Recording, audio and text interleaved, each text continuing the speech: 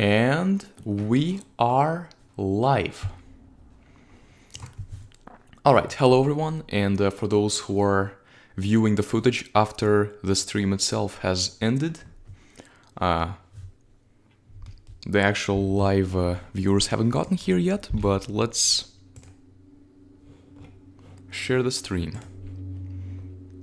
And I hope that the audio and so forth hasn't messed up from last time, considering that it seemed to be pretty good last time around.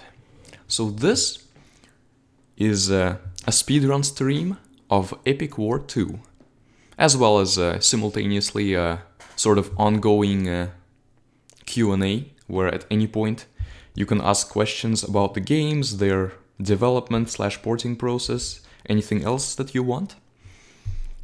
And I will be able to see and respond to you. Alright, I'm opening the chat. Hey CJ's Games, good to see you here. So, as last time, the way the stream will be structured is, first I will basically describe my thought process and the strategy that I plan to go into the game with, and sort of what I think will help beat the game as fast as possible. Then the actual speedrun part, which will be definitely the largest part of the stream by far, and then we will see already existing runs and compare them to what we did. I think there's only one existing run of Epic War 2, used to be none until just recently. Okay, no lag, very good. And I actually think I'm going to relax the restriction on like hints. If you really want to share like hints for the game before we start, that's fine. But I have a feeling that for Epic War 2, I already know most, if not all, of what there is to know, at least as far as the general stuff goes. So, as always, if you want to join the voice chat and be part of this stream, you can do so through our Discord server, which the link is in the description. I am in a voice chat right now. Or you can hang out in the stream chat and chill. I've prepared adequately this time. I have food with me, some rice, as well as a like less than half bottle of kombucha. No tea this time around, because as much as I like tea with milk, I am going on a dairy-free diet for the time being, so I'm not going to... I can't drink tea with milk, and tea without milk is a little... Kombucha though? Okay, hand. Okay. So, let's open the game, shall we? And I'm using a version of Epic War 2, so the rules... Let's read the rules of the game while we start up the actual game itself. So you must start a new game from the file or a web browser. And the point is that in this category, it's actually intended for us to be able to choose what race to start with. So there's supposed to be a save file that has all three races unlocked from the beginning, so we can immediately start with elves or orcs if we want to, instead of doing humans first until we unlock the other races. The file linked on speedrun.com didn't work for me yesterday, so I set up my own version of the game that does the same thing. And there is also a slight modification to it. I continued, but we're going to start a new game when we actually start the run, which is going to be soon. First, I'm gonna describe my thought process a little. The modification I made, you know how usually when we unlock elves and orcs, they start out with a bit of experience, but I thought that for this situation, where we have them from the beginning, it doesn't make much sense. So both elves and orcs in this version start with 0 experience. So all the races start out on equal footing. Does that change which race we're gonna need to use? Actually, not really, because both in the original version and in this slightly modified version, elves are going to be the best by far. They are the best faction in the game, they're going to be the best for the speedrun. What's the Discord server name? Epic War Hub. It is in the description. I don't think you can like find it through any search. But it is linked actually from Epic Wars Saga, and later when the games get relaunched, it's obviously going to be linked in all those games, in these games and any other Epic War games that are going to come along. But yeah, now you can just join from the description. So, when thinking about the races, elves are the best faction in the game. They have some really good units: dryads, elf protectors. Phantom archers are the only actually somewhat viable slot 5 unit, because crossbowmen and crossbowmen and trolls are terrible. And you might be thinking, well, what about orcs though? Orcs have totems, and totems are also pretty darn good. The problem is, yes, they have totems, but totems are kind of unreliable when they don't have a lot of when they don't have good cleanup units to complement them. And orcs also have beast riders, and beast riders are not that great. The thing is, yes, beast riders are fast, and you might think that, oh well, for speedrun purposes, beast riders might be the way to go. However, they are fast, but what was I gonna say? Why did I decide not to go with beast riders? I actually kind of forgot. I know beast riders are like bad compared to protectors and paladins, because they don't have they're not nearly as good as far as crowd control goes. And just overall, elves are going to be better for us, especially on level 18. Elves are going to be better than orcs, and a lot better than humans on level 18, but we'll get there when we get there. So, let's see. So my strategy for the early game is going to be beat the first 6 levels, then when revenge waves start appearing, we're going to need to sort of step up our game a notch, but I don't think we're actually going to need to max anything out for the speedrun until we get to like level 13. So I'm not going to spell out completely all of my strategies until we get to, I'm going to leave some until we get to those levels. So I think there's actually not much else to add. I'm actually anticipating for this to be more exciting than the Epic War 1 run. There's more sort of more variety here and more opportunities to save time. And I believe that the strategy we're going into this with is going to pay off. Alright, how does everything look also?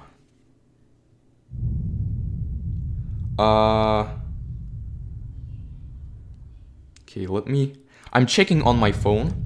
I'm using my phone to check the stream chat. I know that it's like possible to set up a game overlay, but it didn't really work for me when I tried to. So this way, I read the chat on my phone, but you guys see it on the stream, and that's more important. So, let's see. So the rules are that I have to start, basically, I'm going to start new game, and that's the moment that the timer starts.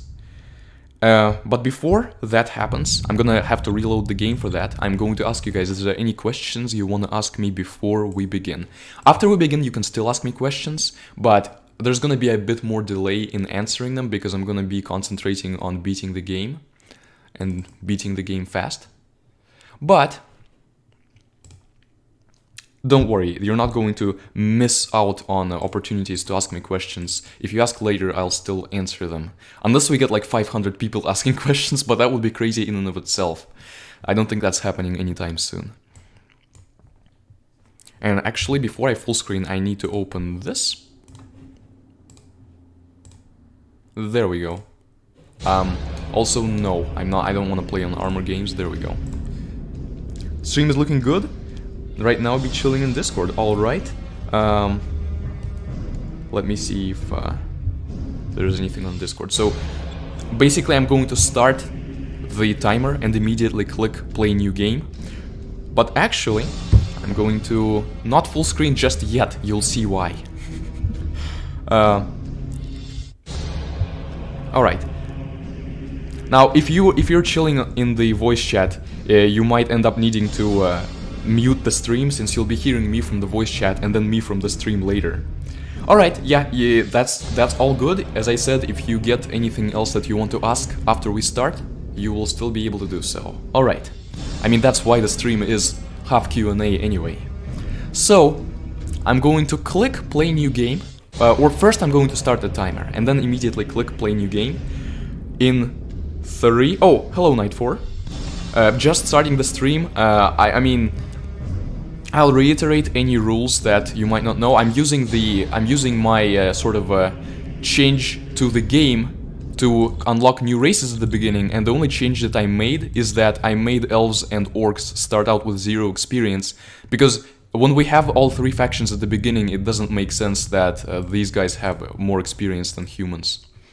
So right now I'm just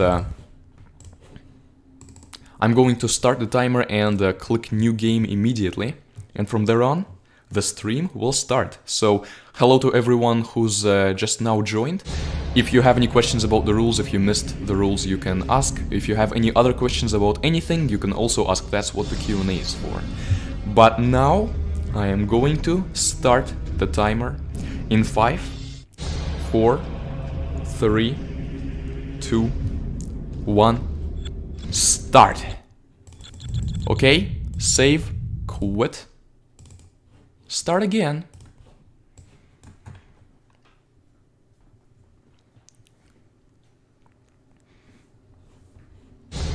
Continue, save, quit. I think you know what I'm doing, if you know Epic War 2 at all.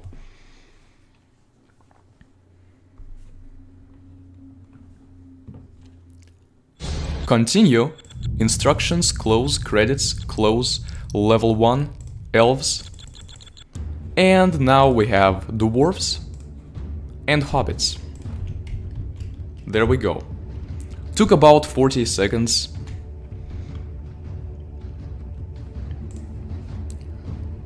So what, okay, now I can actually full screen. Full screen and show all, there we go. I know that actually technically I might be cheeky and I like zoom out a lot because that makes Flash Player faster, it decreases lag, but I'm not gonna be like that, I'm gonna actually make it like pleasant to watch.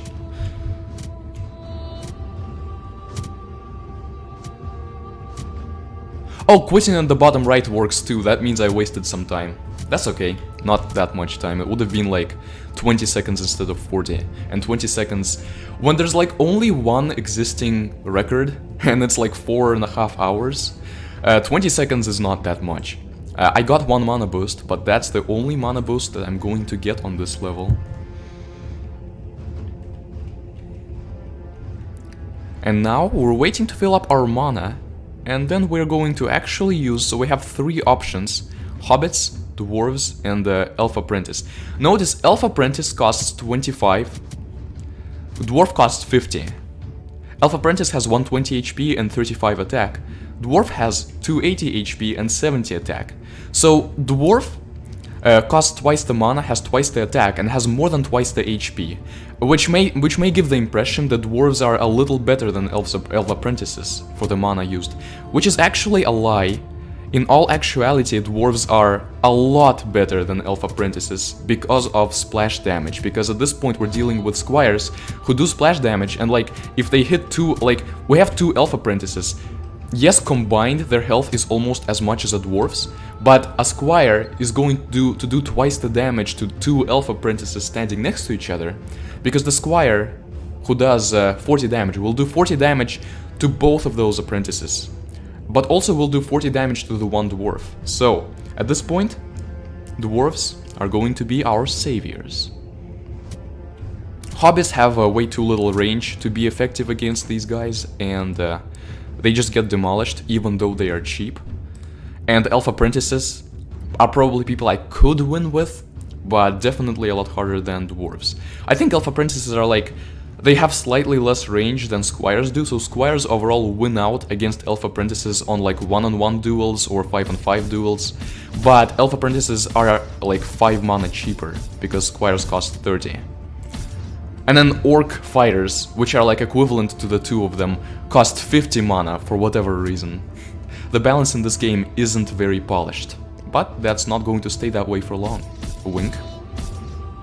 Buff Human Titan so lower level doesn't attack when Human Titan attacks. Yeah, I definitely have a quarrel with level 18 and the way that's handled in this game. Level 18 is actually, like, for our purposes, elves are by far the best faction, but like for a regular playthrough, elves and orcs kind of equal because the Lord of Hell isn't going to attack their titans. But okay, I'm gonna remember to actually switch the split here. Okay, return to world map, chapter 2. Not gonna need to upgrade anything yet because our strategy for level 2 actually, surprisingly, will be the same. I mean, it's not that much of a surprise. It worked really well, and it still is going to on level 2.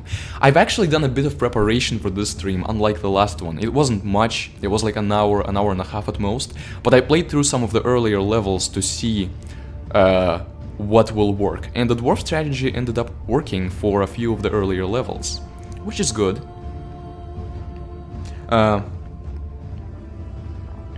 But yeah, the Epic War 2, okay, level 18.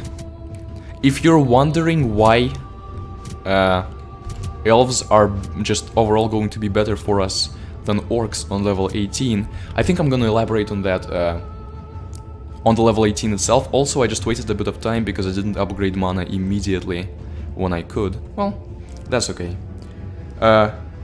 Yeah, you're absolutely free to say stuff in Discord. That is exactly the point of Discord, for us to be able to chat, say things, and that's also why it's open for this stream. Can't seem to download Epic War 1, 2, or 3. Where are you trying to download them from? Are you downloading them from the links in our Discord server? Because they should work. Those SFW files should. So if you are downloading it from the Discord and it's not working, what are you seeing? Oh, come on. I literally shot around this guy, which was the opposite of what I wanted to do. I wanted to snipe him down. There we go. And actually, I shouldn't be afraid. Dwarves have a really small cooldown. I shouldn't be afraid to just summon them all at once. I'm kind of afraid to do that because I don't want them to get grouped up too much and then the enemy squires would do a lot of splash damage to them. But there's a variance in their walking speed. I mean, these guys seem to all walk at about the same speed, so maybe it was a good idea for me to spread them out. Okay, and for now, our arrows can handle all of their units. They're not sending units in big groups. Very easy to deal with, which I guess is intentional, but like the balancing in this game is a little skewed, because it's like the game is, the base game is always very easy, except for revenge waves and bosses, and I'm not sure why. Also, I forgot to spam dwarves for a bit, so there's a gap here, but maybe we are not even gonna need these dwarves. Maybe the dwarves to the right are going to do the job themselves. I mean, they're not sending a lot of units. This is level 2. We're gonna see a little more resistance on future levels, but not a lot until revenge waves become a thing.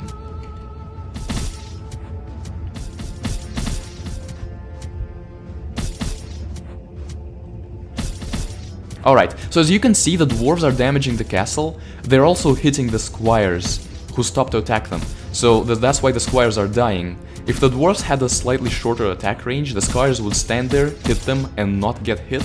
And then the dwarf strategy would not work at all, then it would be a disaster, because their squires would accumulate and kill all our dwarves. But our dwarves accumulating is the reason we're able to do this so well. Okay, once again, on the last stream I I kept forgetting to get to the next level on the split at first. Okay, we don't need to upgrade anything, level 3. And same strategy, I am going to get 1 mana boost before I go into it, because I think this boost, I'm buying it not so that we have a larger mana reserve, but so that we generate mana faster. I think this 1 boost is sort of the golden ratio. It's like that sweet spot where we buy one boost and then generate mana faster, but we don't really need to buy any more boosts after that. That's not going to speed us up by much, if at all. And I mean, obviously, since I'm not buying it, I don't think it will speed us up at all, but I could be wrong. This is not something I've tested extensively. And we start with a little more mana on each level, so now after one boost our mana is 390, which is more than last times, so we're gonna be getting mana faster than last times. But level 3 might get to offer something new to us, we'll see. So far just squires and marksmen as usual. Press on the link now. Well, the link should take you to the Google Drive file, where you should have the option to download.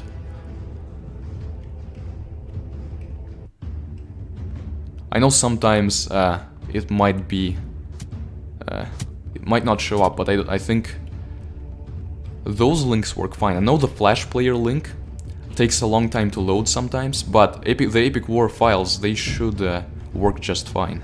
So yeah, you can share with me later on the Discord what you get when trying to download them, and we'll see what we can do to that. Okay, there's a knight. 380 health, 60 damage, a 20% melee resistance. Whereas a dwarf, oh, I need to be spamming dwarfs. Maxed out my mana. 280 health, 70 attack. The dwarf has costs 50 mana. Knights cost like double as much. So what I mean to say by that is dwarves are actually kind of unbalanced compared to the knights and knight equivalents, slot 4 units. Which I guess you might justify by saying that, well, dwarves are achievement units. They're supposed to be slightly stronger because, like, you get them through achievements and it's not an easy to get unit. Well, it is easy to get once you know how to get it, but I don't exactly... I think it's better that even achievement units are, like, good for their own purposes, but not just outright better than other units. And one of the reasons dwarves are better is dwarves have 50% melee resistance. So, like, even in a one-on-one, a dwarf like might hold up very well against a knight slash assassin and so forth. Maybe the dwarf will lose, but just by a tiny bit, and dwarves are cheaper a lot in terms of mana. They also have a lower cooldown. And the larger amount of mana we're getting means we can actually spam more dwarves this time around. So even though they have knights and they have, like, slightly more people than before, we compensate for that by having slightly more dwarves than before.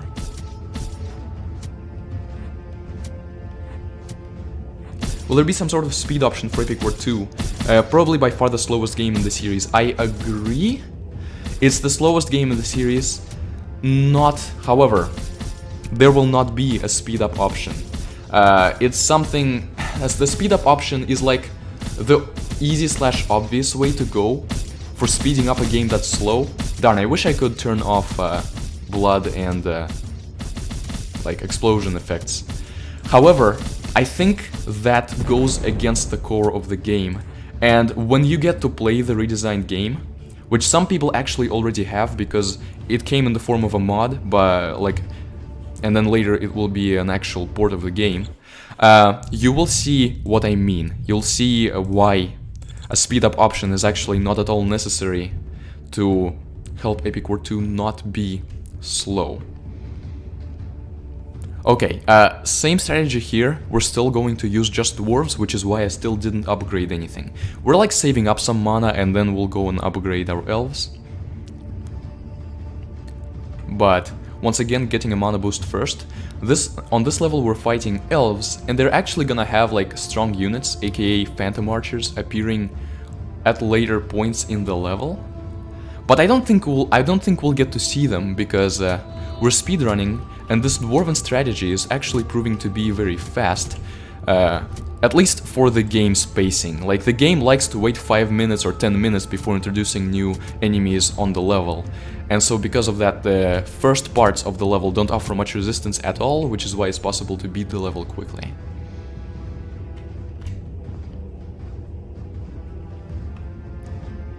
The reason I say Epic War 2 is not meant, a speed up timer is not meant for Epic War 2, it goes against the core of the game, because the core of the game is immersion. It's meant to be somewhat slow, but it's not meant to be boring, and that is definitely something that's that we don't not only need to fix, but it's actually not that hard to fix that. I am very proud of what I've managed to turn this game into. It's just the original game has a lot of lost potential, you could say. And that applies to balancing too. Like, there is potential for units to be really balanced because the combat system allows for things like resistances, nuance in gameplay and so forth. But it's just the original game doesn't take very good advantage of it. Okay, dwarves. This time I believe I didn't waste any time on getting the mana boost or spamming dwarves as soon as we got as soon as we filled up our new mana stock. Okay, and there's a little more archers on this level, I would say. I think elves focus a little more on archers on the enemy side and also on the player side. I mean, kind of. Humans have paladins, which are more sort of defensive. But actually, one of the reasons that I am playing this with elves, other than elves just being the best faction by far, is because of protectors. Protectors are going to help us a lot. They are the best slot 7 unit for crowd control. You'll see why. Hey, Metal. Yeah, it's been a while. Good to see you here. I recognize some of you guys' names from previous streams that I've done back before I was the owner of this game, and others from the Discord server or from both. But if you're also completely new to the stream, then very good to see you as well, and I look forward to seeing more of you. You're welcome to join our Discord server, which is the official server for the Epic War games now. And the link to it is in the description. It used to be just an Epic War Saga server, because Epic War Saga was sort of the game that ArtLogic Games was focusing on relaunching. But I figured that instead of having separate servers, it makes a lot more sense to have one centralized server. So look, the dwarves are attacking the castle, and so they end up hitting the elf apprentices before the elf apprentices can even start to hit them. And I mean, yeah, they managed to get a few hits off of our dwarves, but did not really... yeah, this guy hit us once. Did almost no damage. All the damage is coming from the hunters, but the hunters only hit one dwarf at a time, so, you know. Hey, hello there, Rick. Okay, split, there. So Rick, you actually are one of the... okay, let's see. We need protectors as soon as possible. I'm also gonna get dryads and one tower upgrade, because why not? Okay, elves.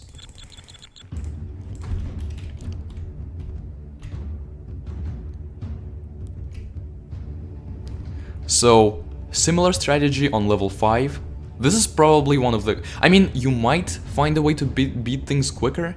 The reason I chose dwarves and not like archers is because dwarves are very mana efficient for their stats, and they end up being fast at killing enemy squires, and their splash damage sort of helps with that. Archers probably would work too, but when it comes to actually hitting the castle, dwarves end up just doing more damage more quickly, which is why I chose them and not archers. Okay, mana boost. How their turns sound low in Epic game. Okay, so you turn so the way that I turned I lowered the sound is by opening a volume mixer and then turning the sound down here. But some of the Epic War games actually have sound settings. Like if you click on options, there's volume, music volume and sound volume.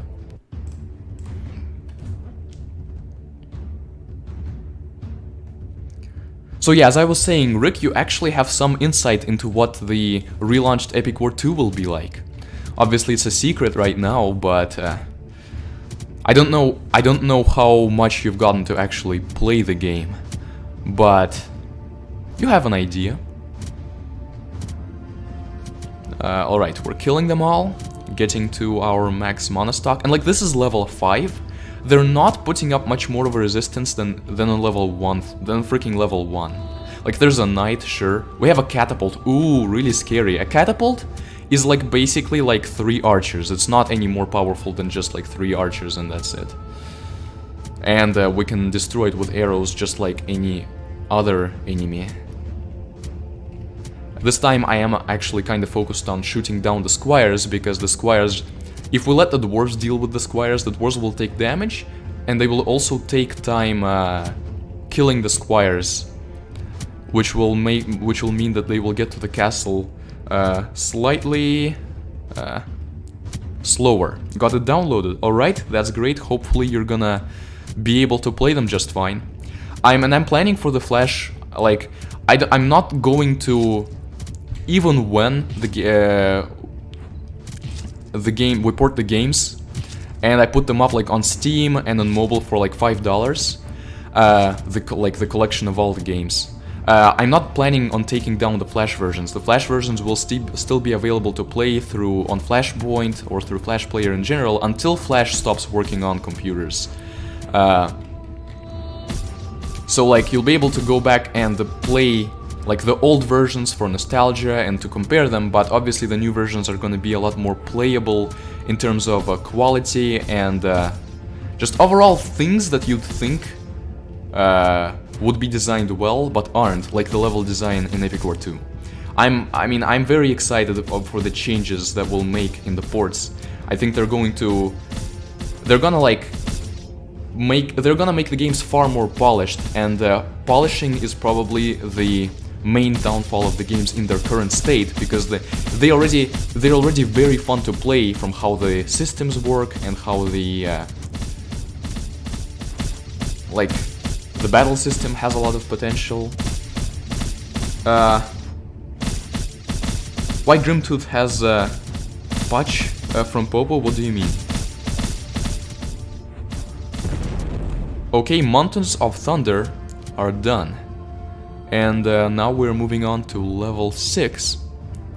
I guess we're gonna upgrade something, but we don't really need to at this point.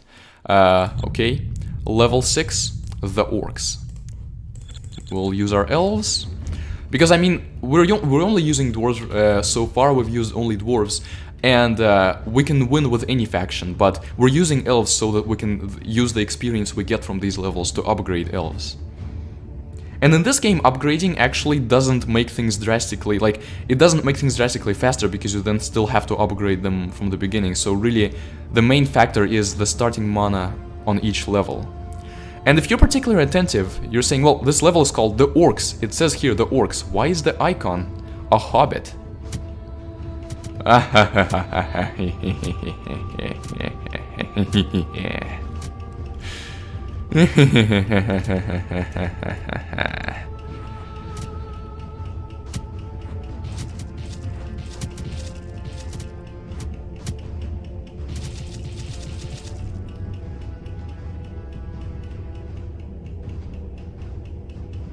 So, how you doing, guys? Enemies? How are you guys doing? I'm good. Oh, hello. Did not expect an answer to that. So, level 6 has this strategy where you just spam hobbits and they go out there and they win. And the reason this... Oh my goodness, okay, the lag. Come on. The effects. I'm gonna like scroll away so that the lag, it's not lagging from all the blood.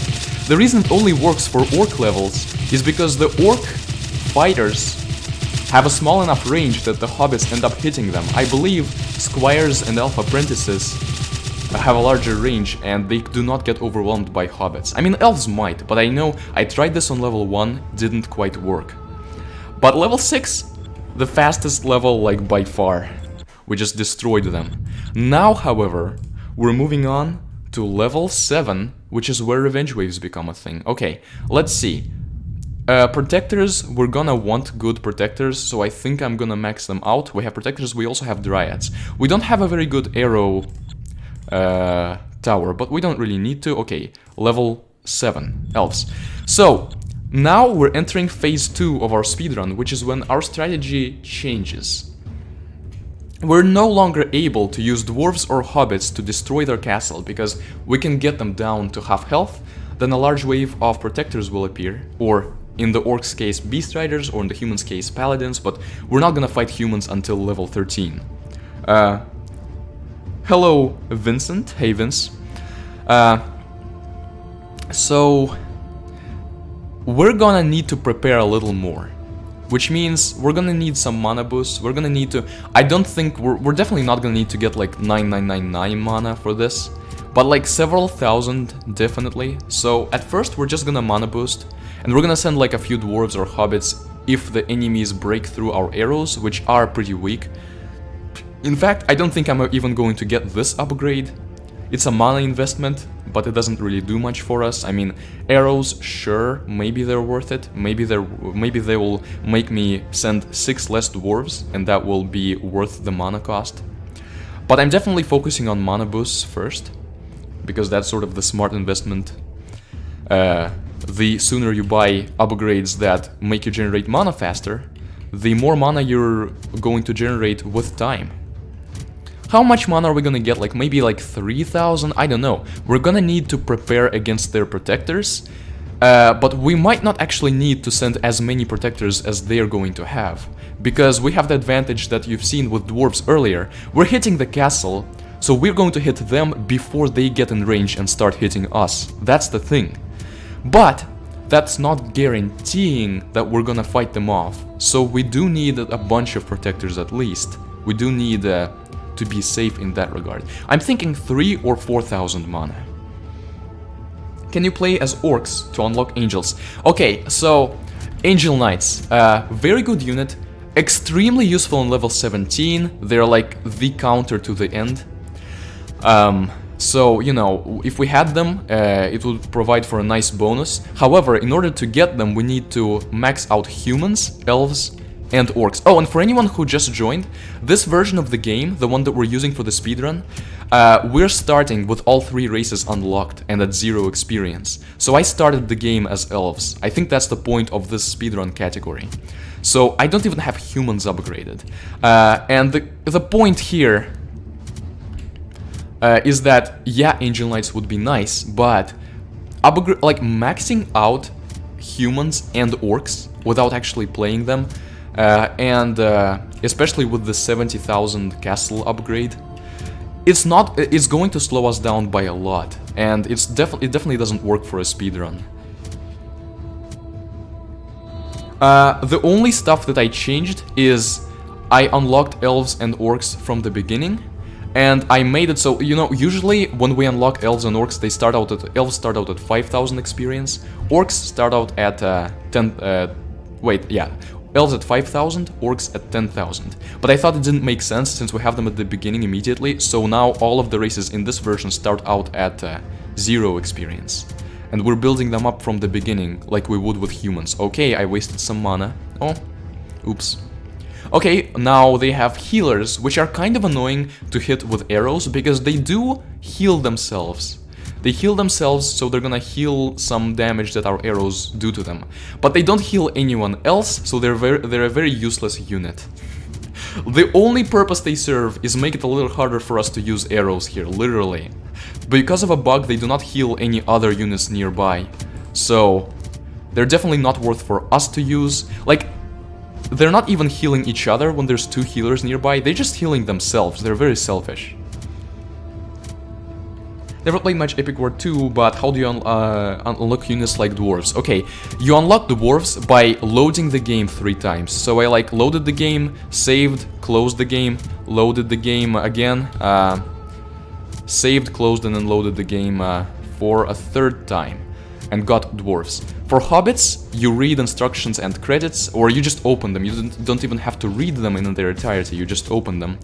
And for bombers, you lose 3 times, which I'm not going to do.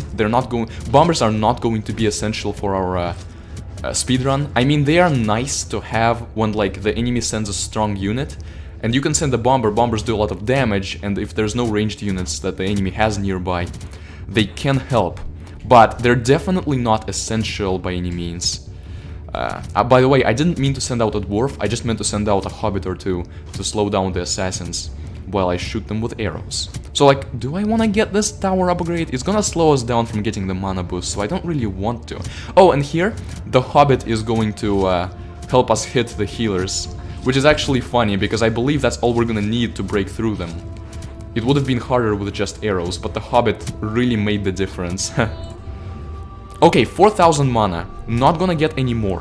Now, we upgrade barracks, and we're gonna get some more just from upgrading these buildings. It also increases our max mana, but not by a lot. By the way, over 10 viewers. That's awesome to see. Hey everyone. Okay, let's see if I missed anything. Elf Ranger on Epic War Saga costs 1 bar. Yeah. Also, hello Jim. So, okay, Vince, I mean, I explained sort of the rules and my approach for the stream. So that's what you might have missed, but like if you have any questions about the rules and what I'm doing, you are free to ask. And I will elaborate on that. Hobbits vs. Orcs reminds me of a certain franchise I know, right? I mean, this entire game sort of does that. Oh, I kind of wasted... Like, I wasted a bit of mana by not getting the upgrades that increase our mana stock, but it's not by a lot, so it really doesn't matter that much. Okay, and Dryads. There we go. That's all we're gonna need. We're gonna save up some mana now. And when we get full mana, we'll get a few Dryads, because Dryads are good for cleanup. They do splash damage, even though it's not like extreme splash damage. They do hit more than one unit if there are units close together. And they have a very good range. And then we'll spam Protectors, because Protectors are essential for attacking the castle. They have enough damage that they may destroy the castle before the Revenge Wave appears. And if they don't, they will be able to crowd control the Revenge Wave pretty well. Okay.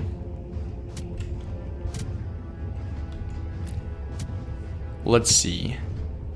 I'm trying to read the chat, but also not miss the moment when we're gonna need to attack. Also, I don't care much about castle health. They can't damage the castle. They are more than welcome to, because it's not gonna make us... they're not gonna actually win against us, and it's not gonna make us take longer. Okay, at this point I probably need a Dryad to help fight them off, at least over here at our base. Don't want them to win accidentally.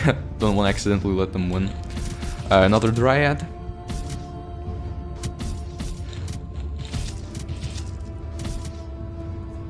Will you add more healing units and enemies? Well, in some, like, Epic War Saga, I believe, I don't even know if Epic War Saga has any, so that might be a good opportunity. Epic War 2, I mean, I'm gonna fix the ones that already exist. Probably not worth it to add more, I think 2 is enough. Oh, they have a Phantom Archer, look. The Phantom Archer is just not gonna have a good time. Okay, another Dryad, and from this point on, we're gonna spam Protectors. Okay. Spam Protectors. Probably also worth it to spam Hobbits. I've kind of been neglecting that. At this point, it's kind of worth it to get them all together in one place so that the Dryads can then do splash damage. Okay.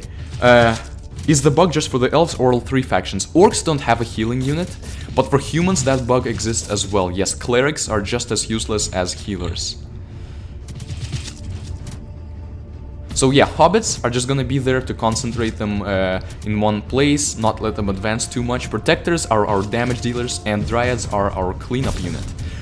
And Protectors hitting with... hitting with their frost swords is very satisfying. Alright, the music has finally seen fit to acknowledge us. Okay. This is such a huge display upgrade from Epic War 1. You mean in terms of the stream or the game? What do you mean? Which level is this? This is level 7, the first level on which Revenge Waves appear. Which is why I'm preparing for it seriously, whereas with previous levels, for levels 1 through 5, use Dwarves worked perfectly. For level 6, use Dwarves, and this was by far our quickest level, you can see here.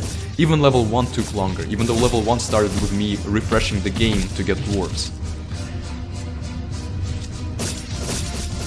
Oh, right, you can see, you can actually see the level, yeah, with this. You can also see the times that it took to beat each level, approximately, not perfect, but yeah, like with level 1 I started by refreshing the game. So, are we gonna do this? They have Protectors? No, their Protectors won't get there. In fact, we might have even over-prepared for this, but over-preparing is better than under-preparing. Alright, GG. Okay, not forget to split. So yeah, the levels before that took like 4 minutes, this one took like 11. So you can see that it does matter. Okay, Prison Break, I'm gonna go into that unupgraded. I don't think I need upgrading. Okay. In fact, we might not even have needed max level protectors, but I think it's worth it. It's just we're gonna make sure not to over prepare, not to send too many.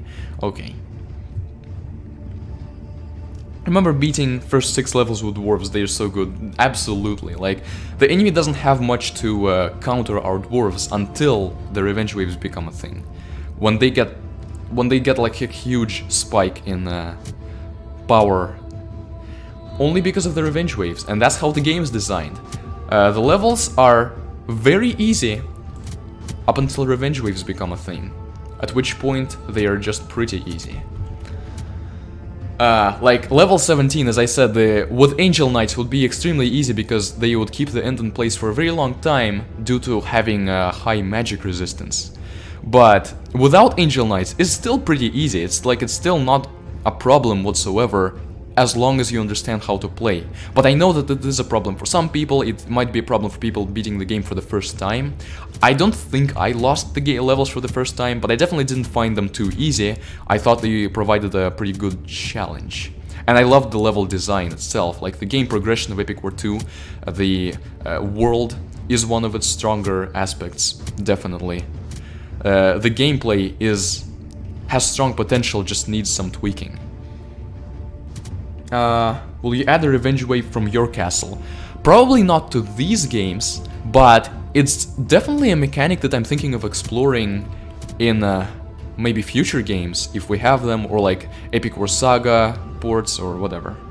Could I play Dungeon Blitz with this Flash player? Well, this is a question to anyone who knows what Dungeon Blitz is. Okay, mana boost. We will make enemies stronger with lower enemy HP castle, so 50% HP castle, 10% more damage and health. What would the purpose of this change be, I wonder? Like, is this an idea you've had to, like, specifically do something, or just like a random mode for each level? Have you seen TV show Breaking Bad? No, and I've seen very few things overall. My pop culture knowledge is quite bad, unfortunately, but... One of your goals is to fix performance issues? Yes, it is one of my goals, and unfortunately I cannot yet say how successful that will be, because I am still dealing with like performance issues and improvements in the battle system that I'm working on, and I cannot guarantee, I don't know how good the performance will end up being, but I think it's not gonna be too hard to make the performance better, especially as far as like things like blood go, and unlike in Flash Player, in the ports, the performance isn't going to be affected by full screening. It's not gonna be like larger screen, more lag. I wonder why it's like that with Flash Player. The strat for this speedrun is simple, so I have nothing to ask or say in Discord for now. Yep, that's absolutely cool. Oh, okay, mana boost. Wow. You can remind me to buy mana boost because I always forget things, you know?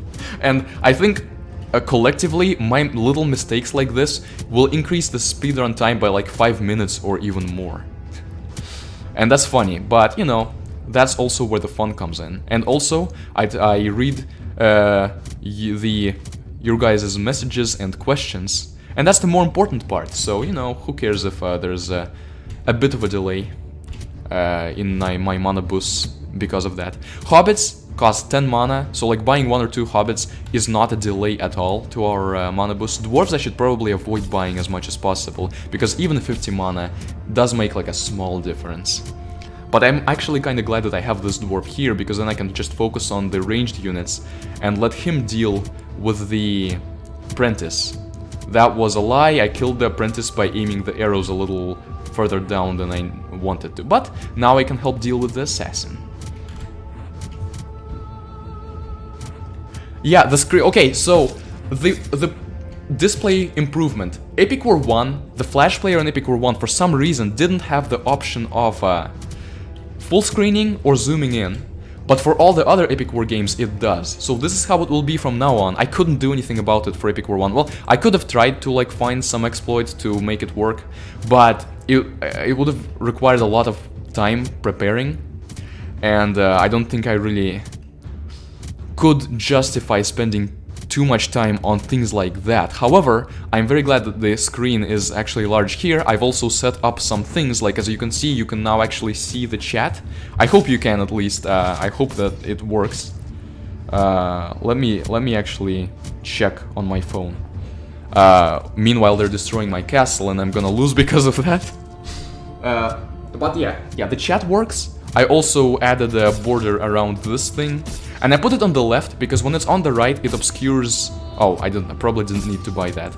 So when it's on the right, it obscures the enemy, like the units coming from the enemy side, and when it's on the left, it obscures the units coming from our side.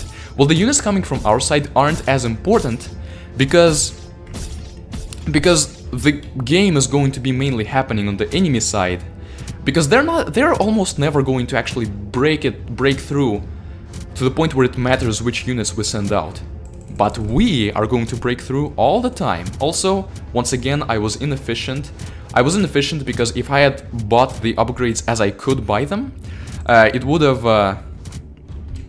my mana stock would have increased, and it would have increased earlier, and then I would have gotten increased mana regen for longer. But I didn't.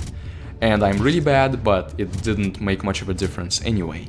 So again, we're saving up for like 3 dryads and then spamming hobbits and protectors. And this time I'm actually like not even gonna worry about filling up my mana too much.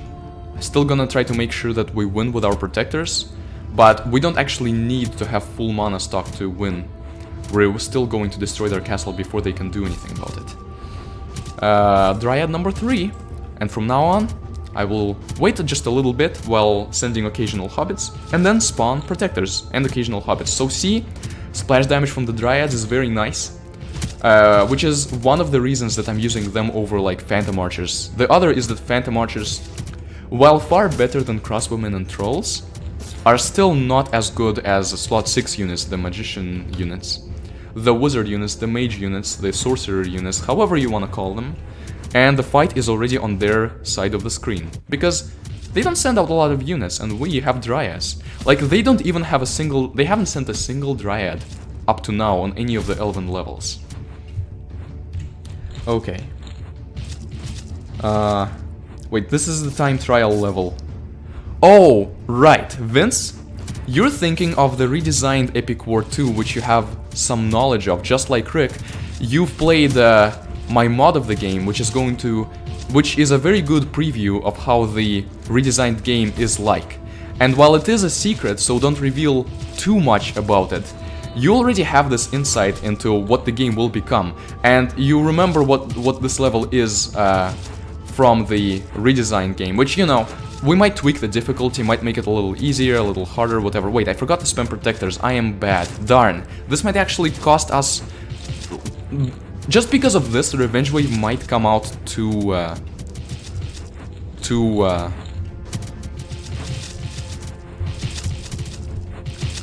we might not be able to stop the Revenge Wave. I'm kinda mad at myself for that, because I should have been able to like, prevent that.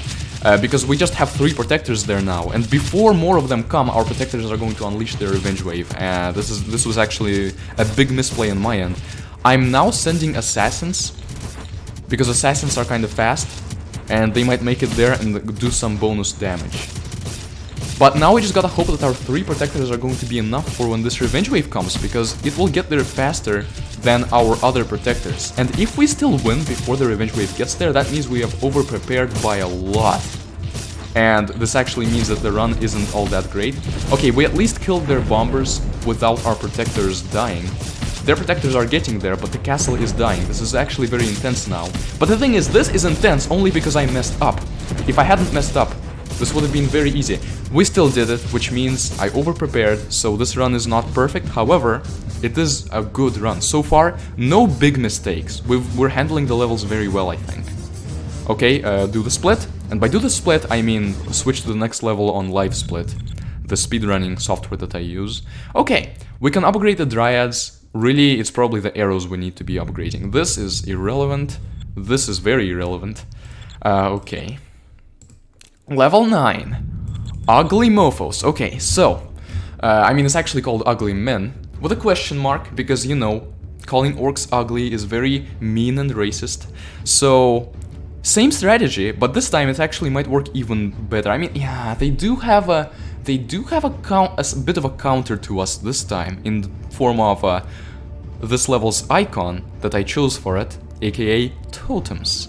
However, I actually don't think they're gonna do that much, because totems, yes, they have crowd control, but they don't have extreme crowd control. And while I upgraded the tower, I don't actually need to like upgrade it on the level itself. We've done just fine without that in the previous levels, although I did accidentally buy it on level 8. And the dwarves were bigger than elves, all of them. Oh, yes, that's a great thing about this franchise. Dwarves bigger than elves, bigger than everyone. Very cool. In Epic War 2, the dwarves are not actually that big. They're not as big as in Epic War 1, unfortunately. But they're still pretty big, and it's very good that they're pretty big. Let's see. Mana boost as usual. Killing the orcs and shooting the mofos as usual. And like goblins, actually, I think hobbits are going to do a very good job at destroying the goblins. A hobbit is probably not as good as a goblin in terms of stats. Hobbits are better because of their speed, and that makes them just better for interfering with enemy units. But in terms of stats, like I might need to send out 2 hobbits to stop 1 goblin. Ooh, mana boost. What am I doing? Okay. Dwarves are bigger. Okay, do not overwork, man. Just do it calmly. We'll hope. Yeah. Thank you very much. I very much appreciate that. I've definitely. I feel the difference in approaching this as a job or as a passion project. The thing that I want to work on, and that it's great to be able to work on it and achieve results that like improve these games visibly or making progress on porting them. But when it becomes something that you see as a job, you immediately like lose some of the fun from doing it, and in turn, because of that, you take more time doing it. So like by treating it less seriously, you actually achieve better results, paradoxically enough. So yeah, that's what I'm trying to do, and having a job does make it hard to make progress, but I still do. I still, you know... oh wow, I sent a little too many hobbits. They're just shredding through the orcs now. I'm still happy with the results that I'm already making, and hopefully, you know, I mean, it will take months for even Epic War 1 to become a thing, but hopefully it will be like incremental progress, where after enough setup, the progress is going to get faster and faster, and it will be easier to port the rest of the games, so to say. That's what I'm hoping for, and it's promising so far. There are parts that are going to... I dread them a little, including UI, maybe effects, just organizing the freaking files, because the ArtLogic games did not have like neat folders with all the files. It's a matter of actually exporting the files from the source code and then organizing them.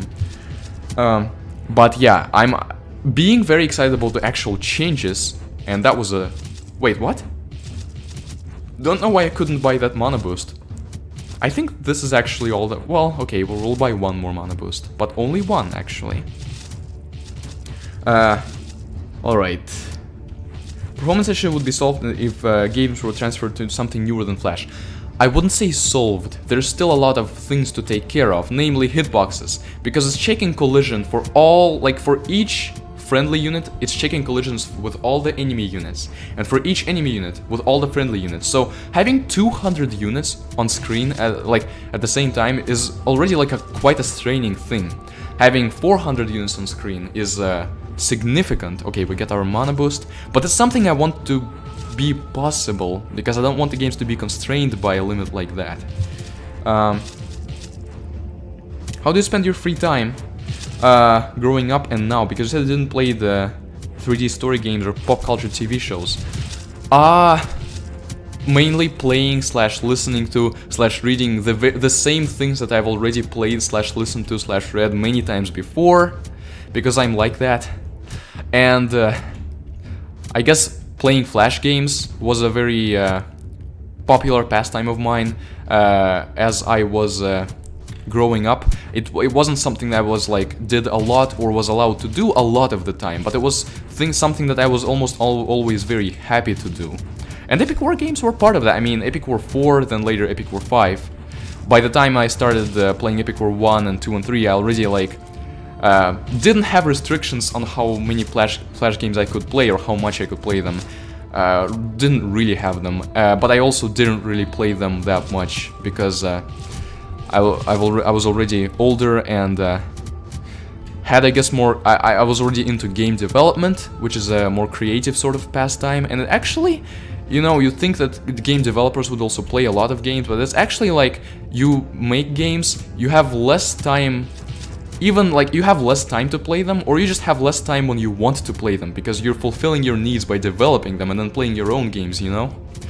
Playing your own games is like weird because it's not the same type of experience as playing other people's games. There's not the same exploration, but at the same time, it's a very fun experience, especially when the games you make are actually good. Which, you know, it takes a while to get to that level, but even when your games aren't that great, you still have fun playing them just for the fact that you made them. I have a new PC, so I don't have your version for Epic War 2. Okay, I think I'll do that. I think I'll give those of you guys who've signed up the updated version. I was iffy on it because I was expecting feedback from you guys, and then only like one person ended up actually giving in-depth feedback. And I was a little disappointed by that, but at around that time, I realized that I could actually buy the rights to the Epic War games, so it became less relevant, and now it's going to become more relevant again when this version of Epic War 2 is actually official and not a mod, you know? Let's see, this looks like a Cave of Trial minor wave. From what game? Epic War 3 has Caves of Trial, Epic War Saga obviously has Caves of Trial, and there are other like levels in the other Epic War games that aren't explicitly called Cave of Trial, but they do sort of have that feeling to them. So I'm summoning enough Dryads to help with cleanup, but not enough Dryads. Like, if I summon too many Dryads, they're gonna clean up the screen and get there before I can accumulate my Protectors. And accumulating my Protectors is important for the simple reason that we want there to be a lot of Protectors damaging their castle by the time the Revenge Wave gets triggered, so that they can either destroy the castle before the Revenge Wave gets there, or crowd control the Revenge Wave if they need to. And the Revenge Waves in this game are mainly melee units, like for elves mainly protectors, for orcs mainly beast riders, bombers obviously. But on this level, if the Revenge Wave actually gets there, you may get to see how good protectors are and how not so good beast riders are in comparison. Maybe it won't be this level, but it's definitely going to be on like level 12, 13, 15, definitely 15, that unremarkable level. Like, we have a new enemy type, an exciting enemy type on level 11, Red Dragon, which is not that great, but it's still exciting. Then, is one-upped by level 12 with the Demon, which is then one-upped on level 13 with the Angel, and on level 14, not necessarily one-upped, but the Black Dragon is pretty darn badass. And then level 15, just nothing. Not even a new, like, level design, still the same type of level and nothing new. What is your favorite Titan in Epic War 2? My favorite what? Your favorite Titan in Epic War 2? Like, the factions. You know, the Angel Knight and the Oh, the Titan, Guardian, okay. like, those is your... If we count, I don't know if even if we count the faction titans like Archangel and Forest Guardian and Cerberus, I think the Angel Knight probably takes the cake because just the attack for the entire screen, really badass. Okay, Beast Riders. So Beast Riders have a higher chance of getting there because they're fast, so they get there before our protectors can do anything. And look what happens to all of them. Because we're already attacking by the time they get there. And this poor guy was charging his ultimate attack. Okay, we might actually not be in a very good condition here. They might actually push us back. I'm a little worried now about this. Okay, maybe we didn't have enough protectors. But look how satisfying this hit is. Yeah, I gotta say Angel Knights. And then, I don't know, Archangels and Forest Guardians are really cool. Black Dragons are... The thing about Black Dragons, they're like very monstrous, they have a lot of health, and they are very good against melee type units because they deal non-elemental damage. So, but yeah, I think Angel Knights still take the cake, because whenever I see an Angel Knight, I'm immediately like, okay, kill with arrows as soon as possible, you know? And with Black Dragons, it's still kind of easy to keep them at bay. And then we can't even use the Black Dragons. I'm a Hobbit on Discord, please summon me in battle. But you're gonna die if I summon you into battle, that's the thing. I don't exactly want to kill you. And the Hobbits that go out there and die... Oh, split? The Hobbits that go out there and die are not as lucky as the Hobbits who get to just chill and observe the battle from a distance, you know? Okay. Please summon me. Please. Okay. Okay, how about that? I'm summoning you in 3, 2, 1, go. Okay, I believe in you. You can do it. Go out there and show them who's boss. I don't know how large the stream delay is, but you should already be able to see yourself out there on the battlefield.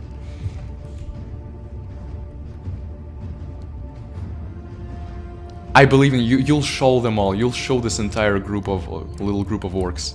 So the archer is shooting over you, because you're just so good. Okay, you were very good. You attained ultimate honor in battle. You will be praised in songs for generations, as we get a mana boost.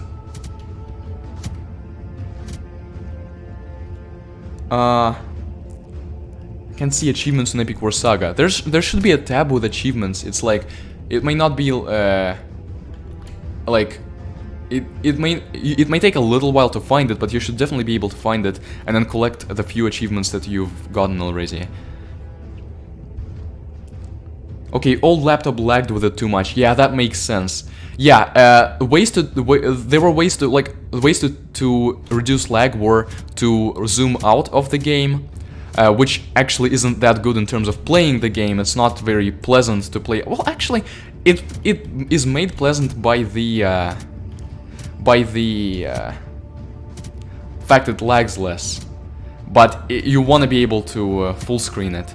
And then there was an option to turn off blood and effects, which helped, but you know, it didn't like get rid of all lag. It just made the lag a little less of a problem, but it was still there. So hopefully on your new computer it will be a different story. So we're actually on a speedrun stream. Will you add in-game time to the ported games? I was thinking about that. I actually think it is a good idea, because that will. The one thing that will help achieve is that lag is not going to be a factor. Like, if the game lags and runs slower, it will also run the in-game timer slower. And so everyone's conditions will be sort of equal because of that, regardless of what kind of laptop you have or phone or whatever. And I mean, I don't know if speedrunning on a phone is going to be viable, but I hope that there will be the lag will be low enough that you'll be able to play on a phone or tablet and not experience too many issues. That's definitely the ultimate goal. Okay. Summon a few hobbits. They are kind of getting to our castle, also by mana boost without delays, stupid me. Aren't you forgetting something? Yes, level 15 does have the demons, but level 12 already had them. What I meant is level 15 doesn't have any new units, which is okay. I'm not saying that every level should. I think it's fine that level 15 doesn't have new units. Like, it's probably also not gonna have new units in the ports, but it should at least have something different, so that it feels different from level 12 and like the previous levels. Because the way that it is in the game, it's actually also easier than levels 13 and 14, because their titans are more formidable than the demons. Although, I don't know, well, it's like level 12 has a dragon and a demon, as in Revenge Waves, and level 15 just has a demon in Revenge Waves. So like the Revenge Waves from level 15 are worse, they're weaker. And I know that there are also natural demons coming out, and I think there's more of them on level 15, but the problem is, they start coming out after like 5 hours into the level, or like 10 minutes, most people are gonna beat the level by the time that happens, you know? What important questions did you miss? I don't know, Hangman. You can scroll up in chat. I think you should have access to all the questions asked before, and if you wanna ask one that's been asked already again because you missed it, you are free to. Or the achievements tag unlocked after level 8. Oh, okay, I see. I guess you unlock the achievements after you get your first achievement. That would make sense. On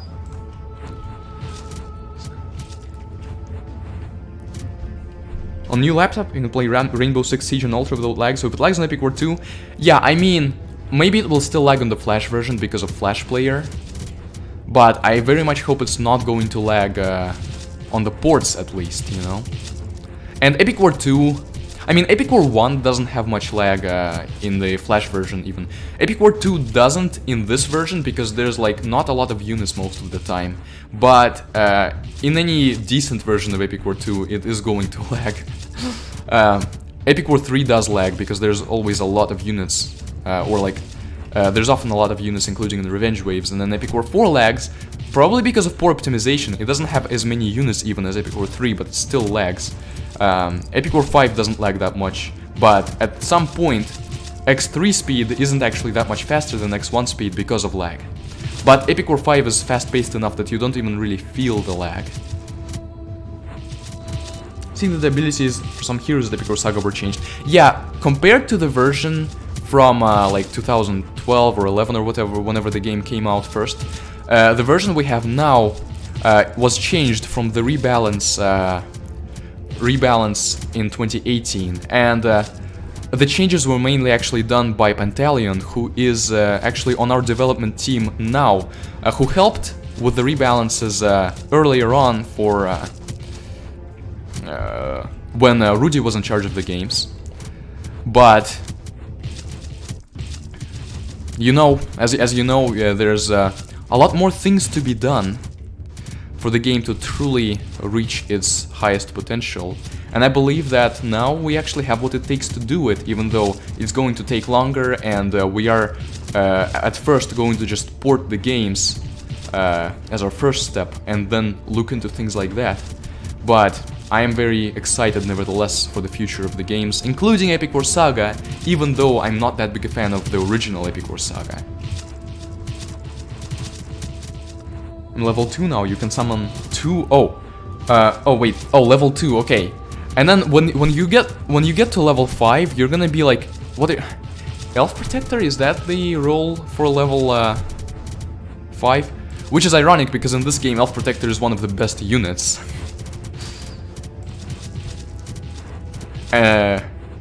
So like you immediately go from a Hobbit to a slot 7 unit, and in fact probably the best slot 7 unit, or, you know, you could argue Paladin is better, because Paladin is tankier, but Protectors are very good, they're almost as good at least as Paladins.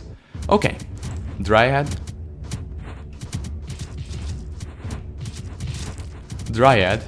Gonna be a little more careful, I would say, on this level, compared to the previous one, because we almost didn't make it on the previous one. We were almost pushed back by those Beast Riders. So I'm actually gonna only summon 2 Dryads, and I'm actually not gonna summon much Hobbits, so that they can gain some ground while I build up mana to then build up my Protectors. So far, pretty happy with the stream. We're already on with the speedrun. We're already on level 10, and we're only an hour into the game. I know that the later levels are going to take longer, but like... Okay, another Dryad now, and then once we are at about 2000, we'll start sending Elf Protectors. I'm not even... should I send Hobbits? Hobbits do help for the speedrun, but like, at some point, you do a better job accumulating units if you don't send Hobbits. So at some point you have a choice. Do you get more units? Do you like wait a little more before attacking? While summoning Hobbits? Or do you not summon Hobbits and let your units accumulate a little more and then attack? You might lose a little time, you might gain a little time. It's not cut and dry. On Epic War Saga, if you have an element on a weapon or equipment, it raises the stats of those units with those elements. But how much is it raised? I cannot answer that, because I don't know much about how the system works in Epic War Saga actually, surprisingly. I know a lot about like the other games, but you can ask that in the Epic War Saga Discord server. I'm sure Pantaleon will be able to answer that, but even other people might also be able to answer that, just players who know the game better than I do, because I've never gotten far in the game. The Hobbit of Lasma's army charged with his might arrows raging from the sky. He died full of love for Lasma. Okay, now it's starting to sound a little weird. It's like glorified death on battle, but not even because of protecting your cause, protecting your country, your nation, the people you love, but just all doing this all for Lasmalan. And then Lasmalan's just sitting there sending people to their deaths. Very good. That's the best kind of general you can be, just sending people to their deaths. We have more protectors here now, so I am more confident in our ability to crowd control. But the totems are going to make it a little harder. Oh, okay. At least those totem blasts didn't launch our protectors in the air, but you best be sure they might. Like, look at this. One of the protectors is in the air. All the others. With other unit. The Bomberman is literally a suicide unit. Yes, and then you have hobbits who are not technically a suicide unit, but they're basically meant for that. Oh, okay, I need to... Which is the reason why I love them. Yes. Look, the Beast Riders... The Beast Riders have an advantage when they attack first, and they basically can't do anything with that. The Protectors are still sending them back.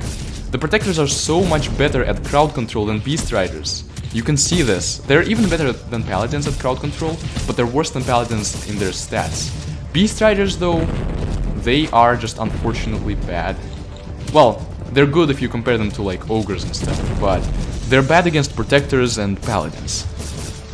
But see, they pushed us back this time around, so maybe we needed to have prepared a little better, which we will keep in mind for next level. Although next level will be Elves, it will be slightly different. Ooh, nice. This is so satisfying, and I think we're doing a good job overall of destroying their Beast Riders by doing a lot of splash damage to them. So even though they'll push us back, they're not gonna push us back all the way to our castle. At least I don't think they will. Totems will make it harder for us, but Elf Protectors have 75% resistance to magic units. Elf Protectors and Beast Riders have 75% resistance to arrows and magic, and 50% resistance to melee, whereas Paladins have 75% resistance to everything.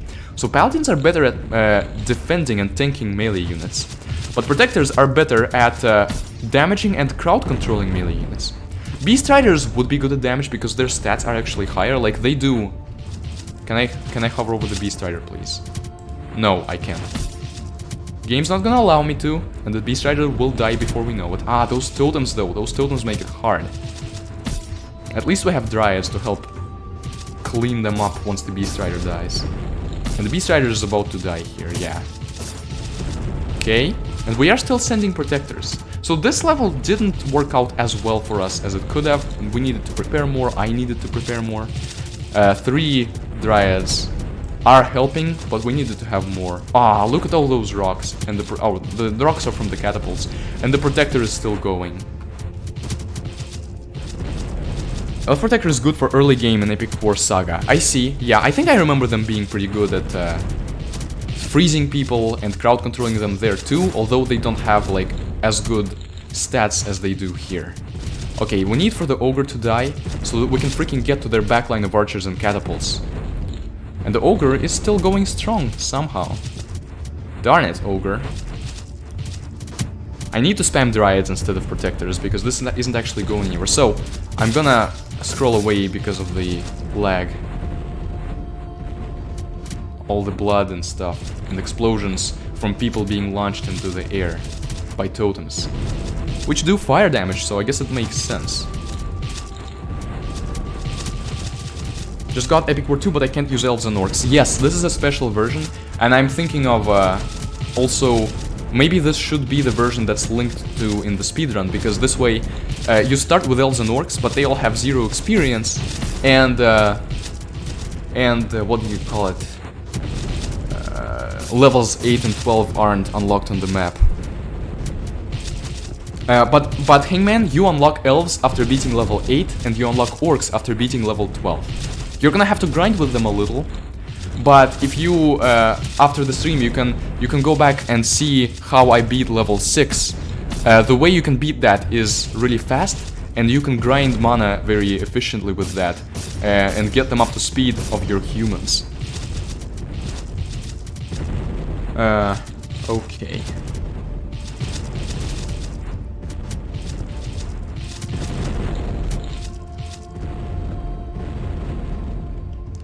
These beast riders look like demons of corn or on juggernauts from... Oh, okay, split. I was looking away and we won. Which says a lot about the game, but you know, it's not necessarily a bad thing, okay? Not enough to upgrade arrows yet. Okay, this level. Level 11, we're fighting elves, which actually doesn't scare me that much. It doesn't scare me much, but I do think we're gonna prepare a little better with our mana and with our protectors this time. We'll get up to full mana before summoning our protectors. And their protectors in their revenge wave will have a harder time getting to us because they're slower, so by the time they get to us, we may already destroy them. However, level 11 does introduce a new guest to the fray, which alone makes me think we definitely need to prepare more than we have last time. The revenge wave will be fun. I'm gonna go get something to drink for the stream. Alright, sounds good, yeah. I've prepared by having some water and kombucha. Unfortunately not tea, because tea without milk doesn't taste nearly as good, and I can't drink milk as of right now. So, you know, that's unfortunate, but kombucha is a damn good substitute. It's better in many ways. When I came back to life as a level 2 hobbit, my leg was broken, my head is missing, I must get some mana to heal, yeah. Let's pretend... Oh, I mean, I guess you're on here right now. Okay, mana boost. Yeah, this was a good one. Also, I'm gonna try not to click like this too quickly because you can see this lags out the game. This also happens at least in Epic War 4, maybe also in Epic Wars 1 and 3, but I don't remember. I've noticed it first in Epic War 4 when I was like spam clicking forward and it was lagging the game out. But now, evidently, it's also a thing here. Obviously not going to be a thing for the ports. So far, I'm kind of happy with our run. I think this is a decent timing. We might... So, like, the exciting thing about this stream, as opposed to the speedruns of our previous Epic War 1 speedrun, and the next speedruns for 3, 4, and 5, is that I might actually get this record, you know? Epic War 2 only has one person getting the record, and I don't believe it's, like, extremely good, but obviously, we're gonna see after we beat the game, we're going to see how good theirs is compared to ours and what strategies they were using. All the other games have more than one attempt, and they actually put a lot more thought into their speedruns because, you know, they're professional speedrunners and so forth. Sammy has like records or at least attempts for Epic Wars 3, 4, and 5, and no way am I beating his attempts. And his attempts are probably not even the best ones, but yeah, part of the fun is going to be comparing how close we get to the best scores with the strategy that we pick. But on this one, there is a chance we'll actually snag that first place, you know? And since Sammy isn't here to speedrun at the same time as me, it's, you know, the chance is even higher. And it would have been fun to see if we were speedrunning at the same... Why am I spamming hobbits so much? I was slowing down my mana production by a lot. And that's not a very good thing. I just unconsciously started spamming hobbits. I'm used to playing the Platinum Edition, where that's actually a very important thing. Well, it's not, you don't have to use that, but it does help. Yeah, just occasionally send one hobbit. Not spam hobbits all the time. Come on, Lasmelon, you can do better.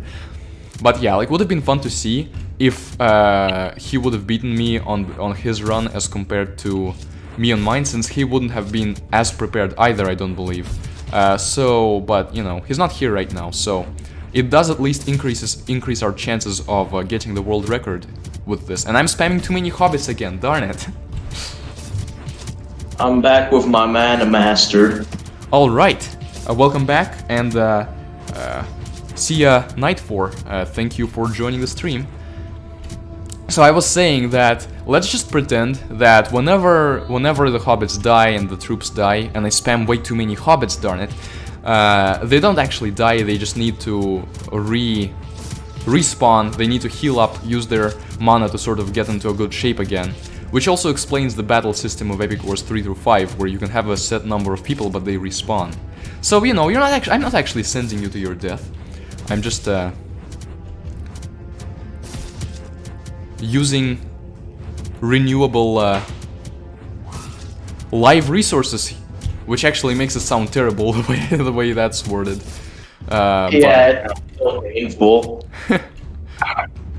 But I guess that's what that's the sacrifices that good generals need to make. Even though that's not really, I mean, it's not really the case, but it is sometimes the case where it's, well, okay. They did some damage in our castle. Kind of like how war works. Yeah, that is how it works.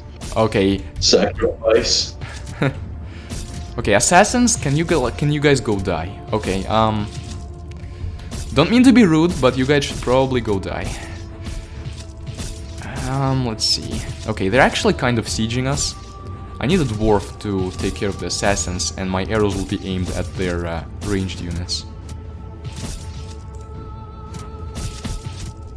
Next week, Epic War 3, I think I'll have to take a break next week, because next week I start working in person, and overall I think I'm just gonna need a break. But in 2 weeks, yeah, Epic War 3. Which is another one. I'm excited for Epic War 3. No, don't die. No, this is horrible. No, please don't die. Please don't die. This is horrible. Oh my goodness, that was a huge waste of time. I mean, it's only like 6 minutes, but that was so bad. That was embarrassing. I wasn't paying attention. I thought we were safe. My goodness. That was... Let's forget that one. It's the same thing as an Epic War... I think I died once in Epic War 1 also last week.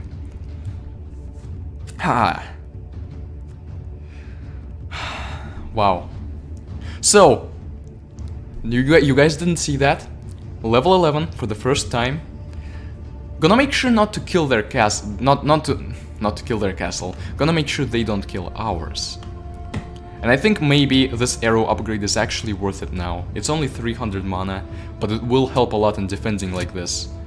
And not having to build up too much of an army in order to keep them at bay before we have to actually build up the actual army to push.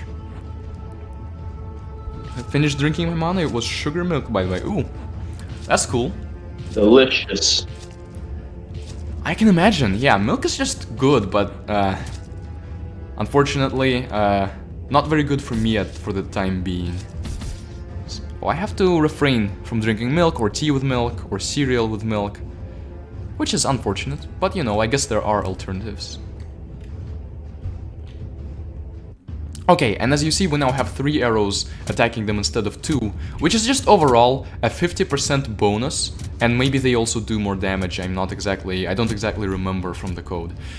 It's actually gonna help us a lot in defending, and even though it was a mana investment at the beginning, we would have had to invest mana in buying troops, or like, yeah, like now we can focus more on the mana boosts and upgrades than troops, before we need the troops.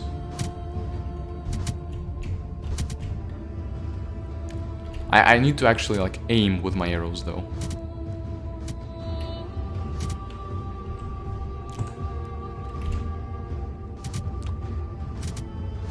You can also try to unlock the Bomberman. I don't know if the Bomberman is going to save like any time really. Like I died just this once. If I accidentally die 2 more times, that's gonna be a really bad run if that happens, but we will unlock Bomberman then. Problem is, I don't think they're actually like...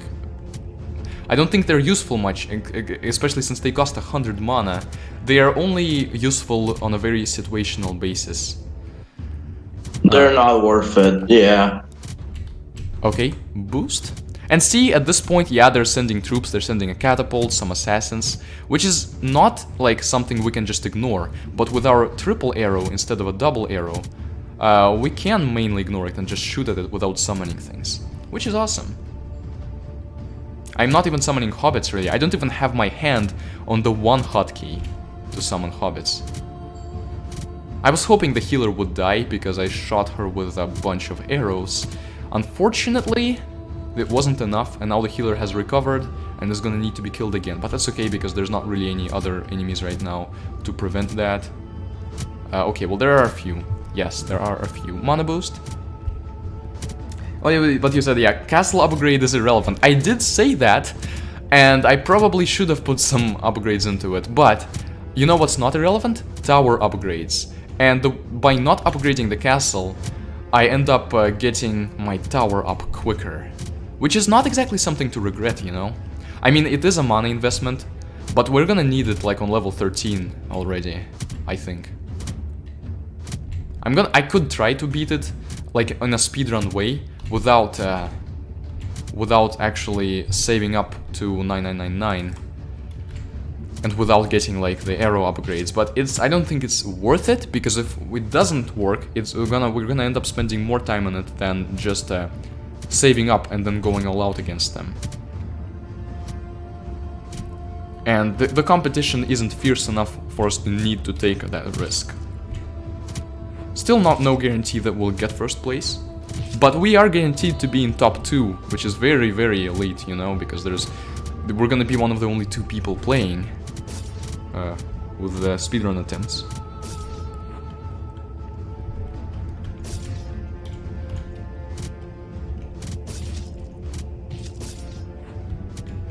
Do you love me, master? Okay, I'm one of those people. I'm one of those.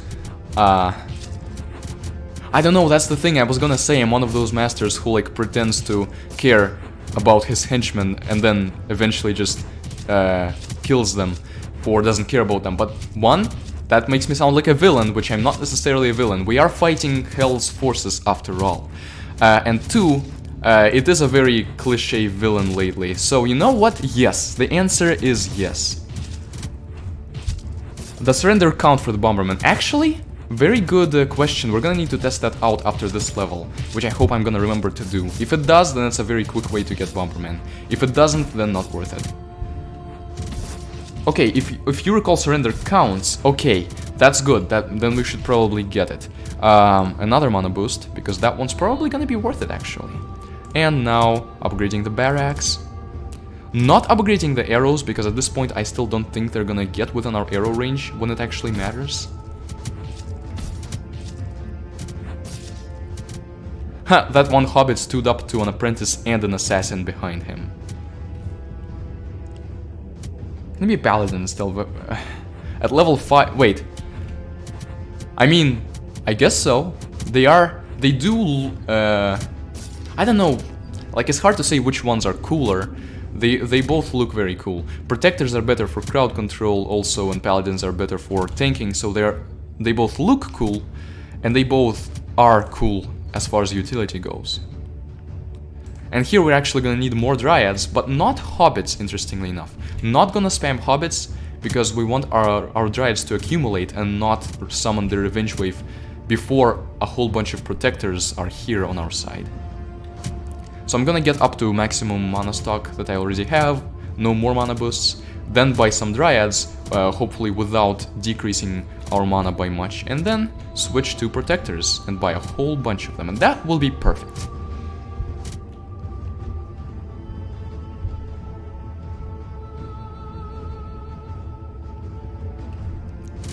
Oh, we also need to max this out. So we do have more mana after all. More max mana. How many other level rolls in Discord? There's like 20 or so, and the highest is like for level 100, which I actually have the highest XP there by far, which shows how much of a life I have.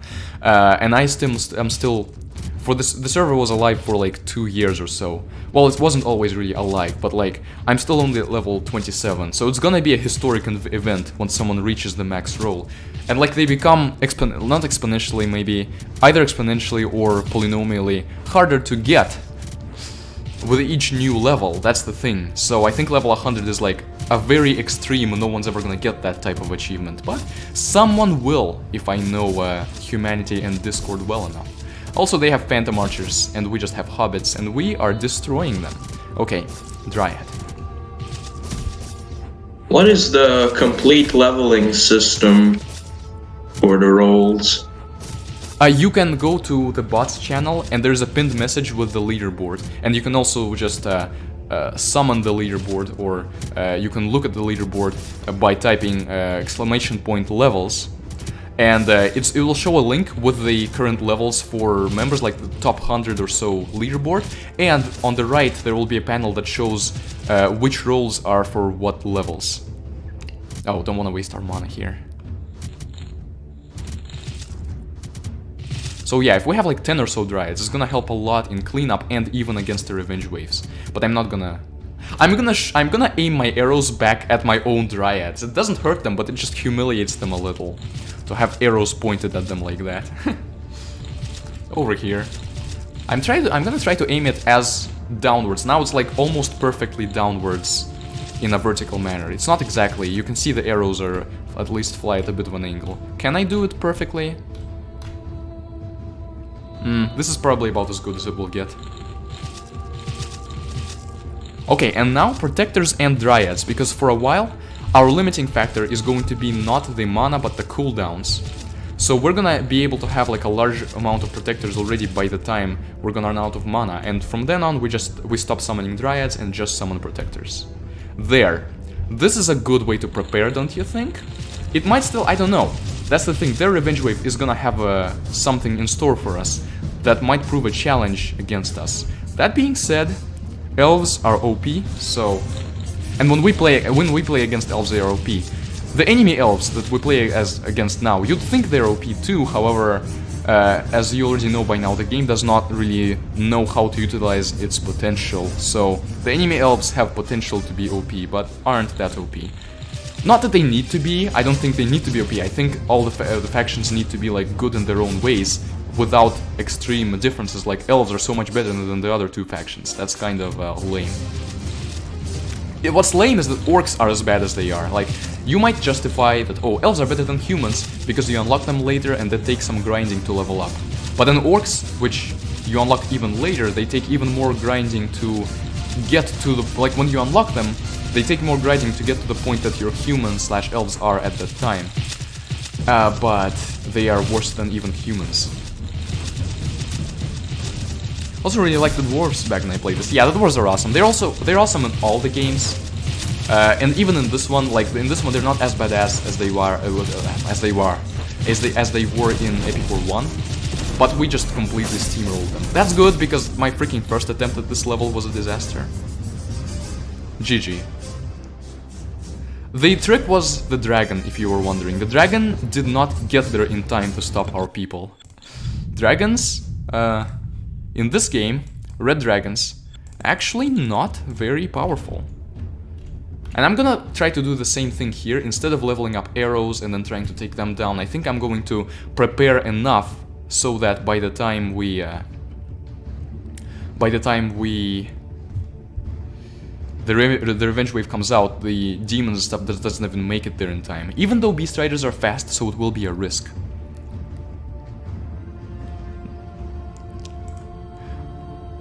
Okay, this is getting a little weird now. You should have someone reading the comments in Discord for you. That's actually a good idea. Yeah, I think this it will definitely make it easier to sort of be able to focus, and I guess not bring my phone here as much, not have to read it as much, in case like I somehow start a stream and then my phone is somehow at low battery, which probably won't happen, but you know, things might happen. But yeah, that would be quite a good idea. I could get one of my slaves to do that for you. That sounds great. I love slaves. Don't clip that out of context.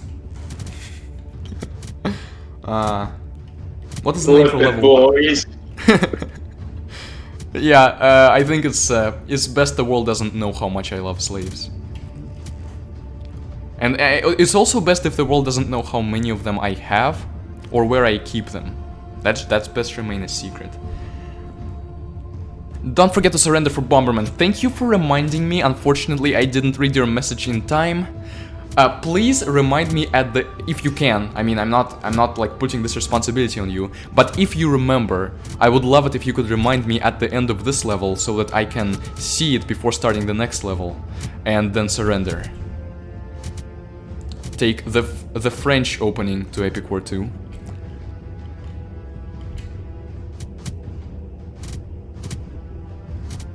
Don't worry, it will be clipped and it will never disappear. Yeah. I can't even complain, I can't even like say anything against that, because I do that to other people too, so... especially one particular person.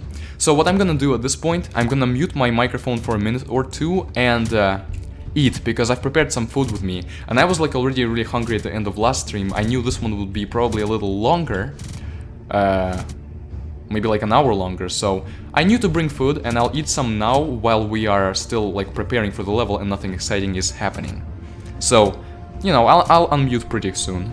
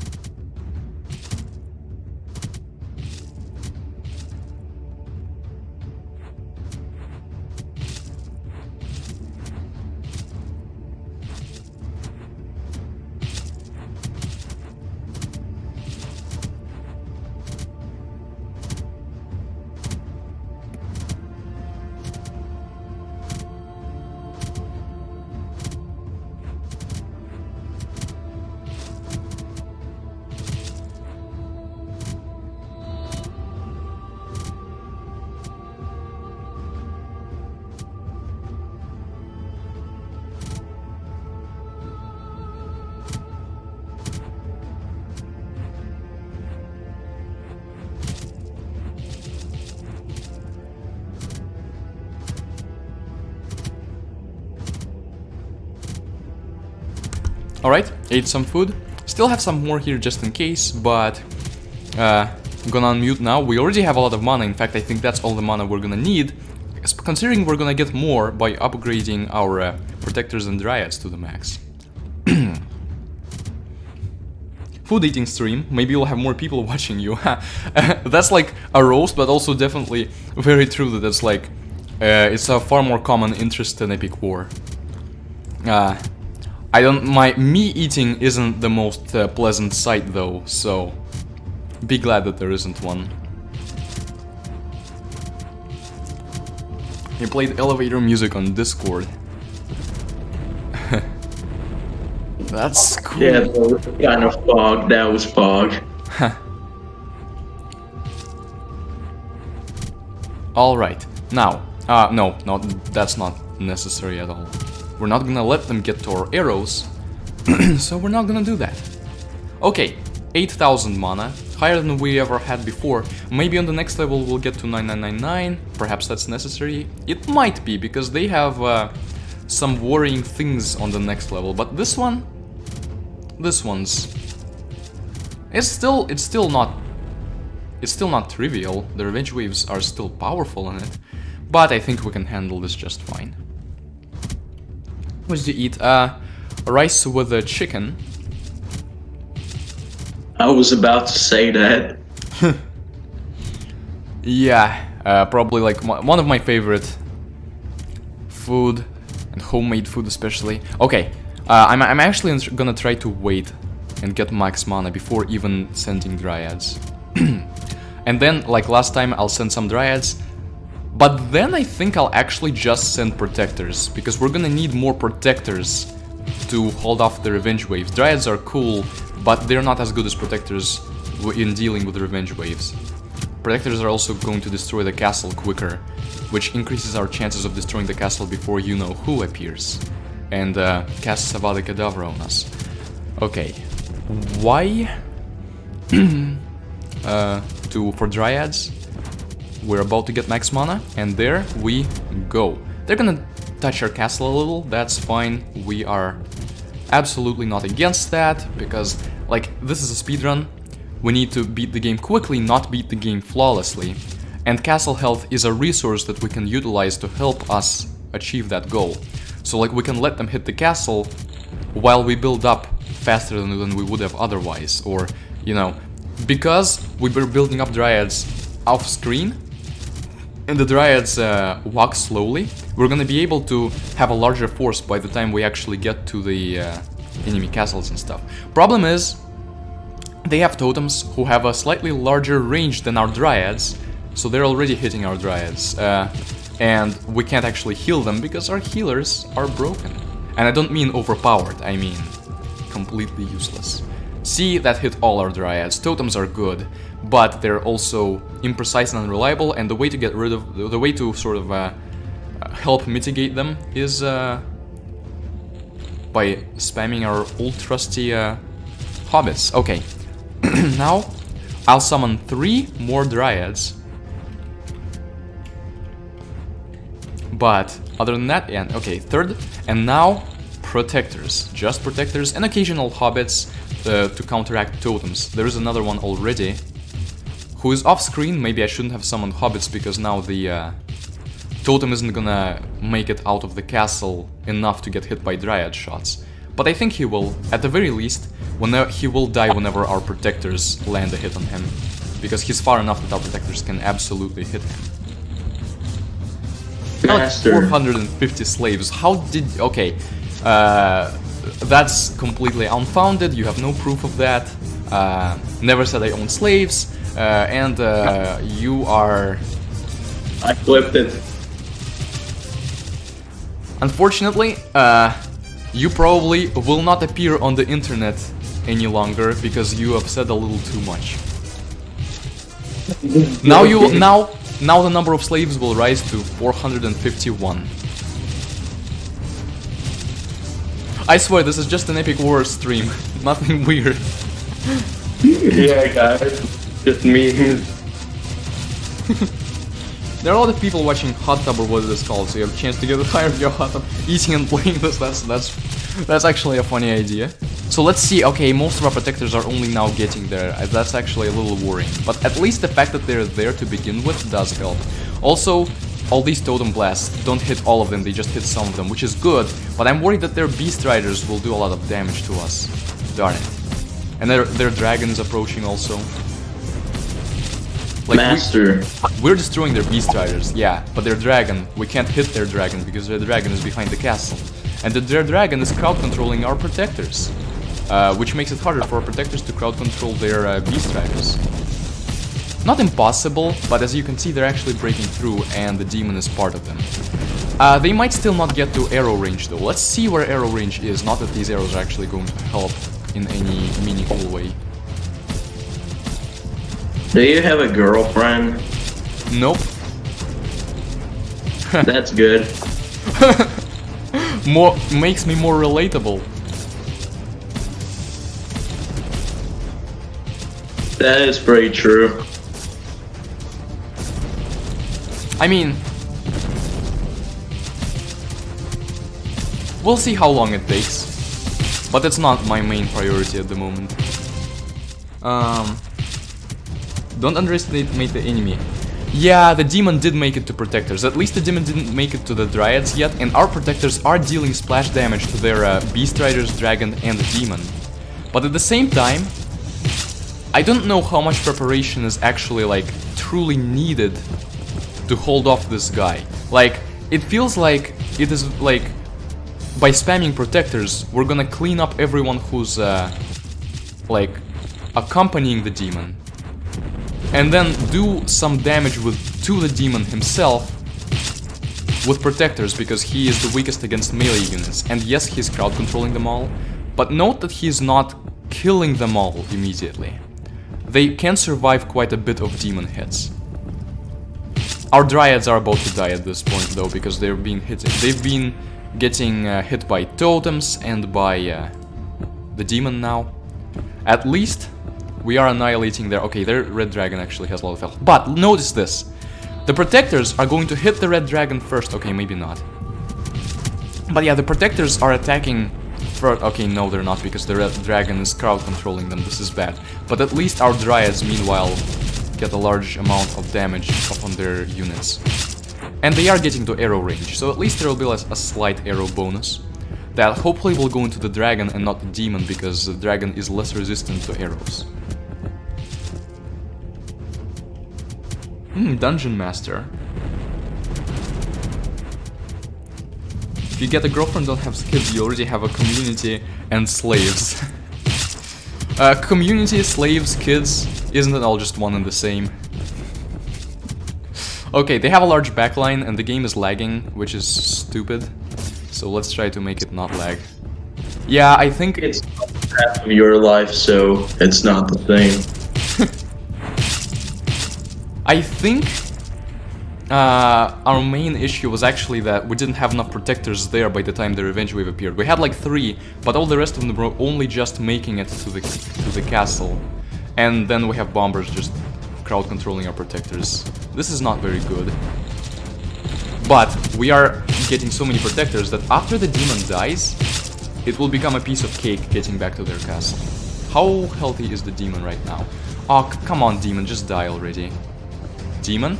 Demon, I care about you, not about protectors. See, I care more about you than about my own freaking troops.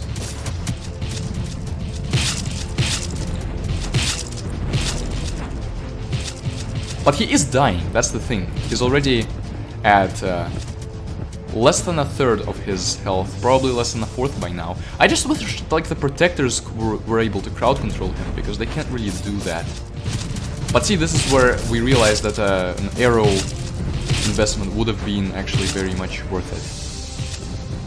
So I'm actually going to save up for that now. I'm gonna not spam protectors, and I'm gonna use that mana to get this upgrade, which doesn't actually cost that much in the grand scheme of things. Are you gonna get Forest Guardians? Yes, but I don't know what level they're going to become necessary on. Oh, being that you won't be a general at that point, because you will command godlike creatures, making you a god. Well, the Forest Guardian is technically just an elf with a lot of magic, but if we compare, you know, she is on the level of archangels and Cerberus, so you know, yeah, that actually is a pretty good point. Controlling godlike creatures makes you a god, yes. Okay, I'm aiming at the demon because the demon is our highest priority, but as soon as the demon dies, I'm actually gonna aim at the backline. Oh, Dragon decided to beat him to the punch. Dragon decided to prove that he's actually better than the demon in at least some things, aka dying. Okay, this wasn't a very good execution on our part, but at least we didn't freaking die on this level. Okay. I'm actually gonna aim at the totems, because the totems are what makes this hard. The cannons and trolls are very bad. Even though there is a lot of them, we're just gonna destroy them with our dryads. Also, I'm not learning from my mistakes, I'm not avoiding lag well.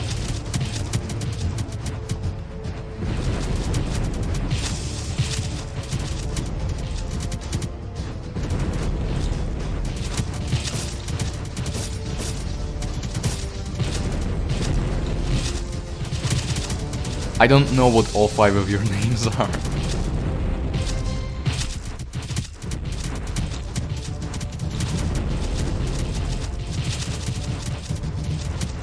Okay, you know what? Screw this. There, now it's a little better in terms of lag. I'm gonna put it back, don't worry. I just want to get through this part, because this is definitely the laggiest kinds of moments in this game.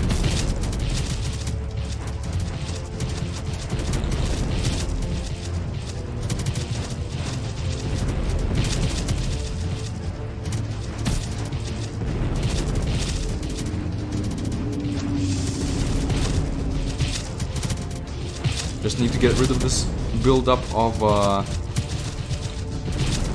siege weapons, which actually have a decent bunch of health, which is why it's so hard to get through them. But our dryads are helping, and we are about to have protectors. Your screen, you're outside of full screen right now. Yes, the reason I mess out of full screen is so it's a little less laggy, because it was getting really laggy when there were a lot of units, but now we can go back. That is true. Okay, so we lost all our previous dryads, but I got a few new ones. So hopefully we shouldn't have too big a difficulty getting back to their castle now. Final cannon is dead. Let's see, they're sending pairs of beast riders now. But, you know, we have just what we need to handle that. Mainly elves. I've got my names in the YouTube comment. Okay.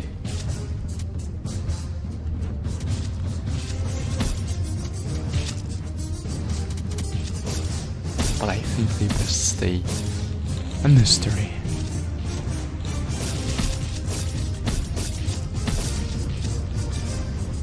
Okay, thank you for reminding me. Yeah, next level I'm going to surrender twice and then see if we have Bomberman. So see, the Beast Rider was charging his fire attack and just got completely obliterated because it took too long.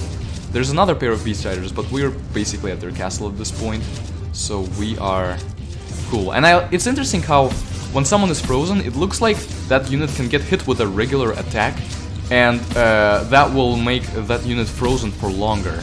So like if you're already frozen, a hobbit might hit you, and your freeze timer will end up resetting. Yeah, guys, let's not pretend there's any point in you trying to hold off. I mean, yeah, you are stalling for time here, but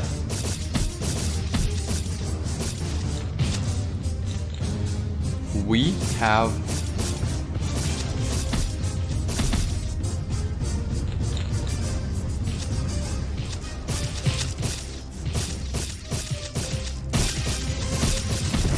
one. There we go, finally. These last two levels have actually been a little rough as far as speedrunning them goes. Okay, split. Oh no, I moved the thing, darn it. I spent so much time setting it up. I need to... Okay, I'll adjust it when the time is right. Okay, so, dun dun dun. Bomberman, more like Boomerman. We do not have them, unfortunately. I'll do it once more just in case. No, they don't count. Yeah, figured.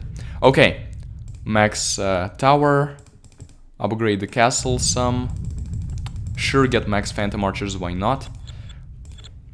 Elves are already close to being maxed. Okay.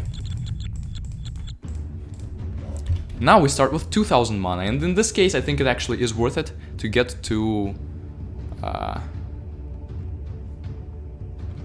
9999. We unfortunately cannot have the Forest Guardian yet, because we need like 80,000 more experience to get her, to get the upgrade, because we have like 5,000, 6,000. We need to get a 15,000 upgrade and then another 70,000 upgrade. But this upgrade is worth getting now.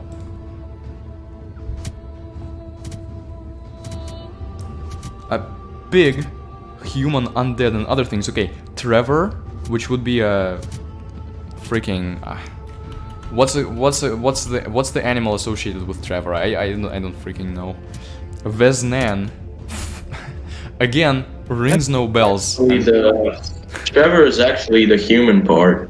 Ah, okay, well I mean, yeah, it is a human name. Dark Knight Killer, that seems like a necromancer undead name. Or like an undead, I don't know. You could also interpret it as a killer of Dark Knights, which is like a human fighting undead. Vesnan is actually the necromancer part. I don't remember the rest of them. Huh. Which one was the... I think, no, the Dark Knight Killer is also the pig thing. And the rest I don't remember. Yeah, it's not ringing any associations for me. Hello, GamerBoy589. Yeah, I know. I'm trying to adjust it now. It's not perfect now, but does it need to be like adjusted slightly to the left or slightly to the right or up or down? Let me know if so, because I'm looking at it from my phone, and on my phone it looks like it's about right. Oh, it needs to be adjusted to the left. Okay, at left and bottom. Let's hope this is better. Actually, I'm gonna be able to see the delay this time, this way.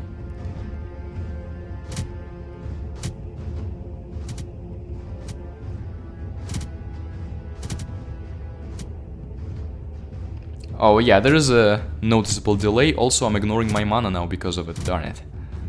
Crossbowman, a pretty useless unit. You will die pretty quickly. I mean, it will take a while to kill you because of your health. But not like it matters. He didn't even get a shot off on the castle. Okay, so it looks like this is about right as far as the thing goes, and I'll adjust it later after the stream, before future streams again.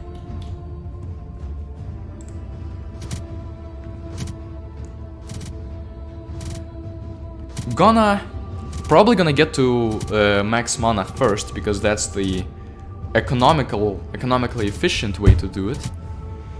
And then, well, the thing is though, we're gonna have to keep in mind that we also get a mana bonus from buildings, so there may be a mana bonus we don't really need. So I'm not gonna get to 9999, I'm gonna get to like 9000 or 8500, and then get the building upgrades. You know me, Stinkman. Oh, okay. Yeah, I do know you as Stinkman. Okay. So, one more mana boost after this, and if it's not gonna bring us to 9999, that's actually perfectly fine. It's actually not gonna make a difference at this point, because I am going for this mana boost. Actually, do I even want to go for this mana boost? It's hard to tell. Okay, now I'm getting this tower upgrade. Now everyone will die. And the game will not handle all that lag. Lag's actually kind of annoying. It's making things harder as far as timing goes. What's up with the color rolls on Discord?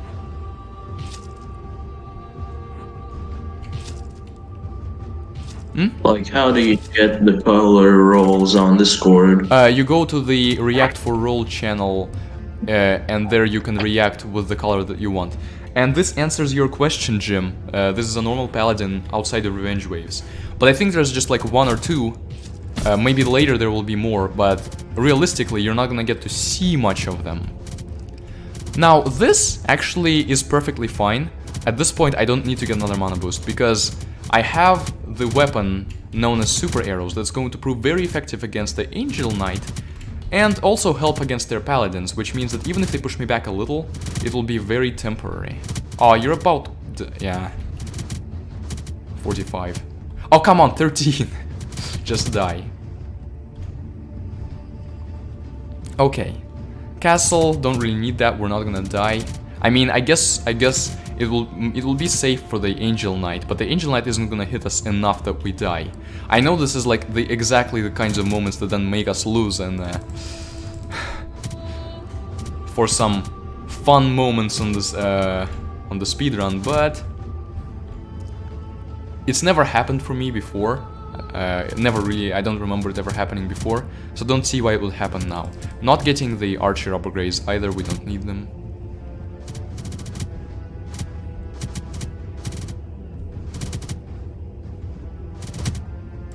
Okay, now we save up mana, and... can we like zoom in? Oh, but this is about the same thing. Okay. Okay, so there's only two zoom modes, 100% and the show all.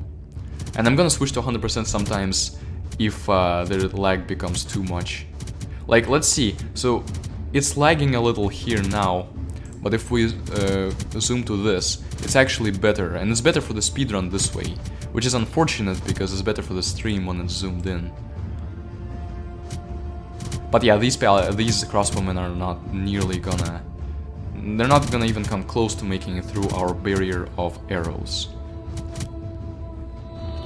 I should actually lower that to be able to build up some dryads. And then protectors. What are your thoughts on me so far? On you? Yes. I mean, I don't have many thoughts. Only like met you last stream. That is true. I appreciate you being here on the stream and the voice chat and so forth. Okay, I think we can start with our dryad thing now.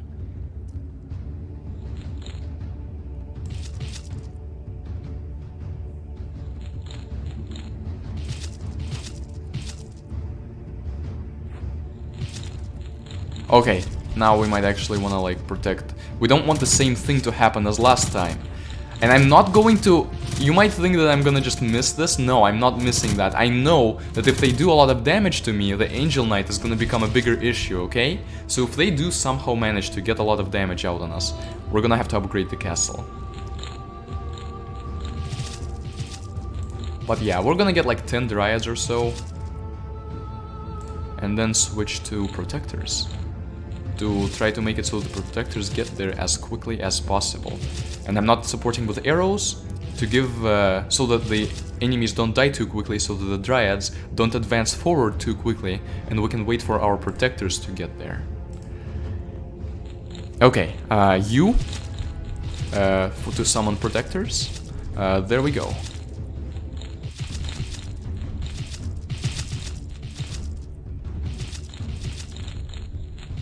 And we're gonna summon a whole lot of them before we run out of mana, because of how fast we generate it. And even when we do, I mean, we'll still be able to summon them just slightly less quickly. So yeah, protectors, please don't fail us this time around. Please bunch up so that there's a lot of you defending. And then I guess the dryads help with to like, for example, they help to kill the bombers that come out during revenge waves. Protectors themselves can also do so, but there is a chance that both the dryads and protectors will miss and the bombers will land and crowd control all of our protectors, which will be very unfortunate because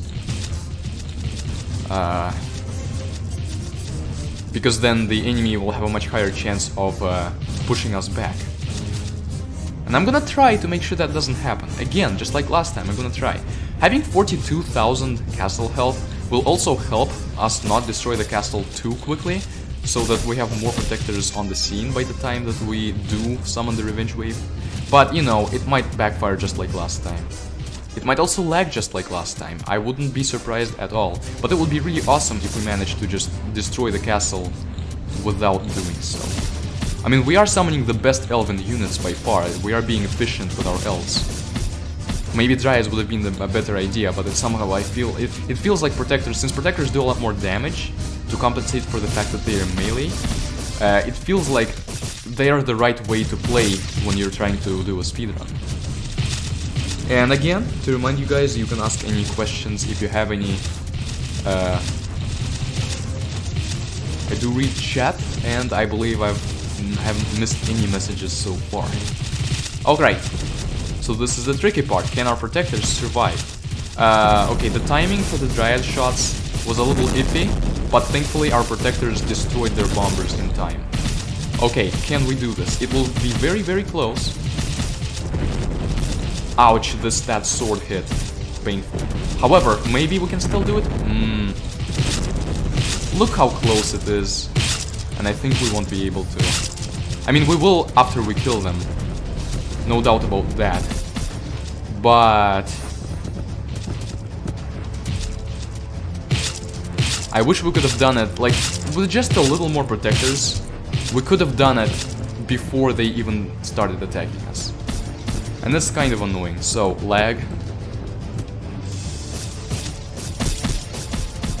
At least our crowd control ability comes in handy here to sort of prevent those paladins from doing too much harm.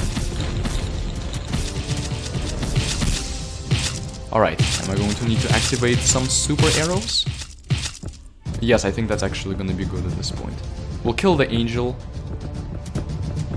and will damage the paladins. Alright. Our protectors are getting there, but I think it's a little too late. They're gonna get destroyed by the paladins. No? Ah, they're so good for crowd control, darn it. Of course, the paladins are also pretty resistant to them. Our dryads are still surviving, but I think after this launch they might not anymore. Okay, Angel Knight.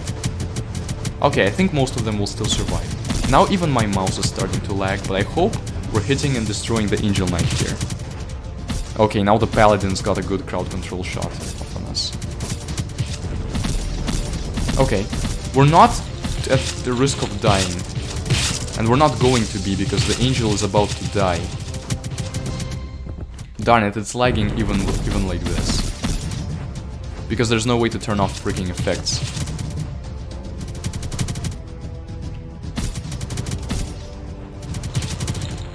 I wish we could like freeze the angel. I know it's possible, but it's not easy. Oh, we also are... We don't have enough protectors to freaking do this. Well, annoying. Oh, come on, will the angel please die?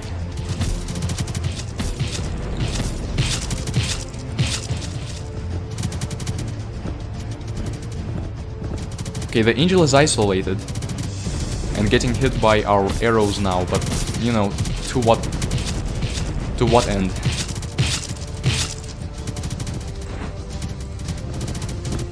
Okay, the angel is finally frozen, but darn it, this is so annoying. And if you've noticed, I bought the castle upgrade. Don't worry, I knew I was going to die with the next angel hit. So I made sure, and I didn't need it in the end because the angel did die before getting off any more attacks. But if the angel did attack again, we would not have died. I actually paid attention to that this time around. Now all of their range units are concentrated here, because somehow they are not including wizards in their attacks, weirdly enough. Okay, let's super arrow their huge wave of ranged units. Ouch. See, it's also like, it's unpleasant, it's like, it's bad in a satisfying way to see the paladin crowd controlling all of our protectors. And they have more coming, see, but they're just 2 paladins, they're not gonna do much against us. Protectors are a very good match for them. It's like, paladins are probably a little better overall, because they're better at thinking, and thinking is the point of the unit, mostly. But protectors are good against paladins, because protectors attack and crowd control them before the paladins attack and crowd control them, for the most part. So usually the paladins end up being frozen and not being able to do anything, and then they die, like this. So this was actually a little less painful than level 12 even, but they did push us back. And I'm gonna scroll here to try to avoid lag, but we are getting through to them now. Yeah, 500 tower HP. I bet you were thinking I was going to forget to do that, or that we would die, and that would be very poetic since I said, oh, we're not gonna die to the Angel Knight and then we die, but I think it's better that we actually did not die. And this is level 13, so we're gonna have 5 more levels after that, but they will be 5 beefy levels, unfortunately. I mean, the elven level maybe it's possible to beat without... I don't know. Level 14 is actually a very big... I don't know, we weren't able to beat level 12 and level 13, this one, before they pushed us back with the revenge waves. Most likely we are not even gonna come close to doing so for level 14. Or I mean, we will come close, but it will be hard because of one specific thing, but I'll try.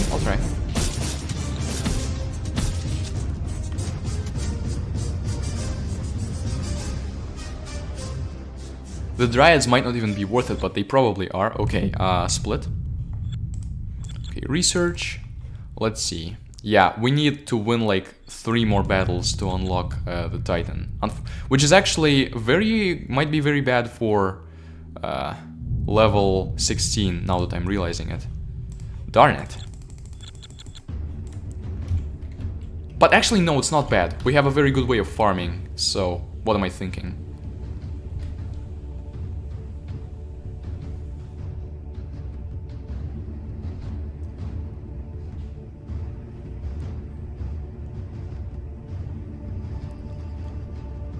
And you know, maybe it would have been useful for this level, and the next one. Actually, it might be. It might just be useful. So, you know what, that's what I'm going to do. We kinda need to farm for the works. Oh, do we though? That's the thing, it will take a while now. Because now I sort of miscalculated, because right now, in order to get the Titan, we need to beat this level a bunch of times, and that's not gonna be worth it. But beating it a few times is going to be worth it, and if, you know, one of those times is now, that's just fine. So the reason I'm playing level 6 now is, as you can see, quick money. Quick experience, I guess, technically.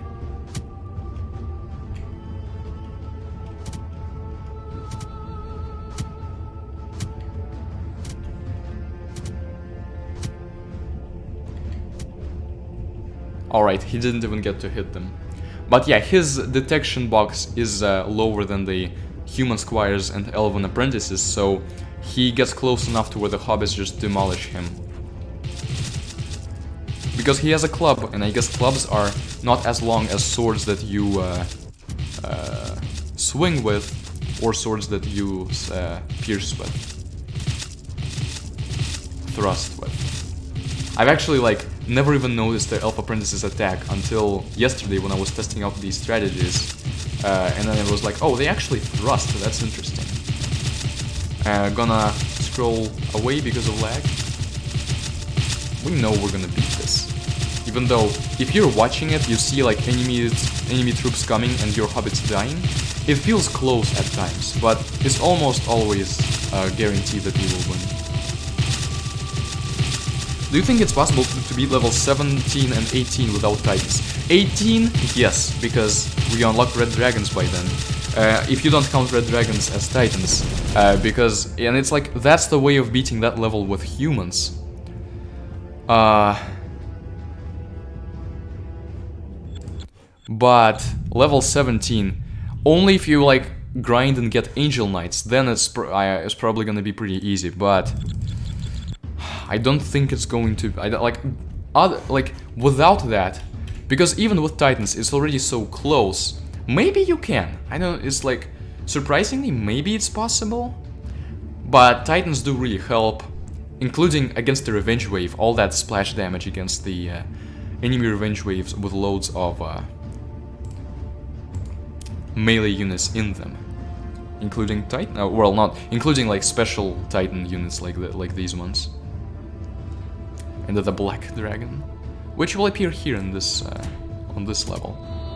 And I'm scared of the Black Dragon for one simple reason. The Black Dragon does non-elemental damage, as I already explained that the Elf Protectors, so the Elf Protectors, Orc Beast Riders, and Paladins, sort of their main strength comes not from the, not only from their health, because if their health isn't actually very impressive, their strength comes from their resistances. They are 75% resistant to ranged and magical attacks. And Paladins are 75% resistance to melee attacks. Protectors and Beast Riders are 50% resistance to them. But everyone in this game is 0% resistant to non-elemental attacks, and the Black Dragon does non-elemental damage, which means that whatever damage stat that Black Dragon has, or like whatever actual damage the Black Dragon makes, that's the damage that he's going to make to all of our troops. And that makes our protectors very weak against him. So possibly we need to actually just focus on Dryads for this level. Dryads and Hobbits, considering that they're not gonna have demons or angels, they will need to break through our Hobbit spam. Which makes me think that that might actually be a better way to do it. For once, protectors might not be the way to go. Oh, mana boost.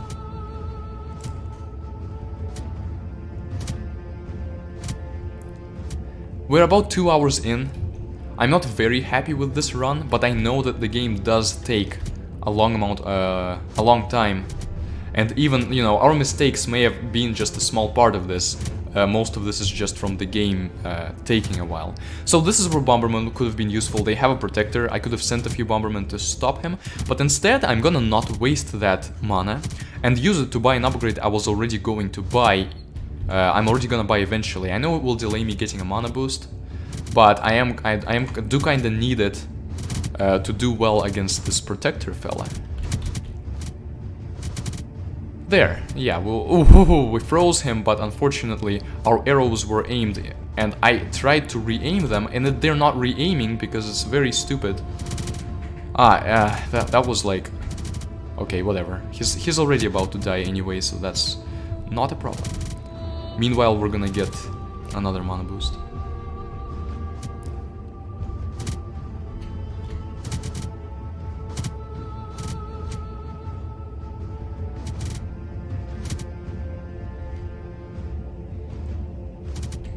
Alright.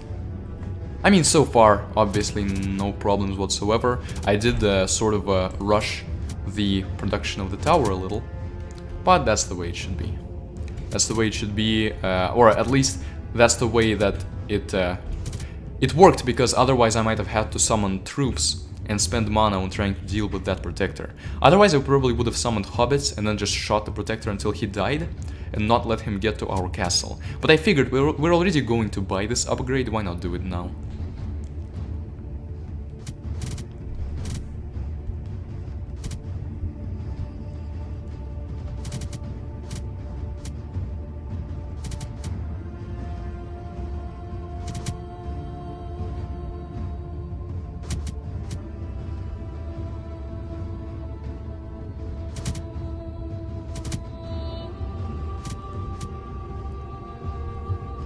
Oh, mana boost.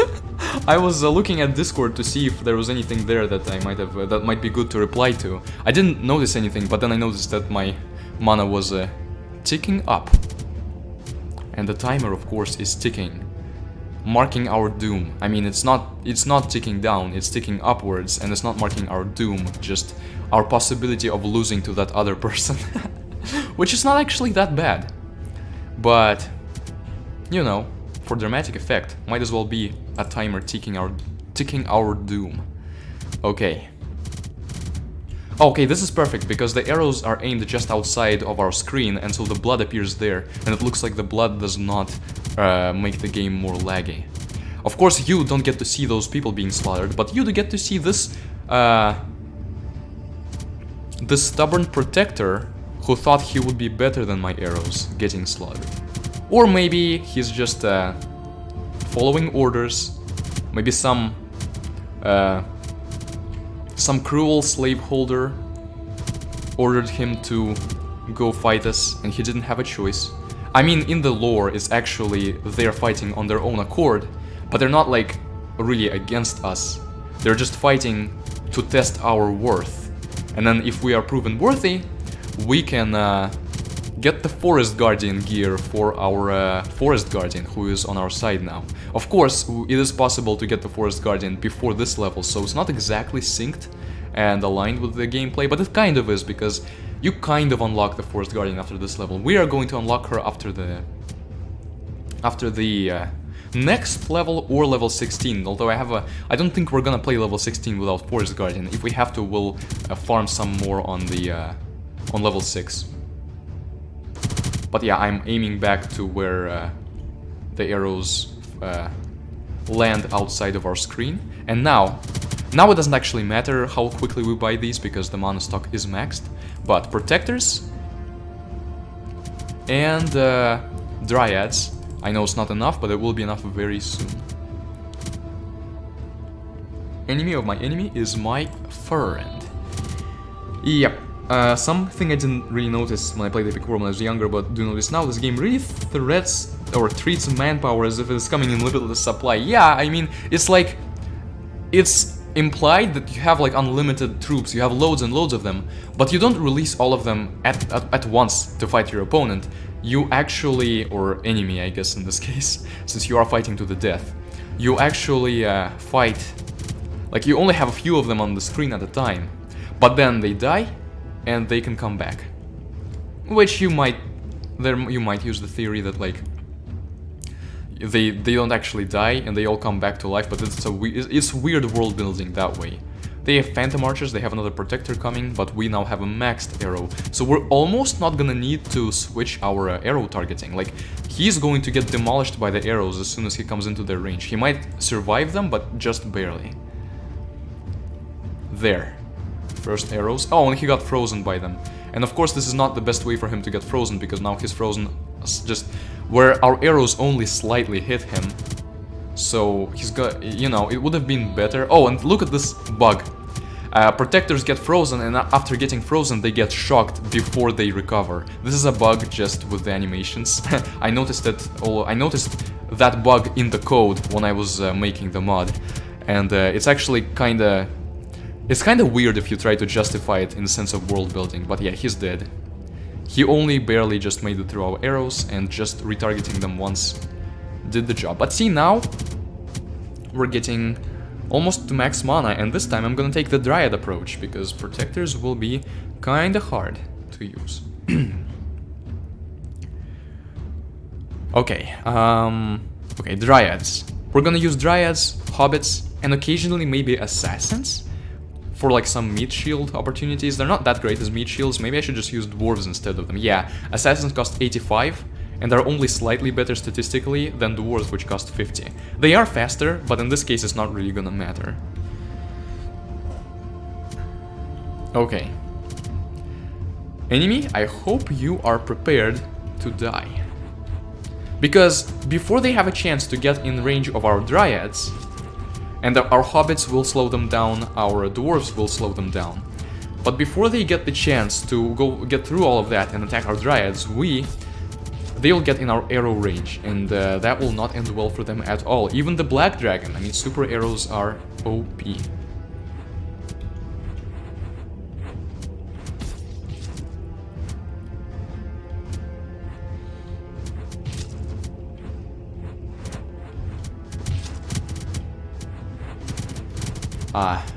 The lag is unfortunate. I'm torn between wanting to show you guys the full screen and wanting to zoom out because of lag. So I'm going to like try to maintain a balance where if it gets really laggy I zoom out, otherwise I try to like scroll away from the current battle and so forth. But I am gonna actually summon a few Protectors. I'm just not gonna focus on them. I'm focusing on Dryads. Not focusing on siege weapons because they are terrible. Phantom Archers are still kinda bad, although they are actually like somewhat viable. These guys are all pretty bad. Like, Apprentices are useless when you have Hobbits. Assassins are useless when you have Dwarves. Healers are useless when you have literally anyone else because they only heal themselves. Hunters could work situationally, maybe like they're sieging your castle, you send a bunch of hunters and they're like destroying people here and people don't hit them. But overall, they're not that big a bonus for you, so even though they don't cost a lot of mana, I don't think they help out that much. They might help out a little against like Gwahaj / the End. Just be a tiny bonus, but it's always a matter of is it worth spending your mana on it, or would you rather spend it on the things that you know are really effective? And we're already getting there.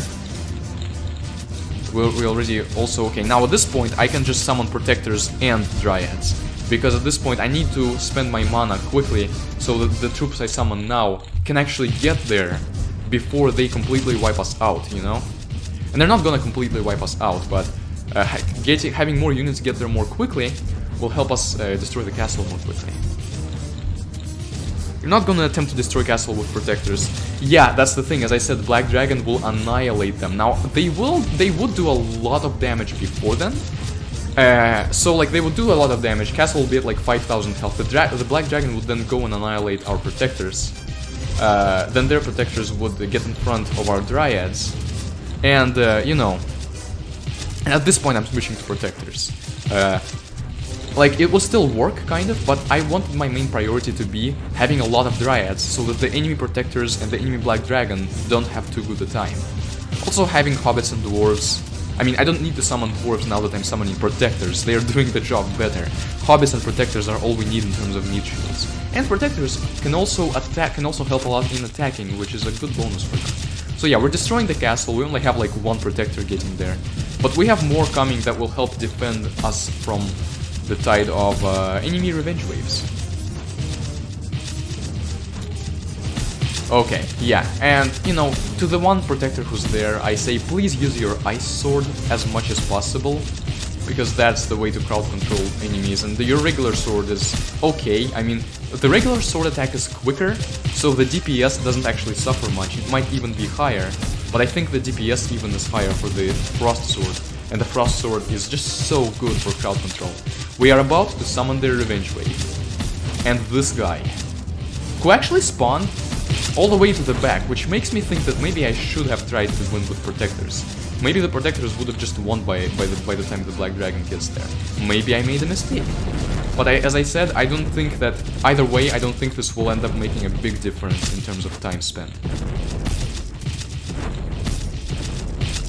So yeah, the protectors and Black Dragon are getting there. Black Dragon will attack first because of the range. He has 12,000 health, and he is attacking us akin to the Sky Dragon from Epic War 4. Hey, wait, is the protector getting hit by that?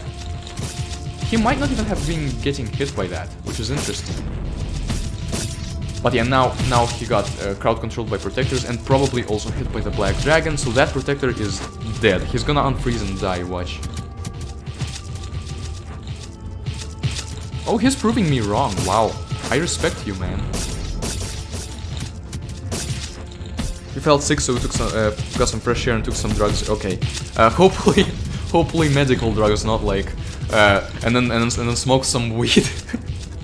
Yeah, those were meds.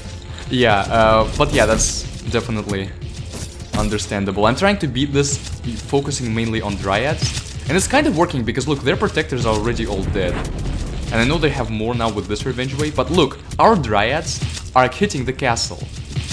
They're hitting the Black Dragon, kind of, but they're also hitting the castle at the same time. So maybe they'll actually destroy the castle before these protectors get there. But even if the protectors get there, protectors will just die to the Dryads quickly, because the Dryads do splash damage, and the protectors are in a group. Yeah, Dryads are doing 100 damage to the enemy castle with each hit. I don't think they'll win right now, but they will win soon, which actually makes me confident enough in doing this. Black Dragon has a nice animation, by the way, his second attack. Very cool. Okay, we're not doing damage any longer, which makes me think, yeah, the dragon is getting it now. But also the protectors are dying now.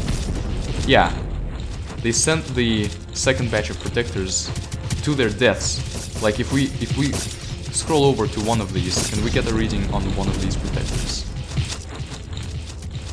Not really. I mean, the Black Dragon is easy because of his large hitbox, but it's hard. I think the way I made it and the way I will make it is so that you actually click on a unit to get a reading, and that will be a lot more reliable.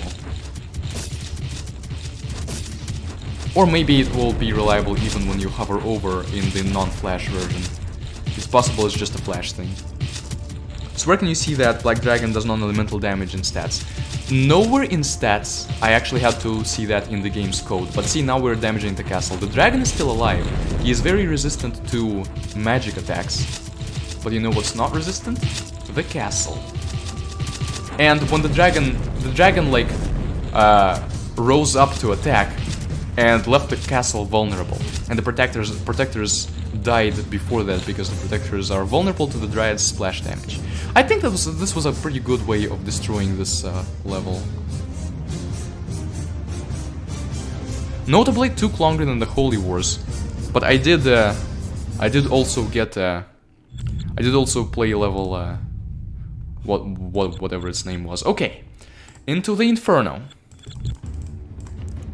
Similar things, except we're gonna try not to underestimate them this time, because the combination of totems who launch our protectors into the air and beast riders who get out there fast and don't let our protectors attack the castle then is actually notable. Like it's effective. It's more effective than when we fight against elves. Yeah, one of the weird things about this game is you see people's resistances, but you don't see what type of damage they do. That's definitely gonna need to change. Sure, arrows.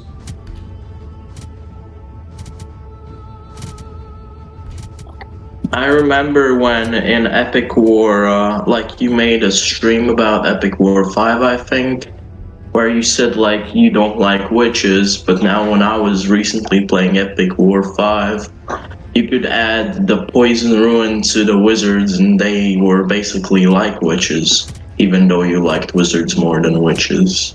Yes. Which they are kind of the same, but you can change them with the ruins and they are basically the same thing. Yeah, that's a very fun thing, and I think what's even more fun than changing like a wizard's attack to be like witches is giving them like thunder runes and ice runes, which changes their attacks to something that we don't even see in other units. And you know, yeah, those are also good for crowd control.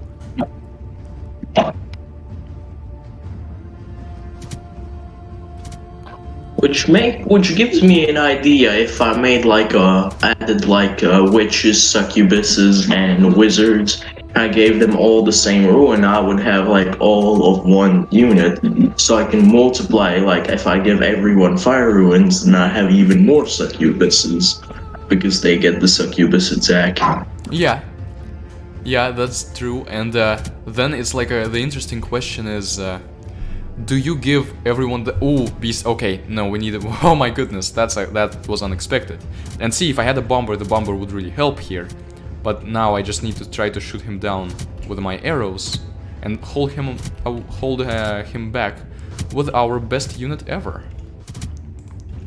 Yeah. So the interesting question becomes: do you give everyone the same rune so that they're all performing the same attack? Is all of them doing the same attack better? Or do you want them to do different attacks so that you can like juggle the enemies? You can freeze them, then shock them, then freeze them again, then poison them, and like that way the enemies will have a harder time getting a breath. Or maybe it doesn't matter. Or by getting a breath I mean like recovering and being able to actually attack you.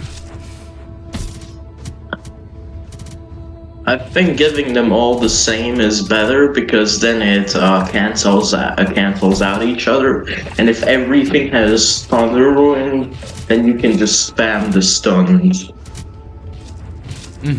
But also, like, by canceling out, I don't believe that, like, if a poison attack cancels out a fire effect, that it only cancels it out when it actually applies the poison effect, right? So like it's not gonna cancel it out and then have no, and then the enemy would have no effect. Yeah. Which is better than if it did cancel, just cancel out regardless. Okay, now we can buy the tower. Ogre, you should probably. Would you like to learn more about my personal life? I mean, maybe outside of this stream, because this is more of a specifically Epic War related stream. Yeah.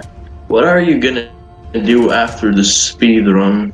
You're gonna check the other people's speedruns and then end the stream, just like last time? Yep. Okay.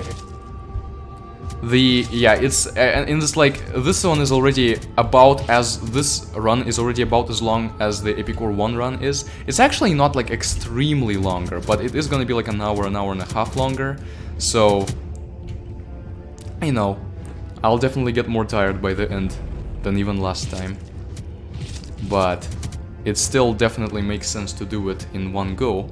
And then when we move on to like Epic War 3, it's gonna be an interesting question: what specifically should the speedrun consist of? Should it be like, I mean, because completing one map is gonna take a lot less time than like completing Epic War 1 or Epic War 2. Maybe completing a map and beating all the Caves of Trial potentially. That would be fun. And then Epic War 4.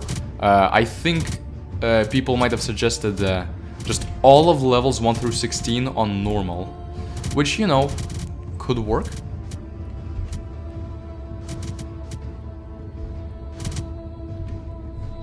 Okay, final mana boost. Maybe didn't even need it, but I do want my mana to be 9999, that a beautiful round number. Have you noticed if human or orc elemental arrow stuns enemies? I don't think that... Okay, the orc one stuns them. And by stun it's like they flinch and then go back to doing what they were doing before, but it does cancel out attacks. The human one is supposed to shock the enemies, like the elven one freezes them, but because of a bug it actually ends up not shocking, not stunning, not doing anything, just doing damage. And that's also another thing that got and will be fixed. Okay, max arrow. That is a pretty lame bug. Also, I really hate the part where when you use the human titan, the archangels, like when you attack Lord of Hell, he attacks back. That really pissed me off when I found about it. Yeah, I was like, really sad. With the other factions titans it works, you can just keep attacking him, but with the archangel it doesn't. Because, I mean, yeah, the point is the archangel gets close enough to the Lord of Hell that the Lord of Hell attacks, the other titans don't, but this is not intuitive. We don't look at the 3 titans and are immediately like, oh, archangel is more close range. It's such a tiny change that most people don't notice, and in fact I think everyone doesn't notice. I think everyone just found out via experimenting. Yeah, it kind of ruined my Let's Play. It's kind of like a meme. Oh, Lord of Hell -1 range, get too close, somehow he attacks. Yeah. Hey Sammy. Yeah, we're doing pretty well on the stream. Not actually as great as I wish we were, because of there was one time when I died, and there was one time when I underestimated the opponent and they pushed us back a little more than they should have. But overall, no extreme screw-ups yet.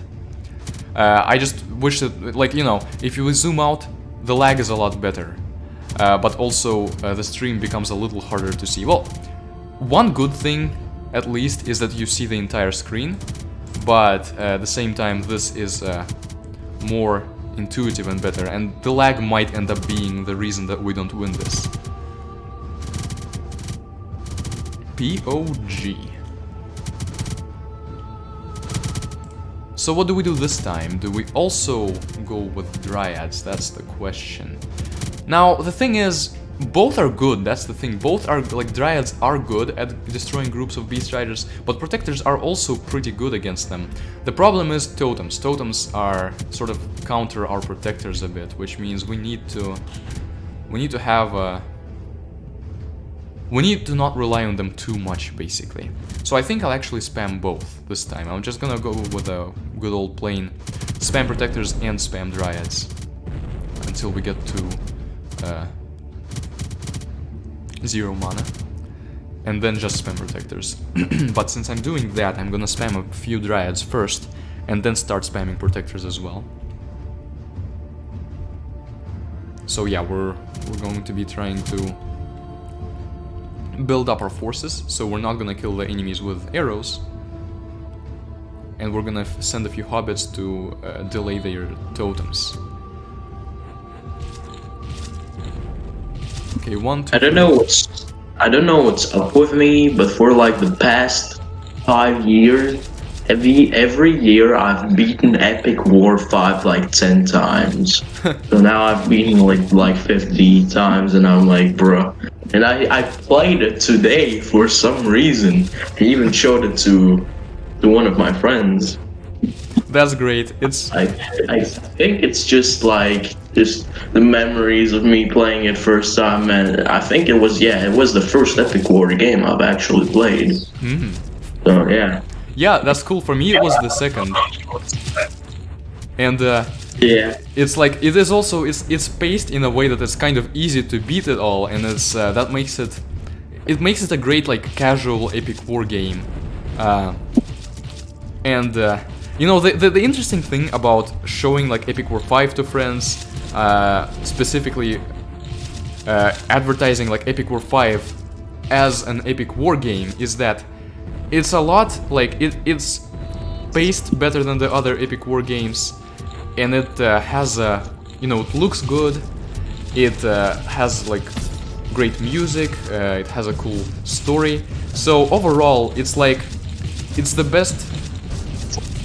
best game in terms of like on the surface level, but also it makes the least use of Epic War's like battle system, the things that make the Epic War battle system special, it kind of loses that, which makes it like, you know, if someone sees Epic War 5 is like, okay, well, pretty cool game, but you know, in terms of art, music, story, and so forth, there are better games, and it's not that special, and also they don't get the special gameplay of the Epic War series, which is probably one of the reasons that Epic War is hard for people to get into these days. But you know, for those of us who have gotten into it, true. especially as children, it's awesome. Yeah.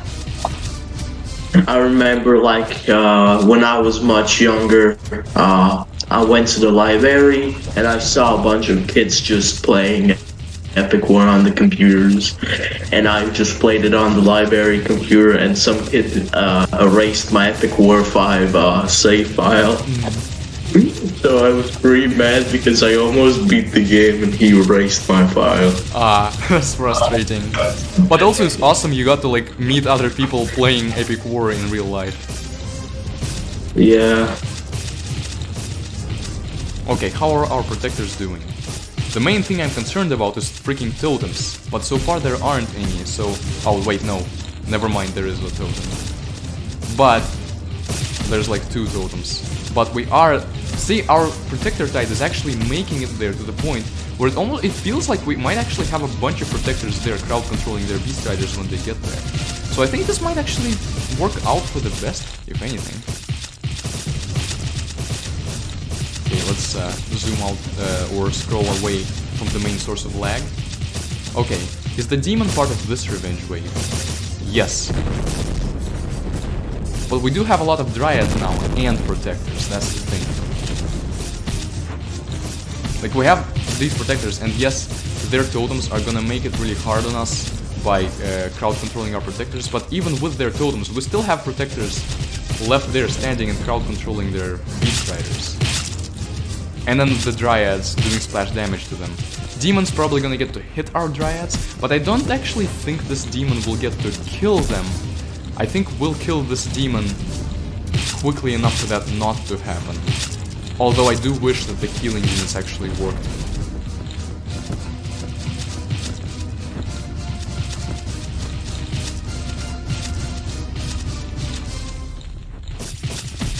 Oh yes, yeah, the demon got crowd controlled by our protectors. Ah, that was great to see. But see, all the beast riders are dead already, and now the dryads are also targeting the demon. The protectors are attacking the demon. Okay, great. That didn't hit the dryads, but this next attack will, unfortunately. It is really hard to hit the demon for a protector, because the demon starts attacking from a larger distance, that's the thing. Oh, okay, never mind. That hit didn't. So I think the demon will hit the dryads once or twice, but he's already about to die. So yeah, he'll hit them once as his dying hit, because when units die in this game, they don't actually... they finish their attack animation before they die. So they hit our dryads exactly once, and actually at the same exact time the second wave of beast riders appeared.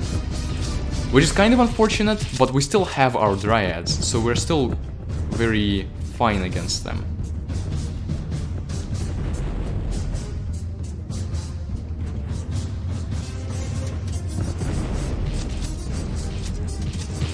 Black Dragon jump attack. Yeah, that's the thing. The Black Dragon, rose up to attack from up high with his super cool special attack and actually screwed them in the process, because then all the Dryad shots were going to the castle and maybe also damaging the Black Dragon, depending on how tall their hitboxes were. Also, oh wow, there's a lot of blood there. The Dryads are annihilating their Beast Riders. And I mean, our Protectors kind of are too, but they also have totems. So our Protectors aren't having a good time either. This is just a... destroy male slot 7 units festival. But yeah, after that Dryad Splash, which I'm definitely zooming out for. After that Dryad Splash, there's basically no Beast Riders left. I mean, these ones are gonna die very quickly here. Yeah. we've gotten through them to the castle. Enough to kill some of their range units as well. And this is where the tables turn, because we've both of their revenge waves have already arrived, we've killed them all, and the Dryad investment definitely paid off. Question: is their strategy without a Titan going to work for the next 2 levels? Probably not, unfortunately. You know, I could have. This is something that, like, you know, we might. It's the sort of thing that we might try in our spare time when we already like played the game and beaten the game. We would see if we can beat like level 16, level 17 without Titans. But I don't remember ever doing that actually, so I don't have that insight. But we do win here, and I'm gonna show all for a satisfying conclusion to the battle. As the Orc Castle falls for the last time.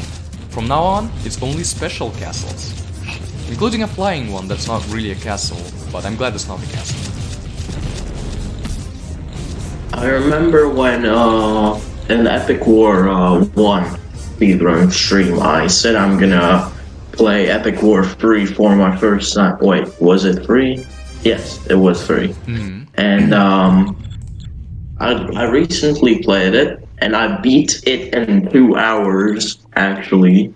I don't know if it's like a good speedrun time or not. If it is, I regret not filming it and posting it. But it was very fun. How much of it did you beat?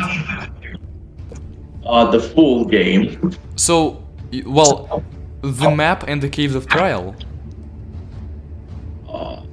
The whole map. Where with the last level being with the Earth Dragon. I forgot what the other name for it, and with all the crazy revenge waves. Killed the dragon super fast, revenge waves, it was a pain. And then I made a strategy for them. Yeah, the map actually doesn't take that long to beat in Epic War 3. It's more so like you beat the map, and you've like beaten the base game. Then you have New Game Plus to unlock more and more cards, and the Caves of Trial are sort of the test of your abilities. Where beating those, I mean, you can do it without having all the cards, definitely, but they are like a harder version of the final map on each, the final level on each map. Maybe I've screwed up. I think in Epic War 3 I picked the hero with zombies and the ghost flying armor. I forgot which hero that was. I've played it once. It was I don't like one remember of the blue much of it. Yeah, he was the blue guy, the dwarf one. The one that looks like a dwarf. There's actually nothing in the game that says that he's a dwarf. Also, that orc is just stunned there. True.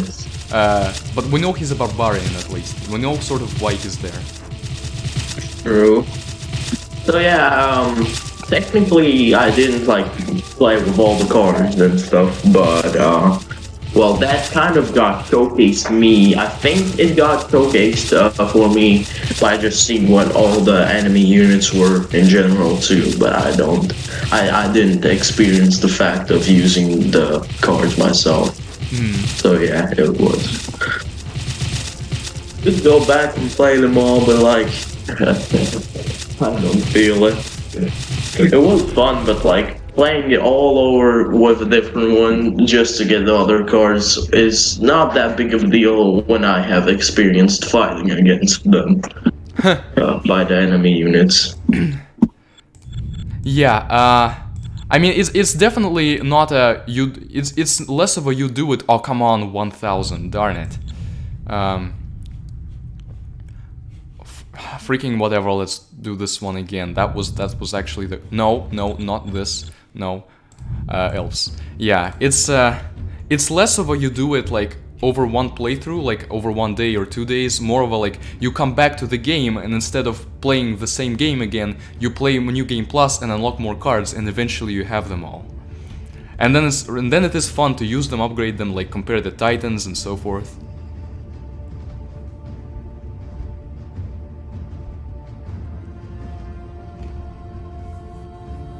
And to anyone wondering why I'm doing this now, to get the Forest Guardian, because I think we're going to need a Titan for level 16 in order to stand any genuine chance of beating it.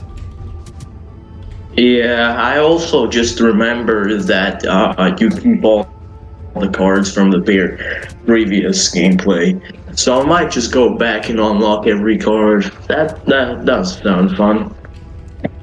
Okay, I was sleeping over there. I don't know why I didn't summon hobbits faster.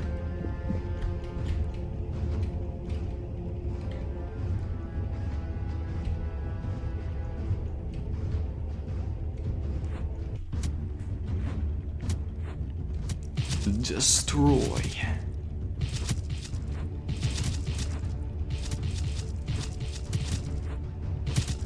Yeah, we still haven't gotten to 0 mana, so I think this is still winnable for us.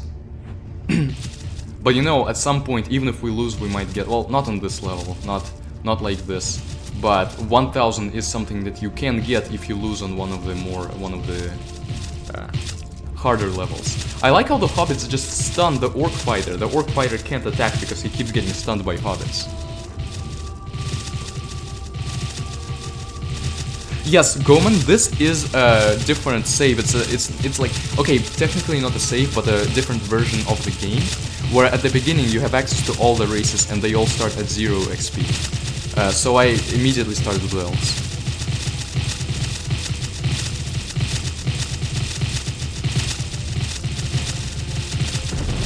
That was the rules on speedrun.com. I didn't know that they were going to be like that. When I found out, then I realized that I had to do that then. Oh, also, I needed to split earlier than that, but whatever. But yeah, before that I was going to win up to level 8 before switching to elves. Okay, 16. Battle by the Skull Bridge.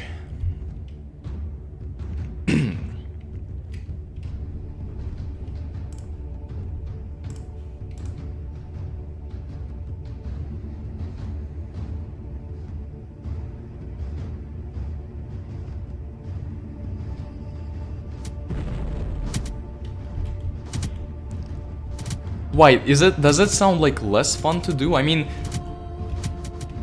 I was surprised to find out that the rules were like that, but at the same time, it actually sounds kinda more fun that you get to play immediately with the faction of your choosing and start from immediately like level 1.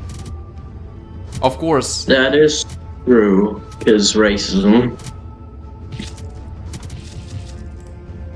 Of course, due to the balance of the game, it's obvious which faction to go for, but, you know, we don't talk about that.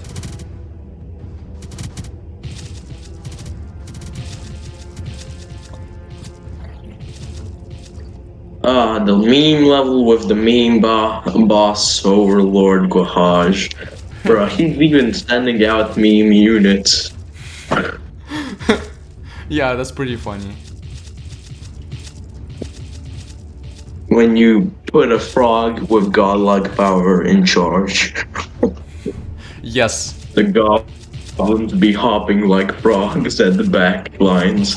We're like destroying their castle here. I don't want our hobbits to actually destroy it because terrible things will happen. Yeah. But this is funny. Horrible things will happen.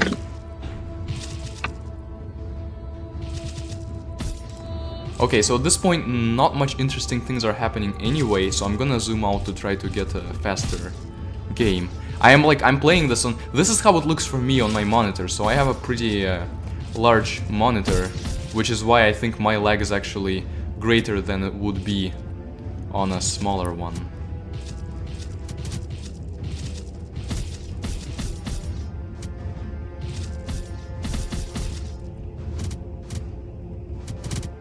Well, you're gonna have to ask Night 4 or whoever made those rules about why it is like that. I think the only real difference between starting with elves and getting to level 8 before playing as elves is level 7 and 8 would be just a little trickier because their protectors would be able to crowd control our paladins. So we might have needed to rely more on wizards or save up more mana to get paladins at the beginning. Also, I'm spamming hobbits too much, darn it. And then on level 8, after beating it, would have to beat level 6 a bunch of times with elves, using hobbits, of course, to level them up to enough to be able to then beat level 9 and onwards. Which, I mean, could be a fun challenge to sort of try to figure out at what point is it enough that you can now proceed to the next levels. But it doesn't actually sound all that interesting to me. What sounds interesting to me is after the ports come out and the meta will change, the new speedruns that will arise then, and what they will be aimed at. Like what the Epic War 2 route would be. That seems very interesting to me, knowing just approximately how the game is going to be. Ah, yes, making my slaves buy Epic War from Steam when it comes out.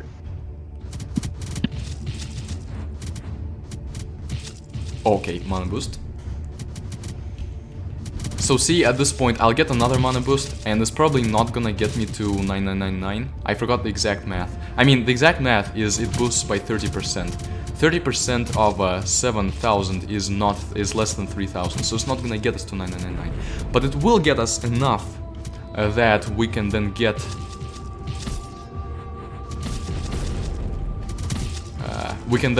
up to 9999 with the building upgrades.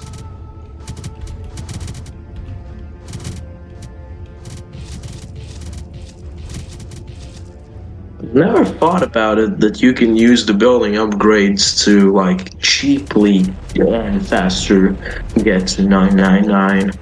Yeah, like if you are like after this mana upgrade, we're going to be at 9,000. So it would be a bit of a waste to get a whole other mana boost. When what we can do instead is just upgrade our building, which we are gonna upgrade anyway. Well, at least some of our buildings. I don't think we'll need to upgrade castle health, interestingly enough, but maybe it will be worth it. Actually, wait, no, never mind, we'll need it for the titans, so...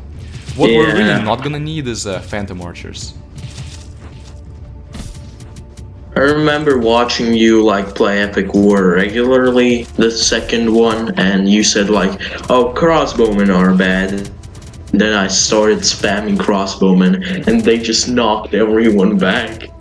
Yeah, they did, they have that effect, but the thing is, they are just overpriced when you compare them to like other things, like even wizards at that same price, they don't knock back, but they shock and they do splash damage. So I think I was using like a challenge to only use to like maybe use units that I know aren't the best and see how easily I can win with them.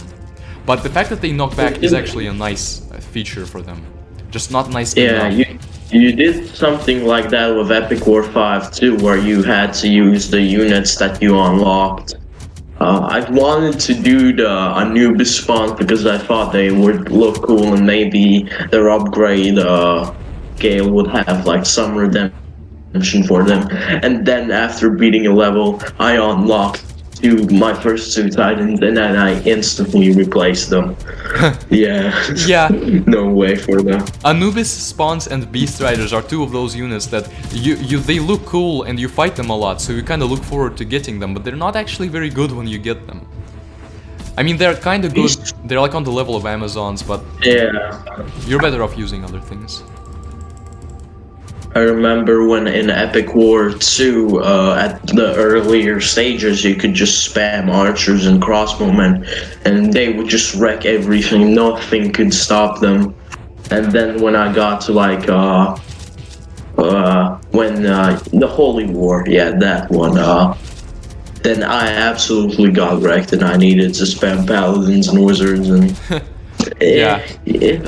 I think cannons when I panicked. Yeah, I remember I panicked and I spammed my whole keyboard, just smashed it.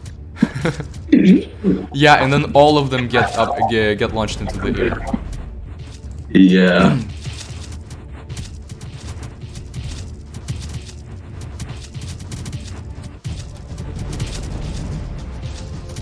Well, the game thinks that we are in danger.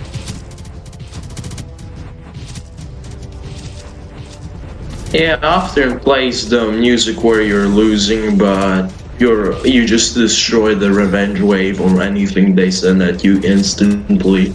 Yeah, at this point they don't even have any titans, just the arrows will be enough.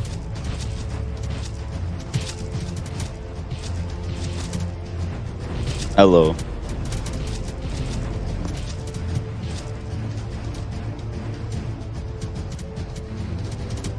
How do I pronounce your name? Hmm? How do I pronounce your name? Last Mel.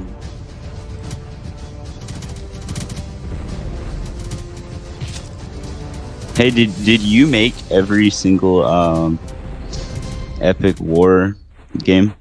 No. I only bought the series this year actually. The games were made by ArtLogic Games, an Indonesian game development company, but they're not really active anymore. So we were able to get a deal going, and now I'm porting them outside of Flash. Wow, dude, thank you. That's crazy. It's something I was very happy when I found out I could do that, or like when I found out that I could actually like agree on a deal with them, because not every developer is gonna be receptive to that kind of thing. But yeah, very passionate about these games. So okay. Yeah, because that's like my childhood right there. Okay, we upgraded all that we needed to. Now we're waiting for the Forest Guardian, and the way I'm gonna structure this is specifically, you'll see.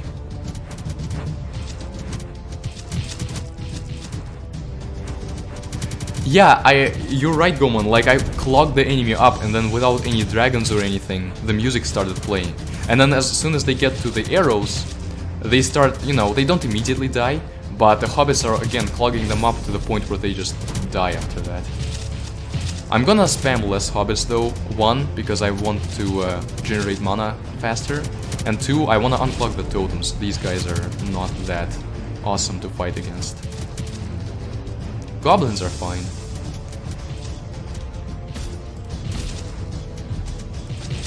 You can see the meteors falling.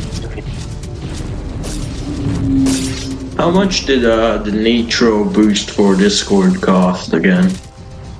I don't remember. Doesn't show me anymore. Just kind of like a raw moment. Yeah.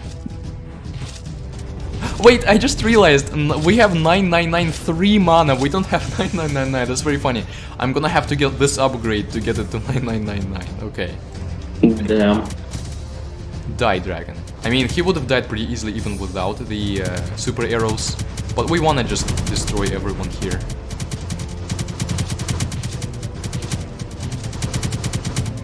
For some reason, like, I'm really addicted to the paladins from Epic War 5. They're like my favorite unit. The paladins. Which I could get I wish I could get like a specific role, like a paladin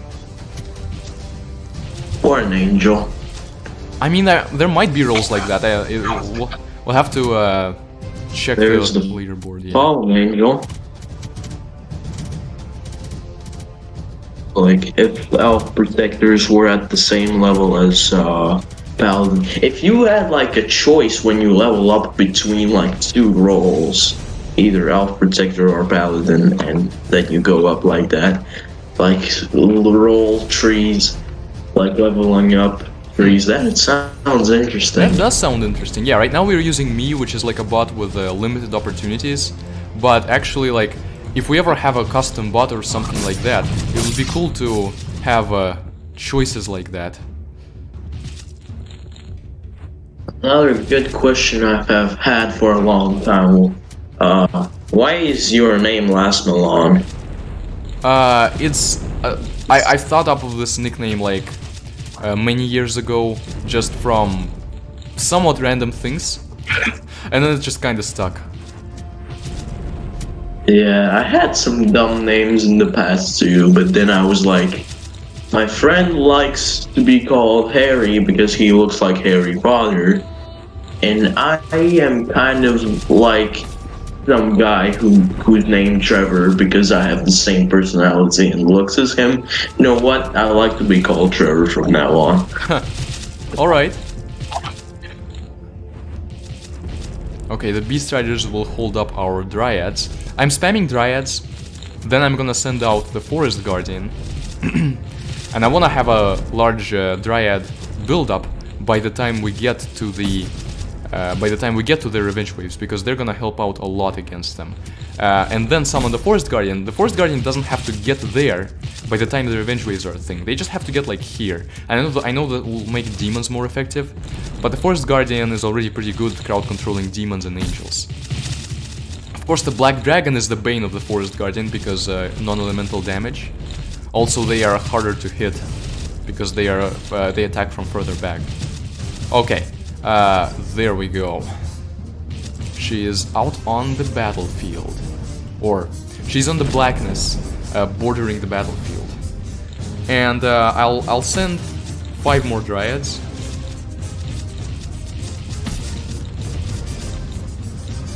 Actually, I can probably send like 10 more Dryads, because at this point, the Forest Guardian isn't going to die immediately after appearing.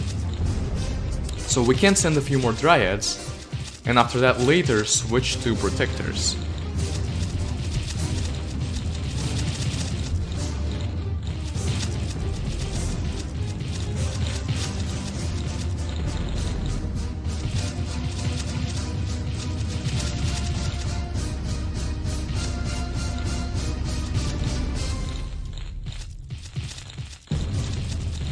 So yeah, this run isn't very good. We might beat the record, we might not, but it's definitely going to be close one way or another. Okay, and now... and now Protectors. Just in case, you know, the Forest Guardian will be under a lot of pressure from all of their titans. Your Archer Tower was shooting a lot for a long time, a lot down, and I was just making a joke about how the guy in the Archer Tower was just drunk. or fell asleep, and yeah, it was literally attacking friendly units, but it doesn't do friendly fire damage, so... Yeah, he like accidentally fell asleep, fell on the button that pushes the tower down, and somehow still clicked the attack button. Well, the technological advancements between Epic War 1 and Epic War 2 have allowed us to achieve some crazy auto-fire technologies. AKA glitching outside of the screen. Yeah. Or, well, glitching was available back during Epic War 1 too, but here we just press 0. Now we do the official way. Okay, about to summon the first... I didn't know about that. I think I accidentally once glitched it out so it auto-fired, and I didn't actually never knew how to auto-fire it until watching tips on your streams from the comments. Yeah, it's the 0. In Epic War 2, it's the 0 hotkey. Now I'm not sending people anymore, other than just hobbits, to save up for the next Forest Guardian. Also, Dryads are gonna be good to have even against the boss, because they have a good range, so it will be a while before the boss gets to them.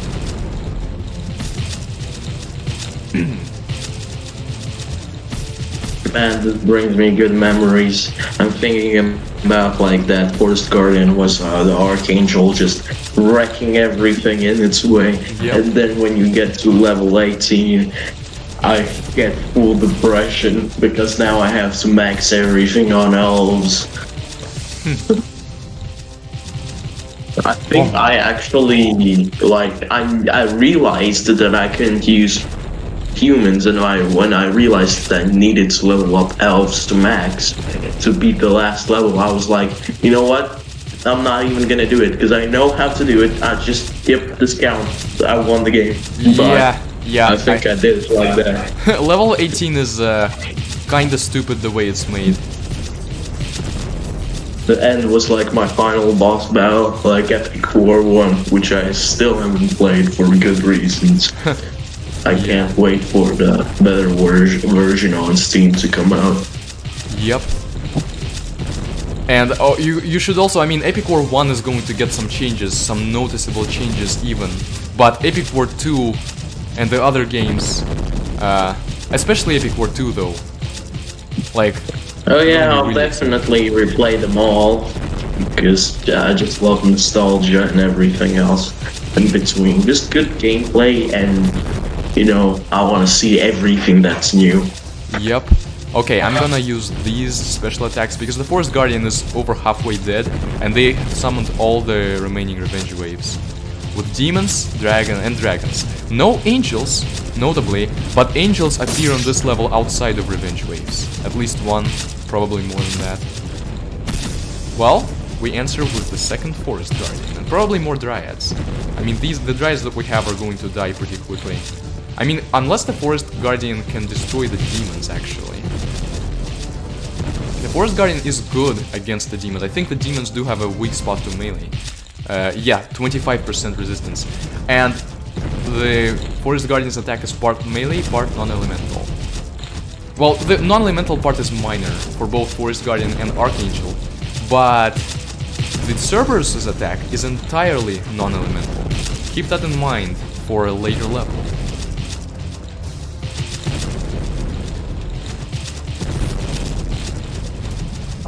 I think your speedrun has been like sabotaged because the lag slows down the game a lot by me I just watched the stream and I see the game is much slower because of the lag, but the timer still runs fine. So you're actually just getting sabotaged by lag. Yes.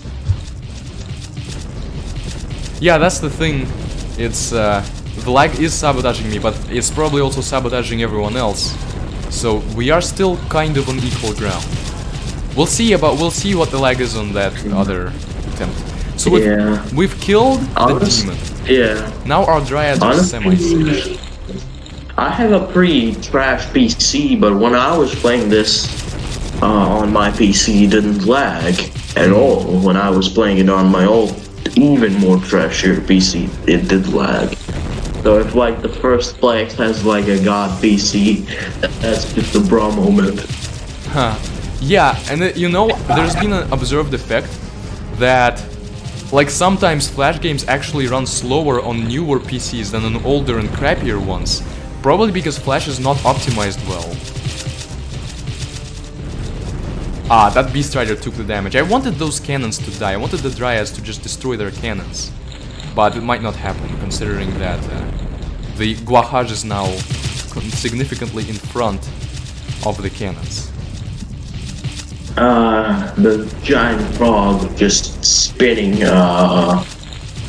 sugar milk everywhere, which for some reason freezes people. Vomiting sugar milk, more like. Okay, Black Dragon's about to die. Good. Black Dragon is quite annoying to see, because of how good he is. Red Dragon, not very good. Alright, but now we're doing damage even with our Dryads. And like, we wanna... oh my goodness, their cannons are doing so well against our hobbits, so the frog keeps advancing. And I mean, yeah, eventually, when they get far enough, we can snipe the cannons and stuff with our arrows, but the problem with that is all of these Dryads are going to die before that happens. So we have our Forest Guardian coming on the way. Come on, slow down the frog, slow down the frog. Come on. I mean, these cannons aren't even good units, but they're good enough to stop our hobbits. And it's frustrating. The stream has been pretty long compared to the previous one, and it's pretty late for me, so I might even have to go to sleep soon. That's okay. But I'll still watch the remain of the stream tomorrow. Alright, yeah. It's hard to coordinate time zones sometime. Oh, here's the Angel Knight. But we have a Forest Guardian, which will hopefully help. Even though Guahaj does do non-elemental damage, and he will destroy a Forest Guardian somewhat soon. But yeah, it's hard to coordinate sometimes the times that work for, since most of you guys are like in European time zones, and I am on the west coast of the United States. So I start like the stream in the morning for me, but it still can get late for you guys. kind of fine. But yeah.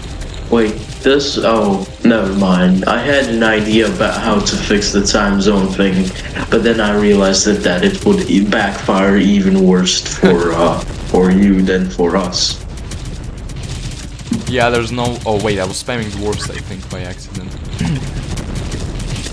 There's an angel and a crap ton of cannons and trebuchets. Yeah, the cannons and the frog are going to kill our Forest Guardian pretty quickly. But hopefully the Forest Guardian can at least hold off the Angel Knight. Oh no, the Angel Knight is attacking. I mean, you could use... Yeah, I was gonna say you should use the arrow ability to at least somewhat damage Quahaj. Yeah. Have been doing that, okay. Yeah, that the what you call it, Forest Guardian dies here. Oh come on, and I still can't get the next Forest Guardian. I've been waiting for one before spamming more Dryads, but it's like not happening. Are the stats of all the Titans the same, but the attacks and all that else is different? I think... do they have the same stats? No, they have slightly different stats, and there is actually a subtle but like kind of big... Well, thing is, Cerberus doing all non-elemental damage as compared to like mostly melee for the other Titans. The difference isn't usually big, but there is one case where there's a big difference. Okay, that sword killed a lot of their catapults. Not cannons, because cannons have a lot more health, but catapults and trebuchet at least. And the cannons are damaged too. And Guahaj is also damaged. We're doing okay. But not awesome. Yeah. You're probably gonna be able to win this, but Guahaj might get close to the castle, maybe. Yeah, I'm not scared of dying. But even arrows alone. Though, because if he gets like halfway there, well, the cannons are just gonna get sniped by the arrows, so he'll have a harder time advancing. So you should be able to beat this with ease. It's just gonna take a while. Okay, these Dryads unfortunately died, but they did do a lot of damage to him, so rest in peace, guys. Very, very useful. A dragon, but it's just gonna get wrecked. Yeah, Dragon's getting there like it's relevant. Like the Angel Knight, but the Angel Knight, you know, actually had a point in getting there, because the Angel Knight was actually dangerous, but thankfully we had a Forest Guardian there, and the Angel Knight didn't get to really attack or do anything scary. In fact, the Angel Knight did not get to attack at all. Now I could aim a little up for the cannons, but really at this point we just want Guahaj to die as soon as possible. I'll aim a little up, just a little. You've already taken like, so is that, does he have like 3 million or something health? Or is that 300,000? 350,000. And then the end has so about a million. Already. And the Lord of Health so has you already have taken 3 million or something. Okay, music changed. So, music is less intense now. I can't tell because I have turned it off. I only can hear your voice on Discord. Because then you otherwise you'd hear me twice. Which did happen in the beginning when I was muted, and I was pretty shy to talk in Discord. And I had to turn it off. It was really cringe. Yeah. Maybe another lucky sword hit on the catapults and cannons stuff? I mean, most of the cannons already died. At this point it's just a matter of sniping the frog. It's already halfway there, which is bad. It's moving pretty quickly. But it's low, it's pretty low on health as well. It's about to die. It's definitely not gonna kill us, but it does delay us. Yeah, it's already under like 100,000 health. Yeah. And then we'll get our super arrows back and seal the deal. Forest Guardian is probably gonna die first though, but that's okay.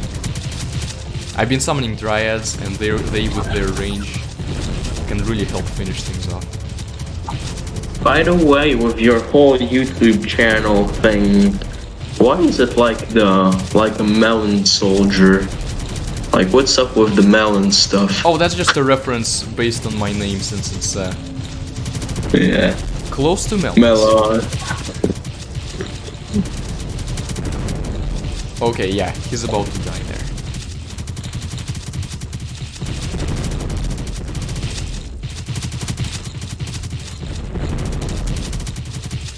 I remember, like, I recently wanted to replay another really great Flash franchise of a game, and like 70% of the games were not available on Flash anymore. Like, that franchise just got yeeted out the window, and I loved it so much. And like a fourth game for that franchise was coming out, but then Flash just got nuked.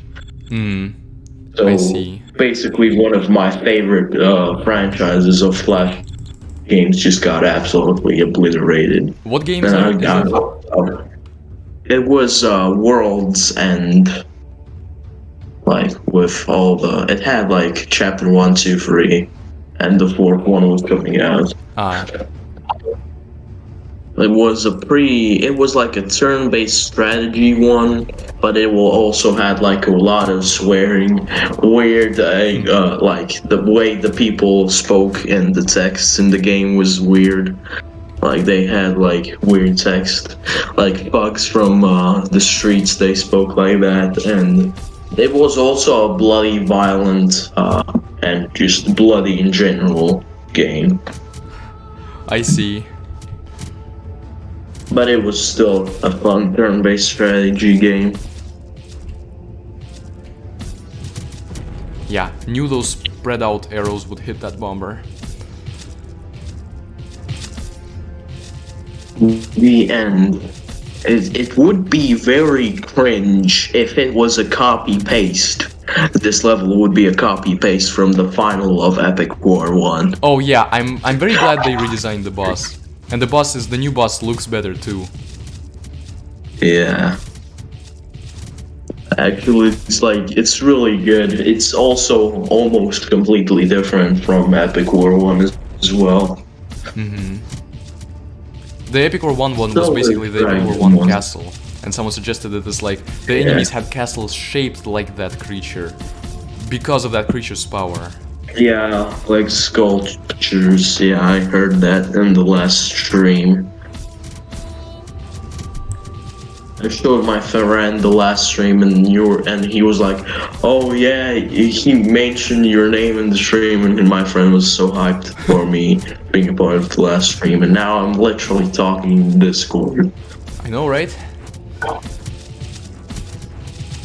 Got a couple minutes before I have to go though. Alright. Yeah, we're on the second to last level, and we're on 3 hours. I expect it will take about an hour more, probably. But the end might not actually take that much longer than the frog, we'll see. I am very glad, though, that I'm playing with elves for level 18. Yeah. That and the crying emoji for archangels.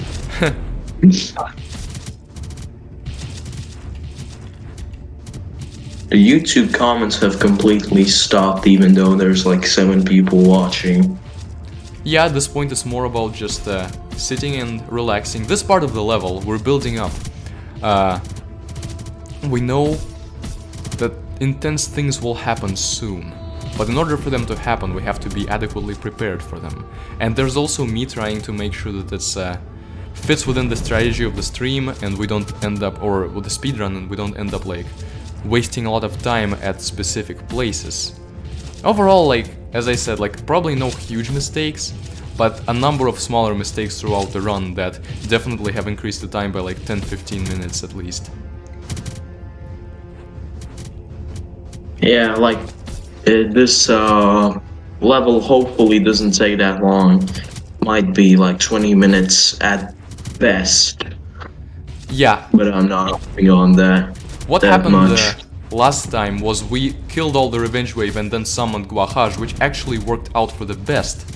Because it sort of saved us time of having to get back there to the castle, and we had killed most of their actual threats by the time Guahaj came out. It's not guaranteed to happen this time, but either way, I'm feeling pretty safe. I don't think that there's gonna be many ways to lose the level, at least. Okay, mana I don't boost. think you're gonna lose this if you play your cards correctly. Okay. That's kind of like a reference to Epic War 3. Yes, because that's the In a end of way. the cards. Card game, what else? A turn-based strategy. Just Epic War in general. Alright, now no more mana boosts. Now we just focus on the buildings. And I'll have to give like 2 or 3 upgrades to the arrow, to the archery building to get the mana up to 9999. What are your like favorite or like most played game genres? Probably strategic ones, but I don't actually play that many games.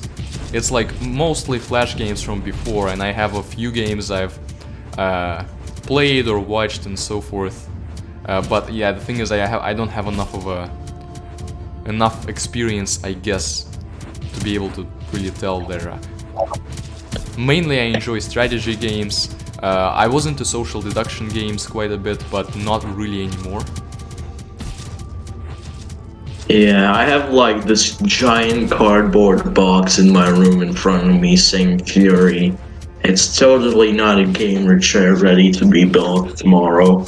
That would be exciting. Yeah. Well, not the building part that much, but yeah. Can't wait. My first gaming chair. It's also made by the same company that made my PC and mouse and all that stuff. So when I saw the logo, I immediately knew this is gonna be good.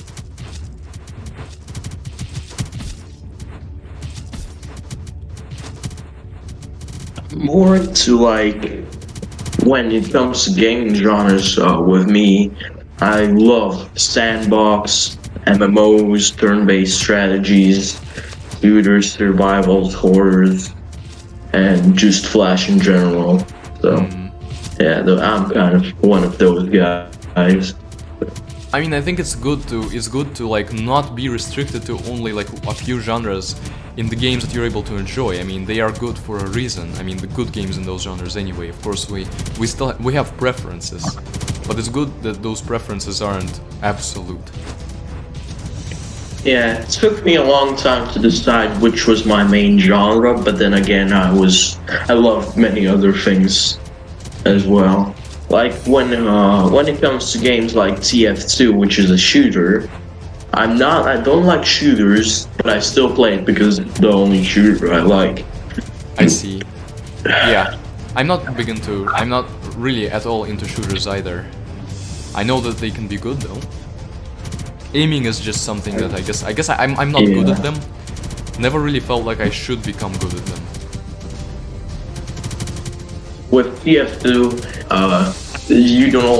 sometimes you don't even need to be like a shooter game. You can also just spam one button and heal your whole team, or build a robot that shoots people for you. Or you can be a sneaky bastard and backstab everyone with insta-kills. Nice. It sounds satisfying when those swords hit. Even though it didn't actually, I wish it had hit this group a little better.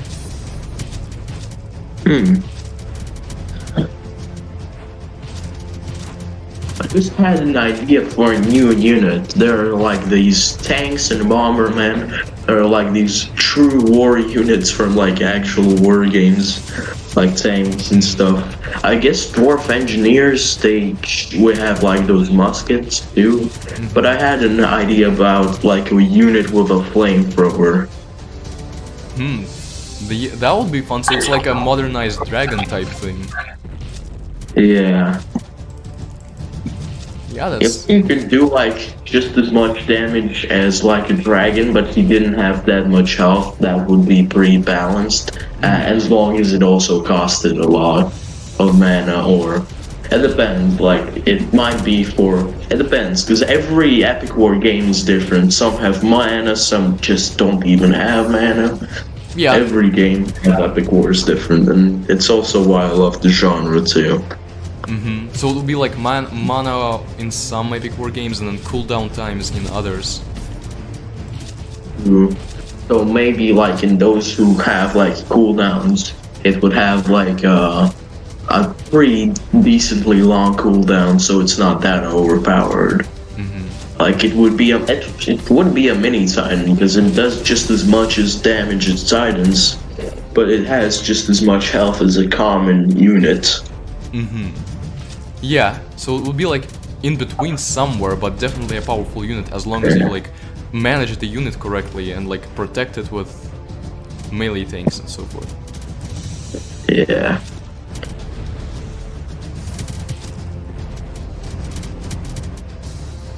That sounds really good because like damage over time, AoE, high damage, low health, long cooldown, or high mana cost. That sounds like a pretty decent unit.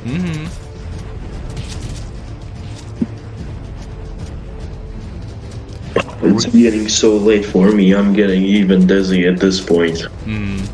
Yeah, what time is it for you now? It's like 11. Yeah, that's late. Alright? It's like 1 hour away from the middle of the night. Which I'm pretty sure I played mobile games last night until 4 in the morning. Like a normal human being does. That's a rare thing for me. I do that very rarely. I don't know why I did that. I just did it. Yeah, it's like, it's one of those, it's hard to resist sometimes. And I know that. I also like, it's not often that happens for me, but there have been times. Yeah, I think I'm just gonna fall asleep during it. If I was like, my Discord was open, I was muted, and then I fall asleep. And you guys could hear me snore, that would be funny. That way, yeah. You would have to manually mute me. Or it's just, it's the new type of background music. New sound effect for abilities and snow.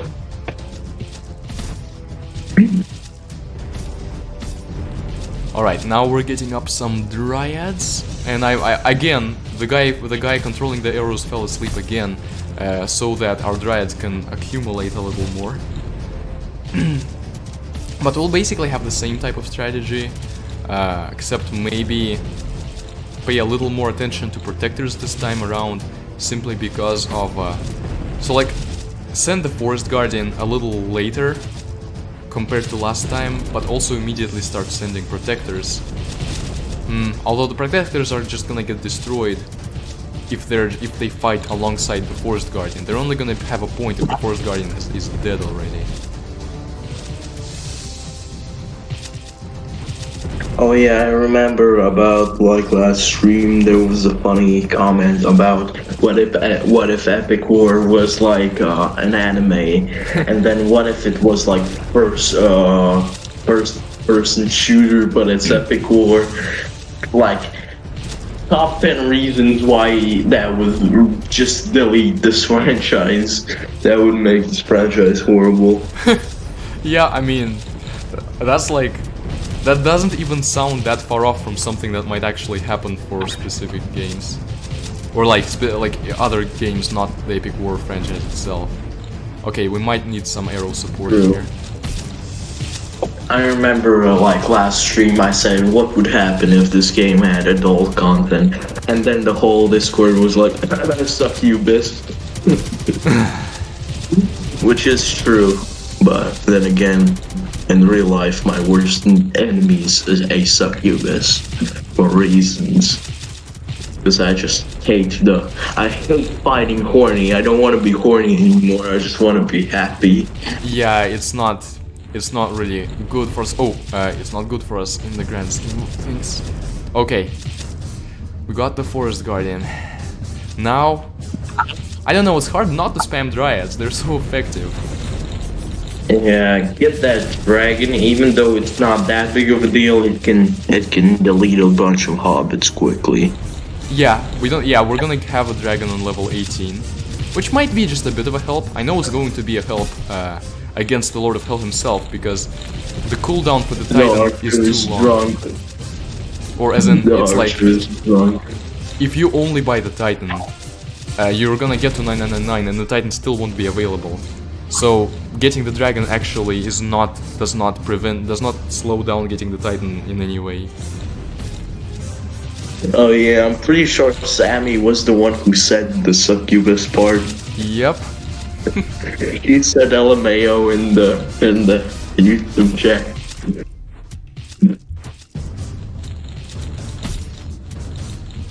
What's so good about them anyway?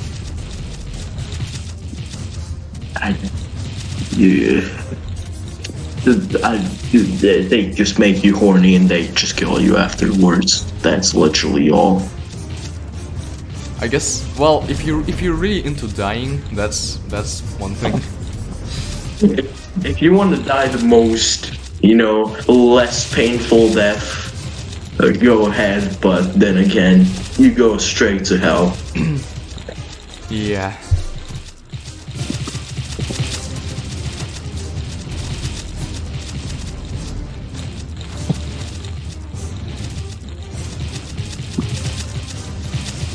It's funny. And then we got then we got the succubus roll, one of not the highest rolls in this board. And I was like, oh no, my worst enemy, but like, it's epic war, so it's fine, I guess. Yeah. But oh no, there was a comment in the Discord chat about something horny about it, and I was like, oh no. Yeah.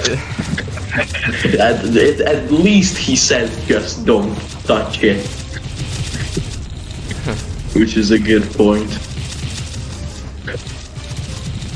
There comes another dragon, which doesn't really matter because Forest Guardian go burr. That requires you to be a Christian. I am a Christian. Me too.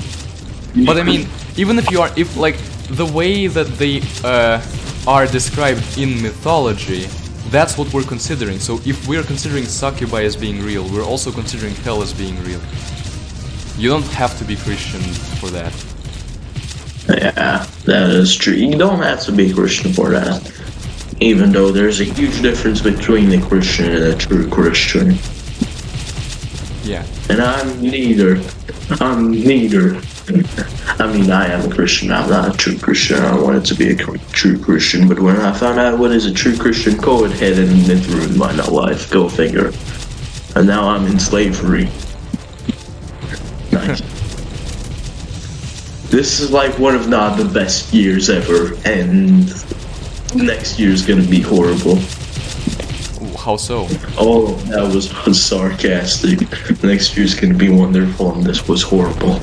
This was horrible. Yeah. Like, 2020 was the real down moment for us all, I think. it literally switched my life upside down. It gave way too many people way too many mental illnesses, ruined society. Just learning at school, college, and all that became the education system became inhumane, and everything was just so bad that I realized that if this COVID situation is gonna be for next year, the half of the world might just collapse. Yeah. But then I have hope for next year. I have big hope. And then there's the sadistic people who say, "Oh yeah, don't worry. This is your life forever now. Have fun." Huh. And everyone calls those people crazy, which was one of my friend's teacher in college. So yeah. I see. I mean, the education system was kind of already sadistic to begin with, or whatever it was.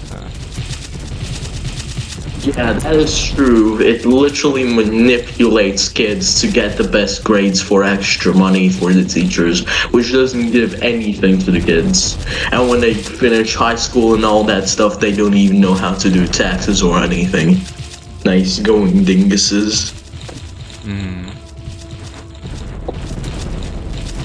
Okay, that demon's gonna get to attack. That's unfortunate. My main concern isn't that the demon gets to attack. My main concern. Oh, okay, never mind. Okay. Dryads. I thought that the demon was gonna the attack. demon and the angel hits the dryad, and they all die. And then the dryads, that makes the dryads not hit the angel, and then the angel gets to attack. That was my true fear. But that didn't happen, thankfully. All the dryads are still alive. Looking a bit bad actually, because the only Forest Guardians way back there, you got a demon, a black dragon, and an angel knight coming, and then the whole pack line with all the cannons and totems and stuff wrecking everything. It's just not looking too good, but should be fine. Yeah, the cannons will this die. is like, It's just the totems that are unfortunate. yeah, this is like the last revenge wave before you, I don't know, poke the castle and summon the end. Yeah, and maybe we can get... Maybe when we destroy the castle, maybe some of our Dryad Blasts might also hit their totems. Okay, like this blast, it seems promising. Come on, hit those totems. Killing like a couple of the totems. What if you, like, the castle abilities could probably at least hit the totems at some point a bit? Oh, right, we can do it now actually. The sword hits right here. But the Dryads are already destroying them. Yeah. I love this music. I mean, you can't hear it, but... Yeah, I was gonna say I can't hear it, but I also do love it. I've listened to the whole original soundtrack of Epic War, all the games, several times. It's pretty good. yeah. And... Oh, they're doing this. Oh no, okay, that's not good. That is not good. Go away, Angel Knight. I expected the end to be a little bit more beautiful. I forgot how it looked. Yeah, it's not meant to be beautiful. Like, a part of it is good, but like the ends of the wings and the tail is meh. Oh, yes, there's a, like an animation that when they were cutting out the background, it looks like, which is, it shouldn't happen. They should just have access to transparent sprites, so, and that's only with this character. I actually like made it a little better, but I couldn't just get rid of everything completely. Oh no, Angel Knight. When you beat this level in the story part, it shows like the three people from each race, the heroes or the rulers or whatever the hell they are, looking over the dead end, just falling slowly to the ground. It looks way cooler in the end part where when you beat the level, but during the actual battle, it's just some soggy purple worm. With weird wings. No, it's still badass. But it's still badass, yeah. At least it's much better than the first end. Yeah, and okay, also I might have wasted this. I'm annoyed by the fact that Angel Knight attacks so much because now all the Dryads are going to die. But also it's possible that I've wasted these super arrows and should have used them on the end instead. Yeah, but then again, it's not a complete waste. You did hit a bunch of enemies. And the Angel Knight attacks again, darn it. Pretty sure this is not gonna go too high on the speedrunner leaderboard, but it's still... Yeah. It's still fine.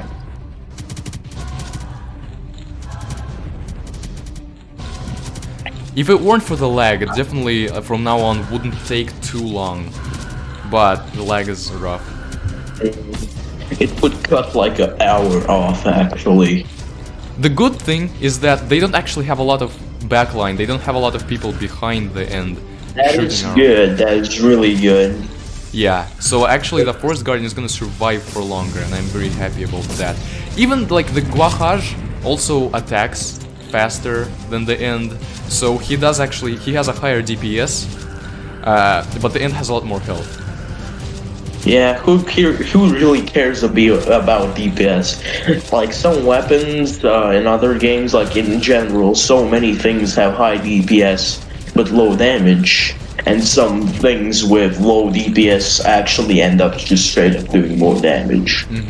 Yeah, there are many aspects that matter, like area of effect, how much chance True. the unit/weapon actually has to attack, and many things. But you know, in this case, it's like it actually adds a subtle way to make the end a more intimidating boss, other than just how it looks, without making it extremely ridiculously hard. Because at first you see like it's a million health, but at the same time it's easier to subtract health from the end than from Guahaj. I wish these guys were standing a little to the left, because the arrows aren't hitting the end from here. This is actually not very good for us. I like how the end goes Kamehameha and just explodes everything with that purple fire breath. Yep. How are you doing, Forest Guardian? There's a second one of you on the way, but I hope that these paladins and stuff aren't going to become a problem. By the way, didn't you like say in one of your streams that you're Russian? Yeah. I was born in Russia, now I live in the US. Yeah, which is very interesting because I'm from one of the Baltic states. I'm from Latvia, and I'm just chilling out here. And then my whole history is like, oh yeah, Stalin and stuff. But then again, just like Germany got fully beaten the hell out by just one person being mad. But then again, everyone gave him the power and followed him, so yeah, Germany did kind of deserve the spanking. And nowadays, like many Germans, many of my German friends are like were really nice and stuff, until they just used me and backstabbed me. So, still don't have good relationships with those people. Unfortunate. Okay, our dryads are actually so effective here. I just really wish that the end gets stopped by the Forest Guardian before getting to our dryads, because that will help dish out a lot of damage. But our hobbits are actually being decently effective here.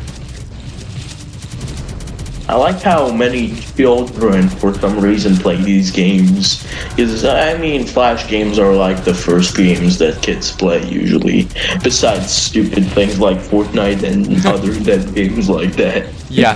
And it would actually be funny if there was like a childish mode of like Epic War, like if the end made like a fart sound effect when it attacked. Oh, the all tension is gone mode. Yeah, especially like 5 to 10 years ago, Flash games were really popular, especially among kids, and like it was possible for many to play them in schools. I know some schools banned Flash game websites, but yeah, and that's why very many of us actually now come from a similar background where we played these games as kids. We're not just discovering them now, which also makes sense because now it's hard to discover them, you know. They don't have a lot of like YouTube coverage or anything similar. Jimmy asks, have you seen Dragon Ball Z? I have not, but I have not seen it, but I still know the Kamehameha meme.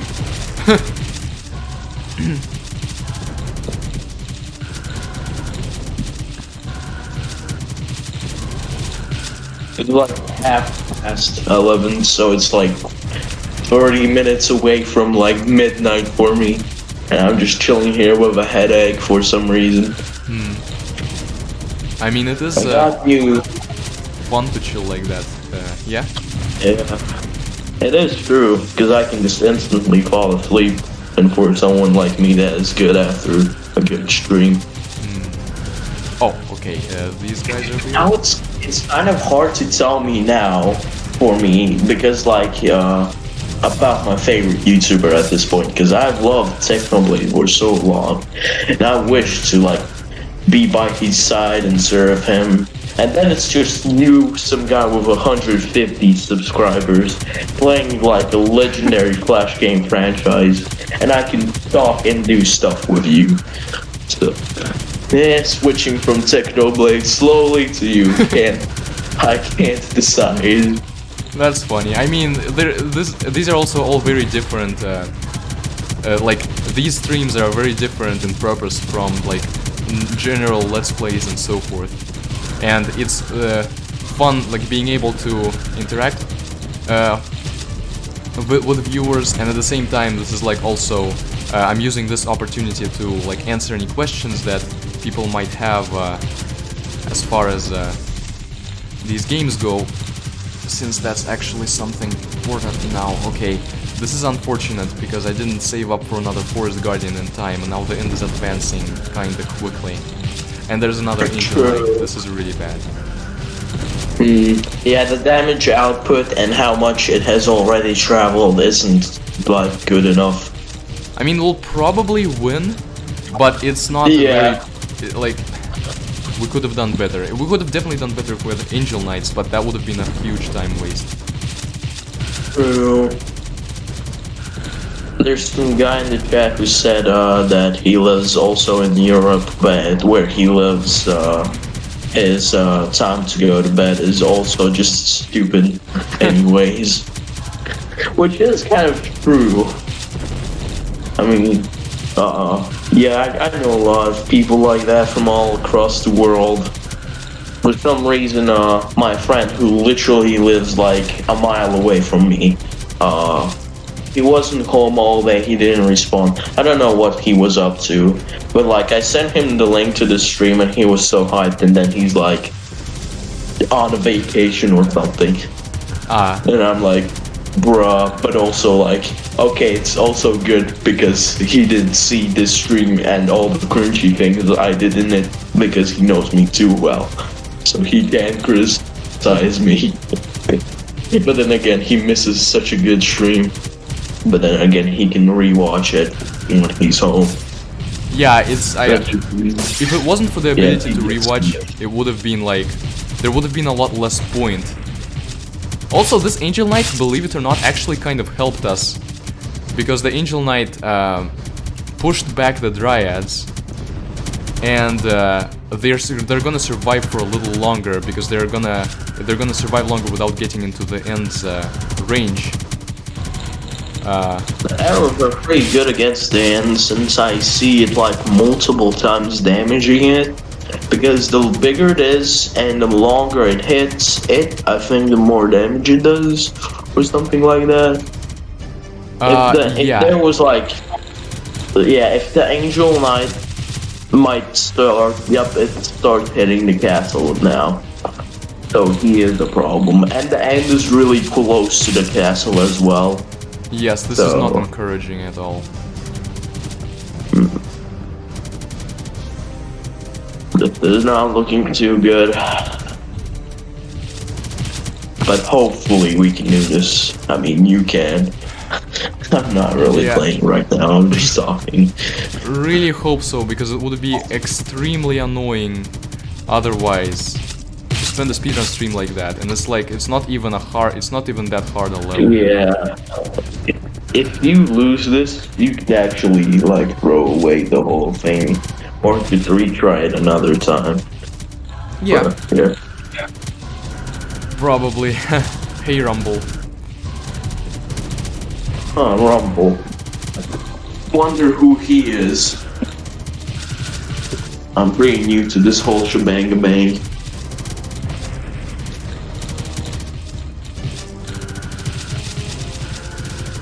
I can't believe, like, yesterday, I think it was yesterday, my friend was, like, really hyped about me just chatting in the streams chat, and then literally today, I'm just talking in Discord constantly. I can't wait to see his reaction.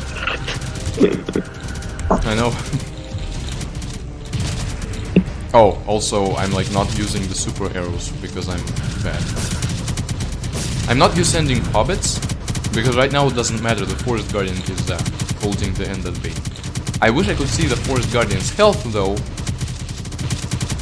because we need to see whether the next one will be there in time.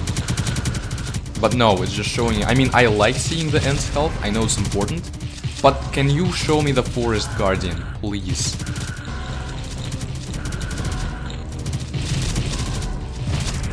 It would be interesting if the place, actually never mind, that wouldn't work by the game mechanics. But for at least like Titan, but that would work for Titan, like if you know the button that you press to summon a Titan, like the Forest Guardian. If for the Titans, if you could like hover over the summon button and see like all of that unit's health and stats. So like even if you have the 2 Forest Guardian and you hovered over that button, you can see both of their health bars and stuff. Yeah, that would be cool, but it would be also hard to fit since you can have multiple at a time. Yeah, but only for the Titans, because like if you spam a bunch of Dryads like you are right now, and you would hover over them, the whole game might even crash. Yeah. Okay, Yeah, now this is really not looking promising. actually I think we'll win, but we have spent a lot of time on this. True. I think I might not even be able to like I will definitely be able to see the whole stream. I'm just not gonna be able to stay long in Discord. Yeah, that's fine.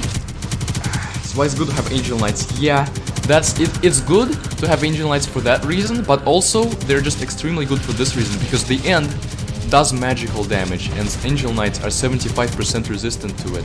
And the end attacks slowly, which means that Angel Knights stall it even better than Titans. Yeah, the end's attack is even longer than a Kamehameha. Which in animes, that stuff takes like 50 years to do. I'm glad at least that our Titan is so good at crowd controlling these melee guys. I just love the paladins casually walking behind it while getting spammed by Dryads and arrows. My people, no. Well, their people are all consumed by darkness. I don't think they even think about each other anymore. Traitors. I think they're not even my people, they're just shadows and flesh skins. Pretty much. Damn. And you see, it's really good to have Dryads, because Dryads do splash damage to an extent, so when some unit walks in front of the end, they hit that unit and keep him in place, while also hitting the end in the process, so no damage is wasted. Obviously, strong units like Black Dragons and stuff, and even Red Dragons to an extent, can defend against that. Wait, is the end hitting? No, the end is not hitting the castle. This damage is all due to Angel Knights. Yeah, but damn, that is close. Yeah. What's with end health? Is it like half health? I'm pretty sure, or lower. The end's at quarter health. I'm gonna zoom in on my PC. Oh, it's low. Or I can't. No, that's the Forest Guardian. I can't see its health. I also like how I changed the color of my mouse on my PC from the regular white to purple.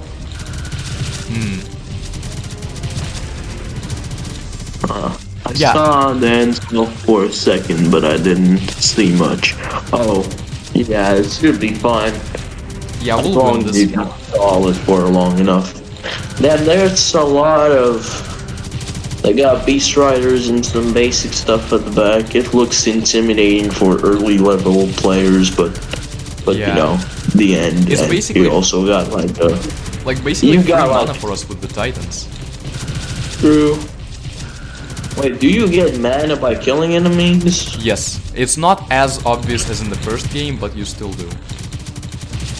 didn't notice that. But I guess that does make sense, yeah, because I did kill a crap ton of guys and I had enough to summon, like, just spam my own revenge wave. Yeah, the end is ending, and that is the name, that is the answer to your question. That is the name of this overframey huge boy dragon. Who is Did very you say close. void or boy? Like, what was Basically, the thing you said about the dragon? You said boy dragon or void dragon? I didn't hear. it's it was called overframey huge boy dragon. Boy. Overfind me huge boy dragon. What's his name? Yeah, I just saw the comments. Really, the only reason it got so far is that there was too big a gap between my summoning of titans. I needed to like, because I was summoning dryads all this time, but I should have stopped before. But at least you got second guardian, so it should be fine. But yeah, this is good. Yeah, at this point, even this forest guardian is not going to die, because we are absolutely destroying the end. It feels so weird, like, this whole stream, it feels like I'm casually watching it while talking my own thoughts about it, but I'm actually also interacting with you. Seems so casual for now by doing it for like, I don't know, 4 hours. Yeah, and I think it.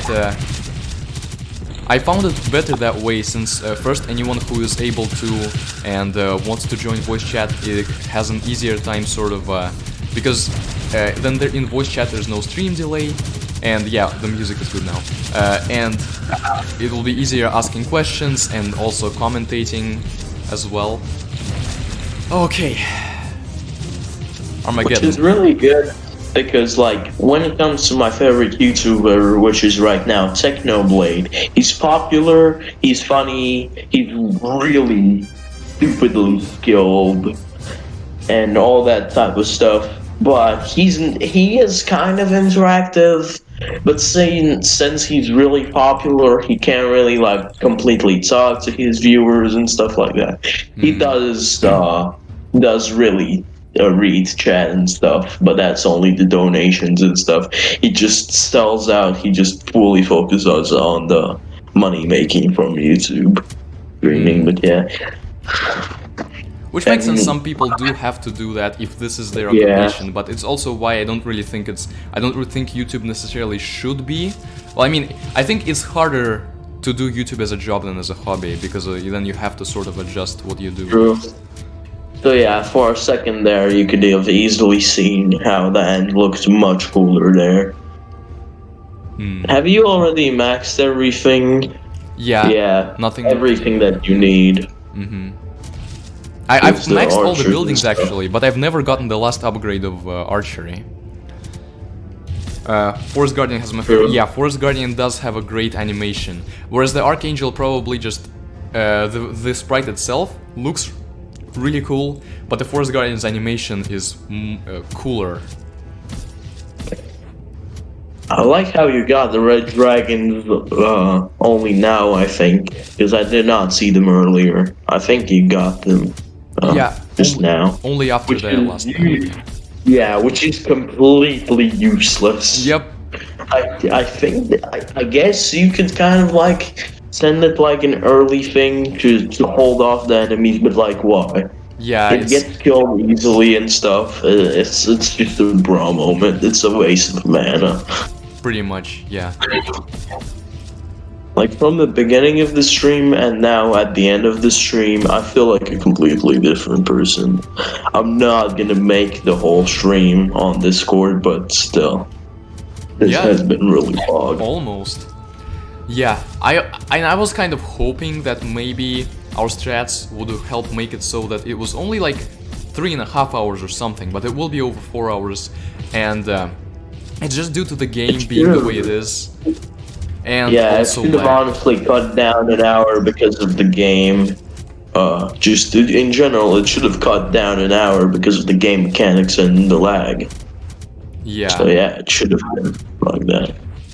It could have been like just 2 hours, or just, well, not definitely not 2 hours. Probably at minimum 3, but it would have not been like 4.5 hours. I mean, it makes sense why I thought it was pointless fighting the last level, because all I had to do is just spend hours maxing the elves out, and then I had to just send a bunch of the forest guardians to destroy the castle with dryads, and then just do the same with the Lord of Hell, and it would have been just that. And Yeah. obviously, I thought it was a waste of time. Yeah, I have a problem with this level, the way that it functions, but it still would have been better at least if you didn't have to max out humans, or like if you could do it with humans, because if this is an attempt to like make us want to play the other races, the actual game itself should do it, not it shouldn't make us have to do it to beat the last level, which you can beat with humans, but it is harder. Because I just love the hell out of humans. For some reason, I love the crossbowmen. For some reason, the wizard, of course, wizards are just good. Because they're good, they're like dryads. Yeah. I don't know which is better, dryads or wizards. Dryads are better. I think the effect of dryads is kind of like better, but the wizards might have more damage. I don't really know about that. The cannons and all that, the siege weapons. Well, the wizards cost a little less mana, but the dryads are overall better. Yeah, so with siege weapons, it's kind of a bra moment. I did use them when I was younger and played this game for the first time.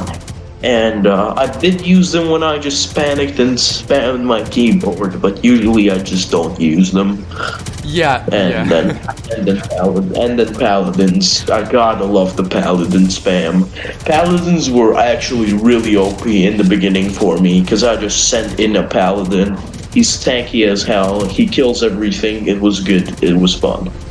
Yeah, I think I maxed out everything really quickly by just sending hobbits at like level 6, I think, or lower level. I just farmed XP and maxed humanity out and just wrecked everything in my way with joy on my face until level 18, where I realized that. Well, I don't really think you Angel need to grind level 6 with humans. I think you can just get your natural human experience, and you don't have to repeat any levels, but it is an option. I did max castle and archer, but everything else I maxed out by just playing the game itself. The Archangel is better because he attacks a lot faster, but his animation isn't. Yeah, his animation isn't as cool because he has a sword, he uses it, but the design is great. I personally like the Archangel's animation more than the Forest Guardian, because for me it's like a plant, and a magical plant, and it's kind of lame.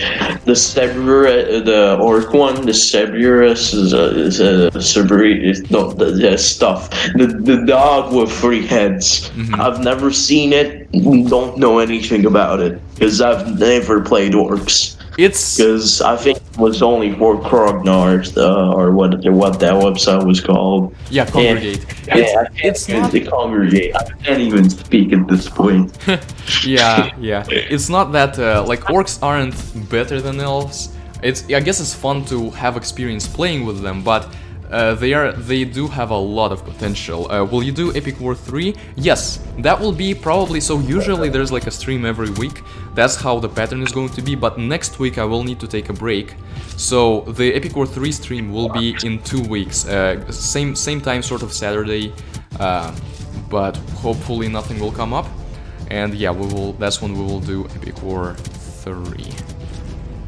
It's interesting that it's on Saturdays because, well, I'm a drummer, and I usually had my drum lessons on Saturdays, 5 o'clock.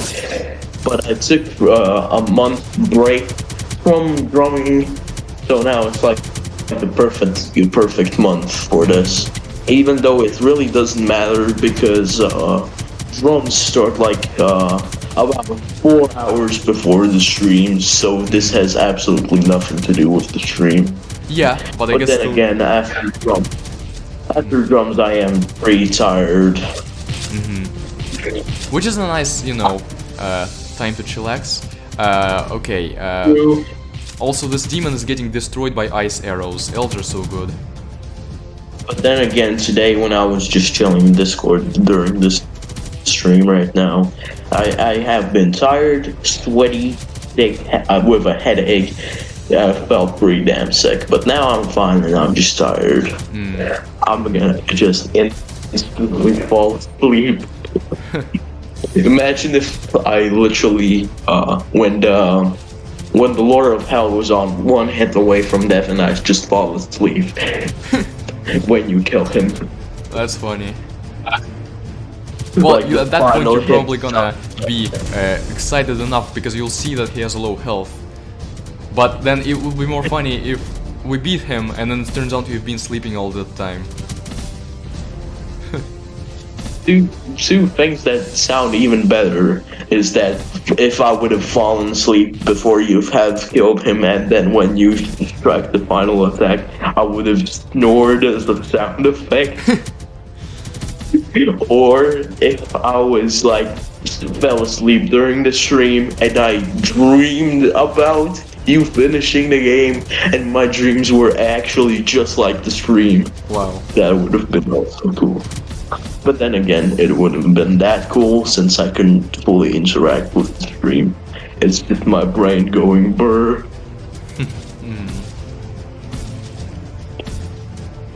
The names of the levels are pretty interesting and all the stuff and symbols. The orcs literally has a hobbit as the symbol. And, Well, you were there for that when I explained it, weren't you? yeah. I think that was. I don't remember. I'm this sleepy that my brain doesn't fully function. Yeah, the orcs level is level 6, the symbol is a hobbit because you beat it just really easily with hobbits. Yeah, true. But what's the unit under the Angel Knights? That's the demon. I've never seen. Oh, the demon. The demon. I can't speak. I can't control myself at this point. Like having a mental breakdown. Jeez. Little do you know what you have been dreaming all this time. It's a dream. Almost Yeah. finishing level Yeah. 18. Then I wake up and the game's been on level 1 and then I fell asleep and they just Oh, killed that me. would be awful. That would be awful. Yeah. If I woke up and I was playing this myself as human during level 18, bruh. Is your face revealed That would be- somewhere? Well, not really much yet, but I don't know, maybe I'll have a webcam for one of these streams. We'll see. I've streamed on Streamlabs OBS myself, but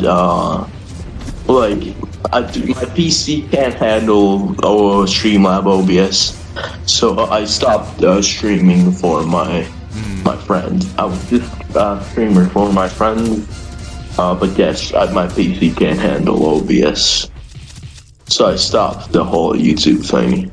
I see. Yeah, that would be hard to...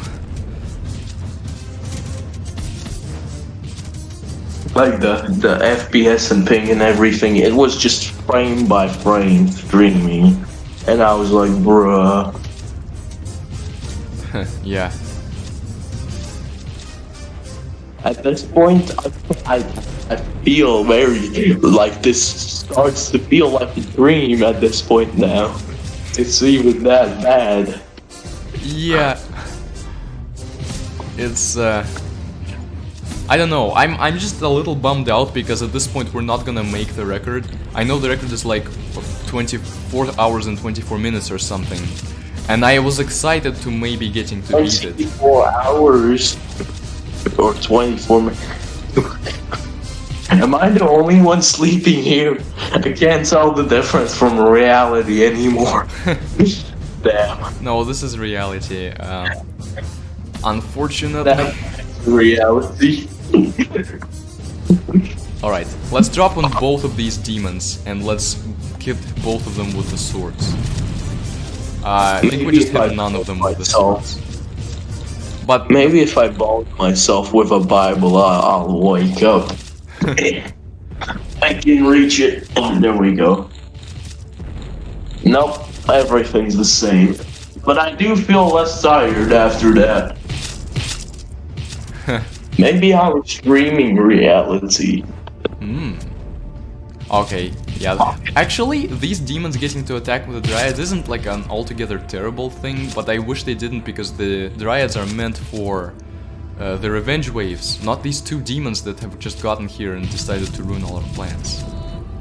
It's been like 6 minutes and you've already got a bunch of dryads and the Force Guardian. They also have 2 demons and stuff. Yes, the dryads are gonna die, I'm gonna let them die. Yeah. Do you remember how defense stats avoid damage taken in the Epic War Saga? So, I do 300 damage, he has 400 defense. So I believe... You look more like drunk than sleepy. I believe it's I believe there's like a minimum damage and then defense is subtracted actually, rather than being a multiplier. But in order to check that to be sure, check in our Discord server because someone will definitely know for sure there. I'm immune to the drunk debuff because I can just drink infinite amounts of honey beer and I don't get drunk. While someone related to me can drink like half a cup of honey beer and immediately get drunk. Honey beer's the only beer I drink since I'm not an alcoholic. My dad was a pretty bad drinker. It was, bad things were stuff, blah blah. I'm falling in my bed. Can't wait for the snoring to start. It's actually gonna happen when you literally the last hit's gonna be a snore. Yeah, at this point, yeah. The Force Guardian is too far away from the castle. This red dragon is gonna get hit by a lot of unnecessary attacks. But maybe he'll tank some attacks like the Totem Blasts, I don't know. I'm gonna check what's the time. It's the middle of the night. I can survive till 4 AM, but now I'm just dying. Well, it's not really the middle of the night. It's people go to sleep a lot closer to midnight when they wake up. Stuff, yeah. Middle of the night, midnight. What would be the middle of the night for me? If I go to sleep about at 1, like 1:30 AM, averagely, or at 1 AM. Then the middle of the night would be 3:30 for me. I don't know. I don't care that much. 5 in the morning is already like the morning for. 6 in the morning is like the morning for me. The start of the morning when I'm fully awakened and stuff. But I only wake up that early for like special occasions or fishing or something. Makes sense. The dumb rule where you have to wake up at 7 in the morning and get your stuff ready to go to school at 8 in the morning, and then class starts at 8:30 in the morning for kids. It's just the bra moment. Yeah. In this way, remote learning has actually been better in that regard. True, but then again, like, when you can literally sleep during, like, the class, because you don't have to turn on your camera, and you can just be completely invisible and mute. People can be, like, watching anime or playing games or, I don't know, jacking off in their rooms. Yeah, it is harder that way. Okay, so we summoned all 3 of the revenge waves, I believe. So at this point we break through these, then attack the Titan, or the Lord of Hell. Who I guess is a kind of a Titan, in a way. I hope these Dryads are dead by now, we don't need them anymore. Yeah, Lord of Hell is a Titan, just a regular Titan. For some, yeah, it kind of also, I didn't understand this fully, but for some reason, the Lord of Hell is much more stronger than average angels, even stronger than Archangel. I can't. Well, it doesn't make sense, but it does make sense.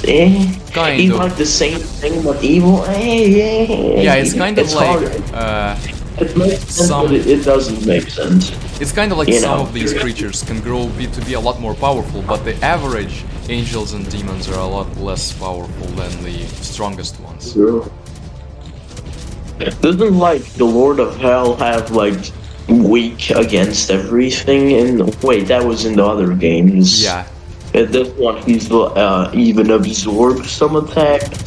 In this one, we can't hit him with ranged or magic attacks because he absorbs them. Yeah. Then why the hell do you have Dryads? I mean, yeah, Dryads or yeah. I get for now.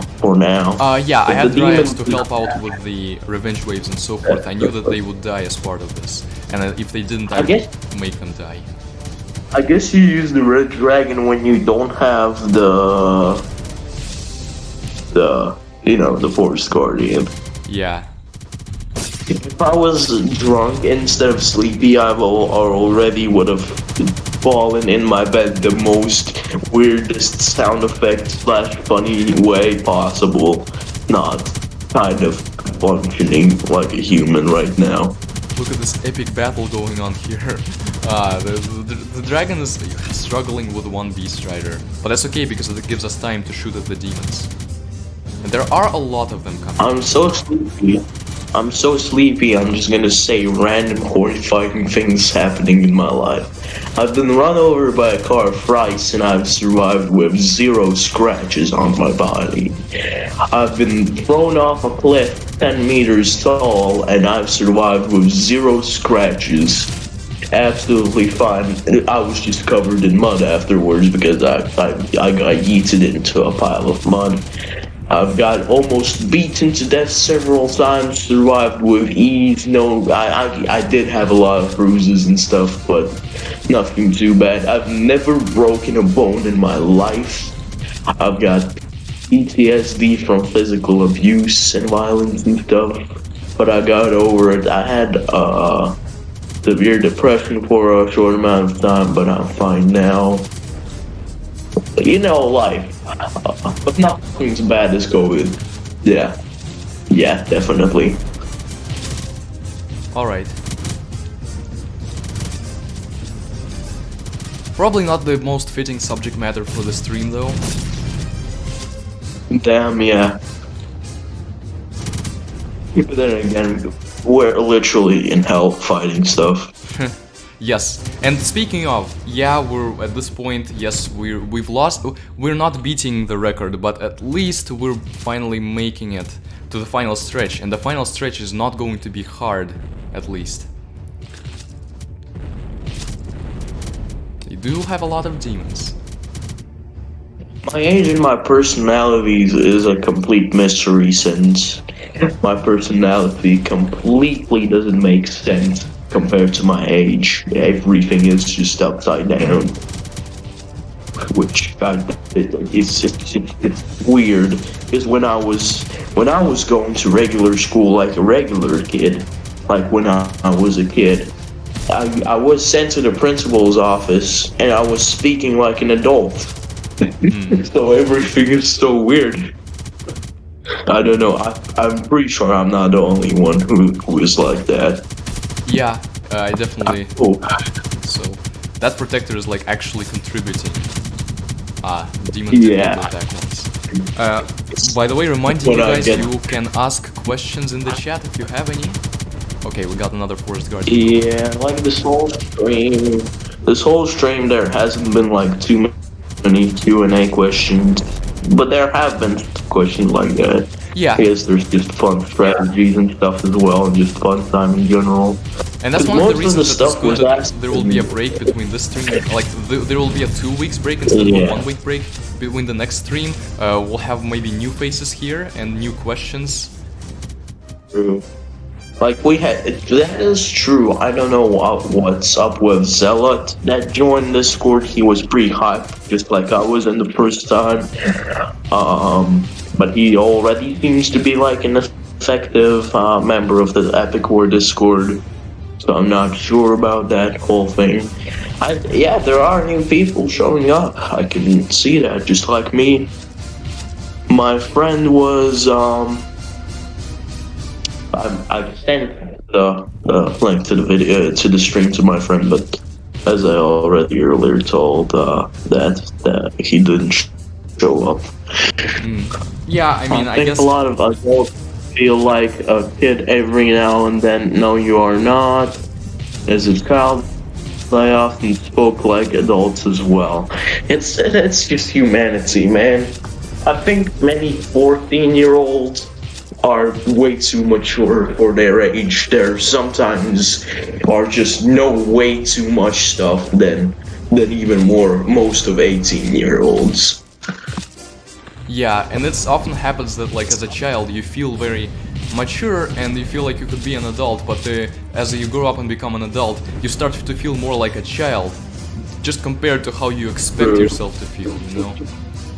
True. Ah, this Black Dragon is very... Then again, through the like when you're younger, you can like. Since when I was younger, I was doing my summer job and stuff. I was just working, but I worked less hours and my studies were easier. And the older I became, the more stuff I could handle.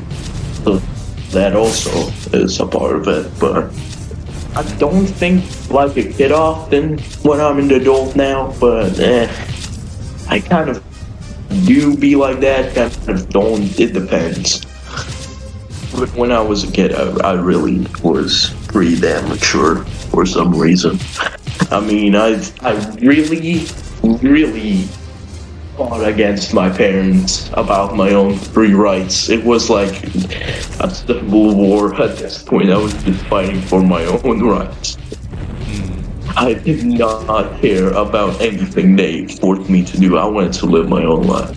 So I did. I do not regret those choices. I was like, generations after generations, my family has been tortured. Your parents did this to you, and their parents did this to you, and this cycle of jerks has to stop. So just my sister and me, we stopped being like this. Yeah, we did not want to torture our kids like our parents did that. Oh, the Lord of Hell, man. Yeah. Bro, I just saw the animation. Damn. And I think he continued attacking until the dragon died, but now he's not attacking anymore because the dragon got... So the dragon was attacking the castle and got close to the castle, and as a result, he got really close to the Lord of Hell, so the Lord of Hell started attacking Why him. is he attacking? But then the next dragon is not going to get too close because he is already going to be attacking the Lord of Hell, not the castle. He's attacking because of the dragon. But then again, the damage so far isn't that big. So it's fine. It's an inch by inch to the castle. Yeah, I mean, not quite as often as hobbits, but they are spawning them often. And while demons can be handled easily. They can be crowd controlled by our forest guardians pretty easily. But black dragons, what's really annoying about them is they do a lot of damage to us, and they are harder to control like that.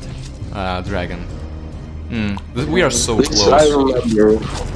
Yeah, this is I remember how this is pretty lame. Oh, I have to go. Oh crap. Okay, it was good having you. Bye.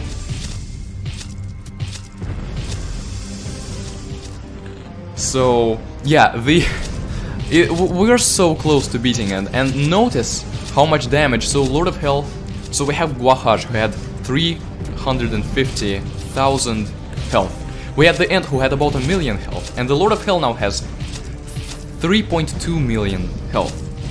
However, the Lord of Hell is very weak to melee. which means that really we are damaging him a lot faster than we would the end. We're damaging him faster despite not even having ranged units. And this is also, finally, we get to the reason why the orcs are not as good for this level as the elves. Because the orcs have Cerberus, who does non-elemental damage. So instead of like doing 5 times the damage to the Lord of Hell, who is weak to melee, the Cerberus just does normal 1 times the damage. In this case, my melee attack is actually better than a non-elemental attack. So the Forest Guardian is a much stronger Titan for this level than the Cerberus would have been.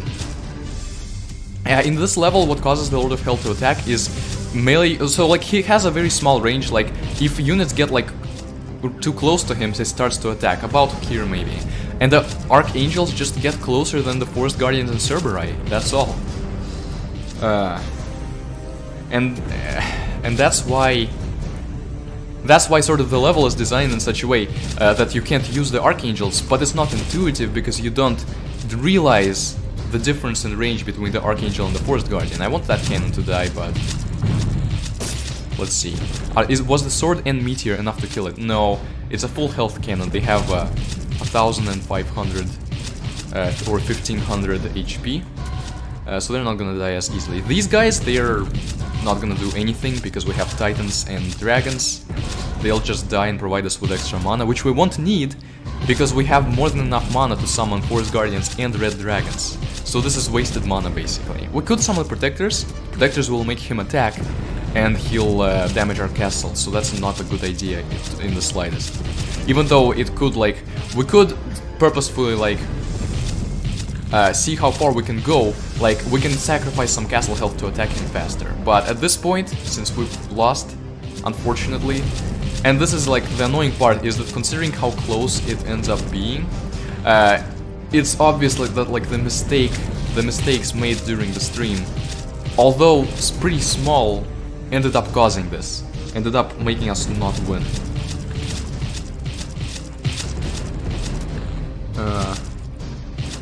From the Hell's Gate, yeah, it's the same type of monster as the Hell's Gate mission in Epic War 5, and he also appears in Epic War 4. He is kind of more iconic than the End actually, because he appears in one more game than the End.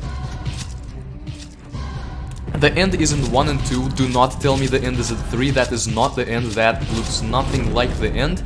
They just used placeholder names. So the End appears in 1 and 2, and there's an imposter End in Epic War Saga, and then Lord of Hell appears in 2, 4, and 5, and I'm not actually sure what the Lord of Hell in Epic War Saga is like. Is it worth it to spam cannons? So cannons are ranged units, and he absorbs range, which means he's actually going to heal from cannons. So on this level, no, it's actually not worth it.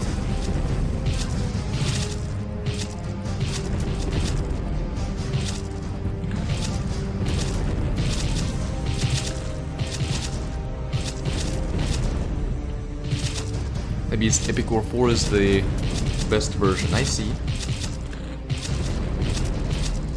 Night 4, okay, Night 4 summoned healers, which didn't trigger him, but healers also don't do jack, they don't actually heal your units, so that's useless.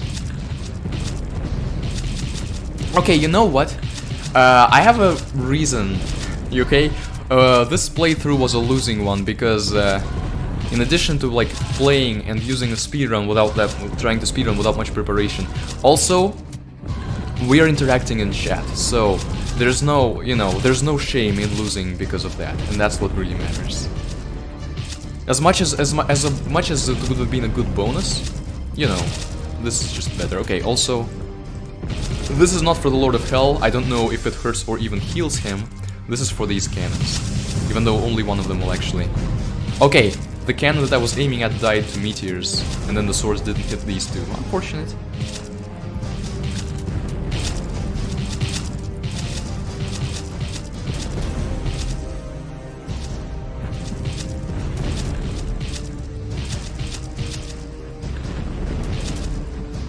Oh, that beast.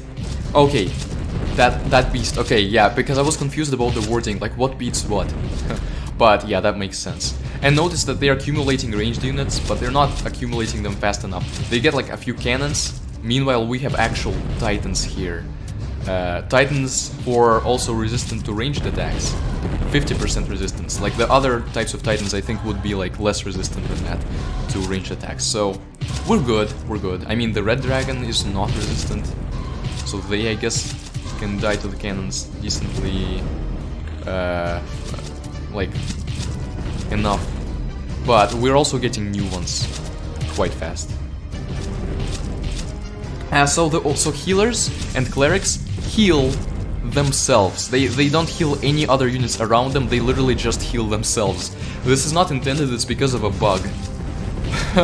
But yeah, they are...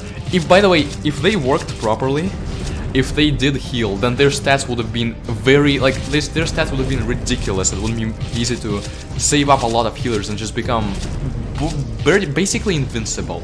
I know that they would be susceptible to crowd control, but you'd be able to do 10 times better with them than without them. So when I fixed them in my fix in the Platinum Edition, I had to nerf them a fair bit.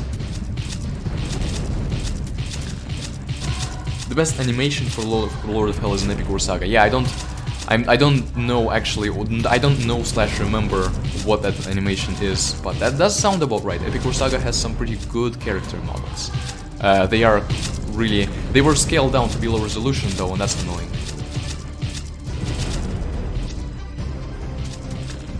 Yay! I mean, healers are a wall of flesh, but they're not effective since they don't even heal each other, they just heal themselves. So in this version of the game, they're just more or less a waste of mana, because if the enemy is weak enough that the healers will heal themselves fast enough and survive, you also don't really need the healers because the enemy is really weak.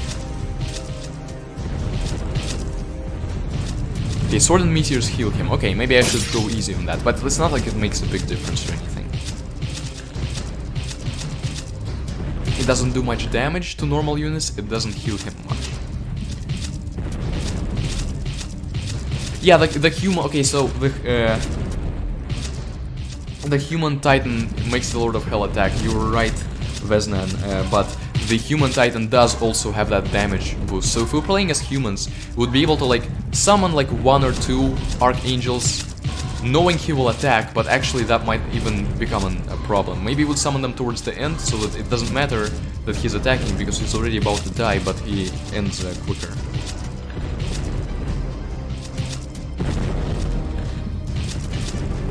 Yeah, it does do more damage, but also trigger Lord of Hell. The siege weapons deal range damage, I'm pretty sure. I believe they absolutely deal... I mean, yeah, we can't check from here. The only way to check is summoning a siege weapon and then seeing if his health goes up.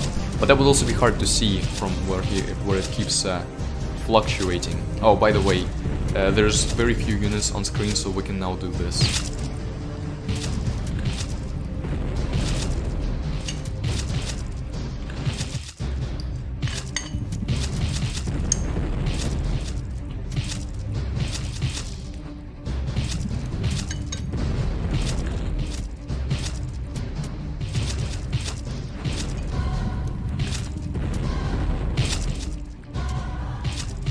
Alright, he is almost down to 1/3 of his health, and since we're accumulating units, the further we go, the faster he dies, which means we are very close to finishing him off.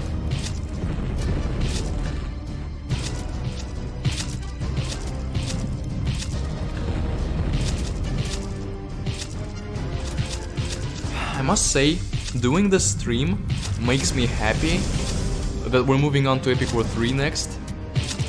Because the game is quite freaking good in its own right, but this was exhausting. And I can guarantee you it's not going to be like that for the other games. I mean, it might come close in length, maybe, I even doubt that, but it will all be intense. There's not going to be a lot of just waiting around. Because Epic War 3 is a wasted potential, the Epic War installment. But it manages to hold up as an Epic War game somehow, despite all of its glaring flaws, which says a lot about the game and its potential.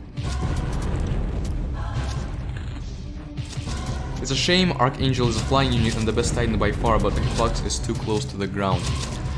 I don't think... I'm pretty sure, and I guess I could be, there is a chance that I was wrong, but I've looked in the files themselves too, and I'm pretty sure that the Lord of Hell's hitbox doesn't actually have anything to do with flying. It's literally just if you get close enough to him. It's just a coincidence that the units that don't trigger him are flying units. I mean, maybe I'm wrong. Maybe he does actually have like a ground hitbox. I somehow never checked because it became irrelevant when the time came to check.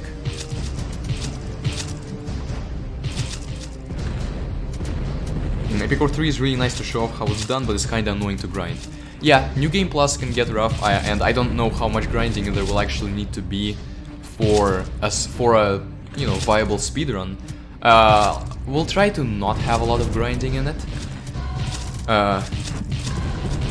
Epic War 5 is definitely gonna be the smoothest experience, but like also Epic War 5, the entire game will be beaten like in like an hour and a half. So that's not gonna be a long stream. But I guess that's to compensate. Would that mean Cerberus avoid triggering him? Yes, yeah, you can. So as I said, you can use orcs to beat this level. They're not unviable like humans. They are not extremely hard to beat this level. It's extremely hard with humans. It's not hard with orcs. It just takes longer with orcs because of the non-elemental damage that the Cerberus does. Which is actually, I think, how I realized that it wasn't. It's not a matter of flying. It's just a matter of getting close, which no one would ever guess. It's also kind of stupid that he stands there. He has all the power in the world. He can keep pounding the ground and destroying our castle, but he doesn't do that. He just stands there until he dies. Which is probably my main. It's an even more important gripe that I have with this level design or enemy design, I guess, than the gripe that Archangels trigger him and Forest Guardians and Dragons don't. You don't need to trigger him. He needs to be proactive in destroying you because this is his last chance. And he just comes on the battlefield and stays there and smiles at you.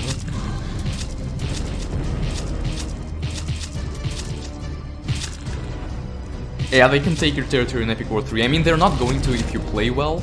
But it does increase the game time, which actually means there is a fair bit of random in Epic War 3, which, you know, I guess all we can say is that that's an excuse if we don't do too well. RNG failed us. Okay, you can do save strats. Oh, right. Okay, that's a good point. Not gonna have that excuse then. I've beaten this level with humans. I have also beaten this level with humans without Angel Knights even. I believe I've beaten it with just Red Dragons. The problem with that is that the Red Dragons are weak enough that this riffraff right here actually means something to them. So like, at some point they just kill our dragons. And at some point it's better not to send the dragon. And then they'll kill everyone, they'll advance, we'll shoot them down with arrows, and then we'll send more dragons. And then they'll start accumulating again. But there will be far less of them. It's definitely possible. That's also when I found out that I tried to send the clerics to heal the red dragons from being damaged by all these cannons and ranged units, and they didn't do anything, and I'm like, huh. And then later found out that, yeah, they don't do anything other than healing themselves. Well, he is about to die. I do have the power to change him. Very well noted.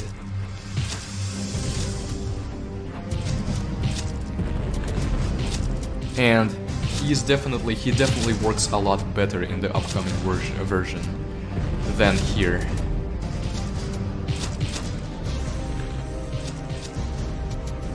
The upcoming version, from what I've found out, is gonna be a lot of fun to try to speedrun. I mean, it'll be a lot of fun to play, obviously. But it's also going to be a lot of fun to try to speedrun, simply for the fact that it's not like this game in that the execution is simple, but you need to wait a long time. The game itself isn't going to be extremely long, but there will be many chances for you to screw it up, so you'll actually have to execute it correctly. am somehow back. Wow, I didn't expect to see you here. Well, welcome back. You're back just in time that he is dying, so now you have like Yeah. 2-3 minutes to But fall asleep. when he does die, I definitely have to go to sleep. There's no way. I don't want to wake up my neighbors. Yeah, but that's God about already when knocked to the door. That's about when we'll end the stream anyway. We'll quickly go through the already existing speedrun, but it's not gonna take much time. I am very tired by now. Who isn't at this point? Even you guys are probably, because this has been a long stream, and as I said, I'm glad that we're moving on from this game, because remember when I mean, you know that you've seen those streams, but like when I streamed the games in 2019, it took me 1 stream to beat Epic War 1, but it took me 3 streams to beat Epic War 2, and I know that I was doing like extra things, I was leveling up other factions, but trying to beat it on 1 stream, even as a speedrun, is definitely tricky. So, Yeah. yeah, music has changed, he is under 100,000 health, we have done this. All these hours really can give a regular person a headache from watching at a PC or at any screen for a long time. You gotta get those eyes off, get some fresh air, just like I did. I did get a headache earlier. Okay, we're about to win. Other battle for Epic War 3, yeah, you have a good point there. Epic War 5 will be a fun time, yeah, because I bet there's a lot of opportunities to do some fun things there. Make him a lot more powerful offensively, but cut his health. Yeah, that actually sounds about right. That it shouldn't be like a chore in destroying him. It should be like it's intense. He might kill us, but we also can very well kill him. Maybe he should have a fire. Congratulations. Well, it's done. It's done. We have destroyed the Lord of Hell, the stupid Lord of Hell, in this stupid game that's overall really fun, but it's also stupid. It do be like that, and you are also now my favorite YouTuber. Hey, Nice. that's very good to hear. Okay. There we go. The war was won, but at a heavy price, very heavy. Alright. Yeah. Very fun time. So, about 4 hours and 40 minutes, which is about 15 minutes longer than the existing run. Let's save and let's quit this game now. Whew. And let's see the speedrun really quick. It's by Andrew Baggins. A very Hobbit-like name. We could, yeah. Oh, actually, this took less time for him than I realized. I thought it was like 4 hours 24 minutes, but this is 4 hours 17 minutes. Okay, well, what was your strategy, Mr. Baggins? Master Baggins. Okay, using the orc strategy, or using the hobbits on level 6, using hobbits and dwarves on levels other than that. Okay, Wait. makes sense. Did he beat the Lord of Hell as a human? Sorry? Did he beat the Lord of Hell as a human? If he did, that's just impressive. Wait, he did. Because I saw the Archangel for a second on like one of the later levels. I'm going. Okay, this adds insult to injury. He took the time to beat this level as humans, and still beat our score. Okay. Well, I guess you're good then. I guess kudos to you. It's totally not that I just completely screwed up the entire run. I mean, I don't think I ever made any huge mistakes, that's the thing though. But I guess humans ended up being more effective. You used crossbowmen? Are you kidding me? He used crossbowmen and still beat me. He's just, bruh, I think he has a god PC and he's just memeing everyone because the lag cuts off an hour, which literally is probably why he did so well. He had the hour cut from the lag. Yeah. And he could meme because of all that. He has noticeably less lag. How does he achieve this level? Does he have a really good computer? Okay, our honor has been redeemed. He also had Bomberman, which is interesting. He wasted a lot of time on useless things, and he did meme. Humanity was a risky thing, especially using the crossbowman and the Lord of Hell. So yeah, this is... But humanity... Technically, with humanity, he could have technically gotten off a lot of time because humanity is really strong if you know how to play with it.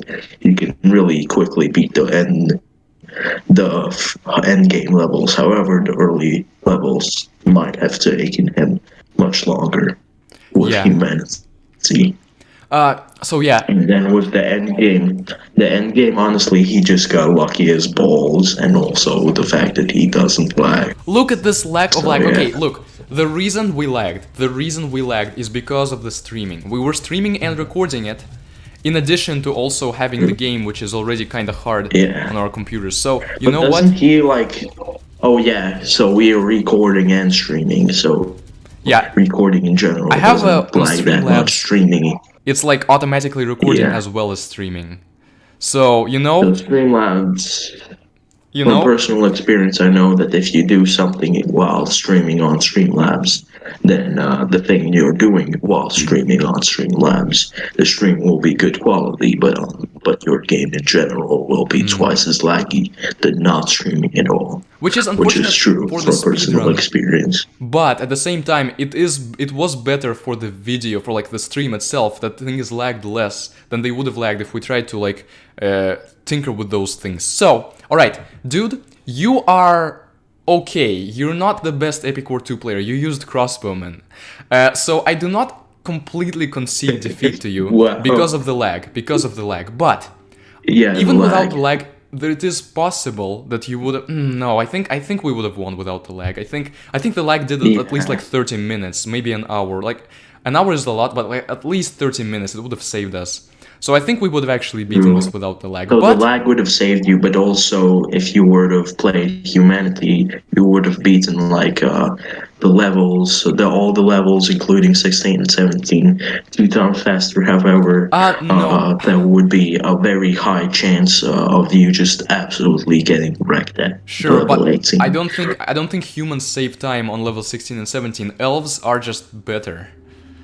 I mean, humans are good. I don't They're know. good enough Yeah, to beat true, those but levels. then again, yeah.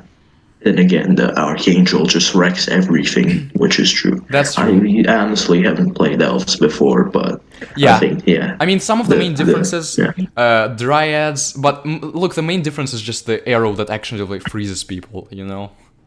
Okay, But many so war, like 2 levels before the Holy War and everything further after Holy War until level 16 could have been beaten twice as fast as humans. So he did good there, but the balls he has for level 18 is just stupid. he also had a I get don't bombs category. He got Bomberman, darn it, and we still... Okay, Using crossbowmen and early levels as humanity actually is good because if you spam crossbowmen and archers, you can absolutely like wreck the early levels. But for the end game, to use a unit like that against a boss who literally heals from it and I think also attacks by it is just stupid. yeah, okay, so Goman letting the bosses come into arrow range, which I just saw, now I'm reading the chat, is very, yeah, it's something that I believe I kind of used in the previous stream, but I kind of forgot about it in this stream. I think for me what was more important was dealing with the revenge waves, and probably like ideally killing all the revenge waves and immediately summoning the boss. But then in the end the boss ended up fighting the Titan there, or advancing too far and destroying our Dryads. But yeah, this one... Honestly, with the revenge waves, it could have been much faster if you had like the Archangel up front wall with wizards and bombermen. He does attack faster, incoming. and actually, I guess bombermen are good for destroying the castle. But yeah, this is okay. So you know, we shall never. This has never really been a fair battle due to the lag. However, I think we would have won. I think we would have gotten like 4 hours or 4 hours and 10 minutes if it weren't for the lag. That being said, still respect to you, dude, for doing this speedrun, since you are the first person to have done it, and now we have done it as the second person, or well, group of people. We've done it as a stream, so you know, so either you did that or get you second place. a lot of range. You did get second place. Yeah. Okay, and then Goman. So Sammy. I get it. The Supernova player, I guess, does save it. So we played it on Flash player and while recording. Yeah. And then unit command options, Goman.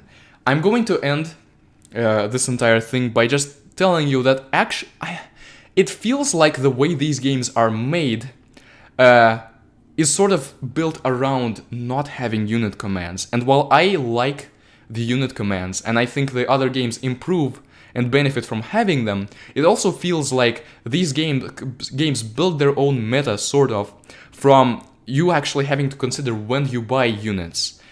Because if you buy you buy them at certain times, you sort of build an army with the right layers. And the problem isn't that this isn't a good system, the problem is it's not used in the best way.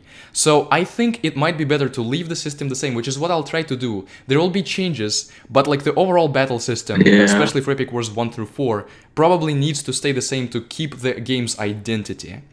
And that's why I believe these games have a lot of potential to do well with the system they currently have, especially Epic War 2. There's just no... There's a huge difference there. But yeah. That is true. Thank you all. But with the Archangel and, you know, with the whole level F18, with the Titans just triggering the boss. Yeah, level 18 is some other stat changes definitely should be changed, yes. Yep. So thank you guys all for coming to the stream. It was great to see you guys. It was great to interact with you. For me, it did get tiring to play by the end because this is Epic War 2, but really the main problem was the lag. It was laggy and it got like harder to play and enjoy the game because of it. But I really hope that you guys and we all have had fun nevertheless. I mean, I know that I still had fun nevertheless. And then in 2 weeks, remember, not in a week, in 2 weeks we'll be doing Epic War 3. And maybe I'll try it on Supernova to make it not lag that much. We'll see. Because I know it also lags sometimes. But yeah, thank you all for watching, and hopefully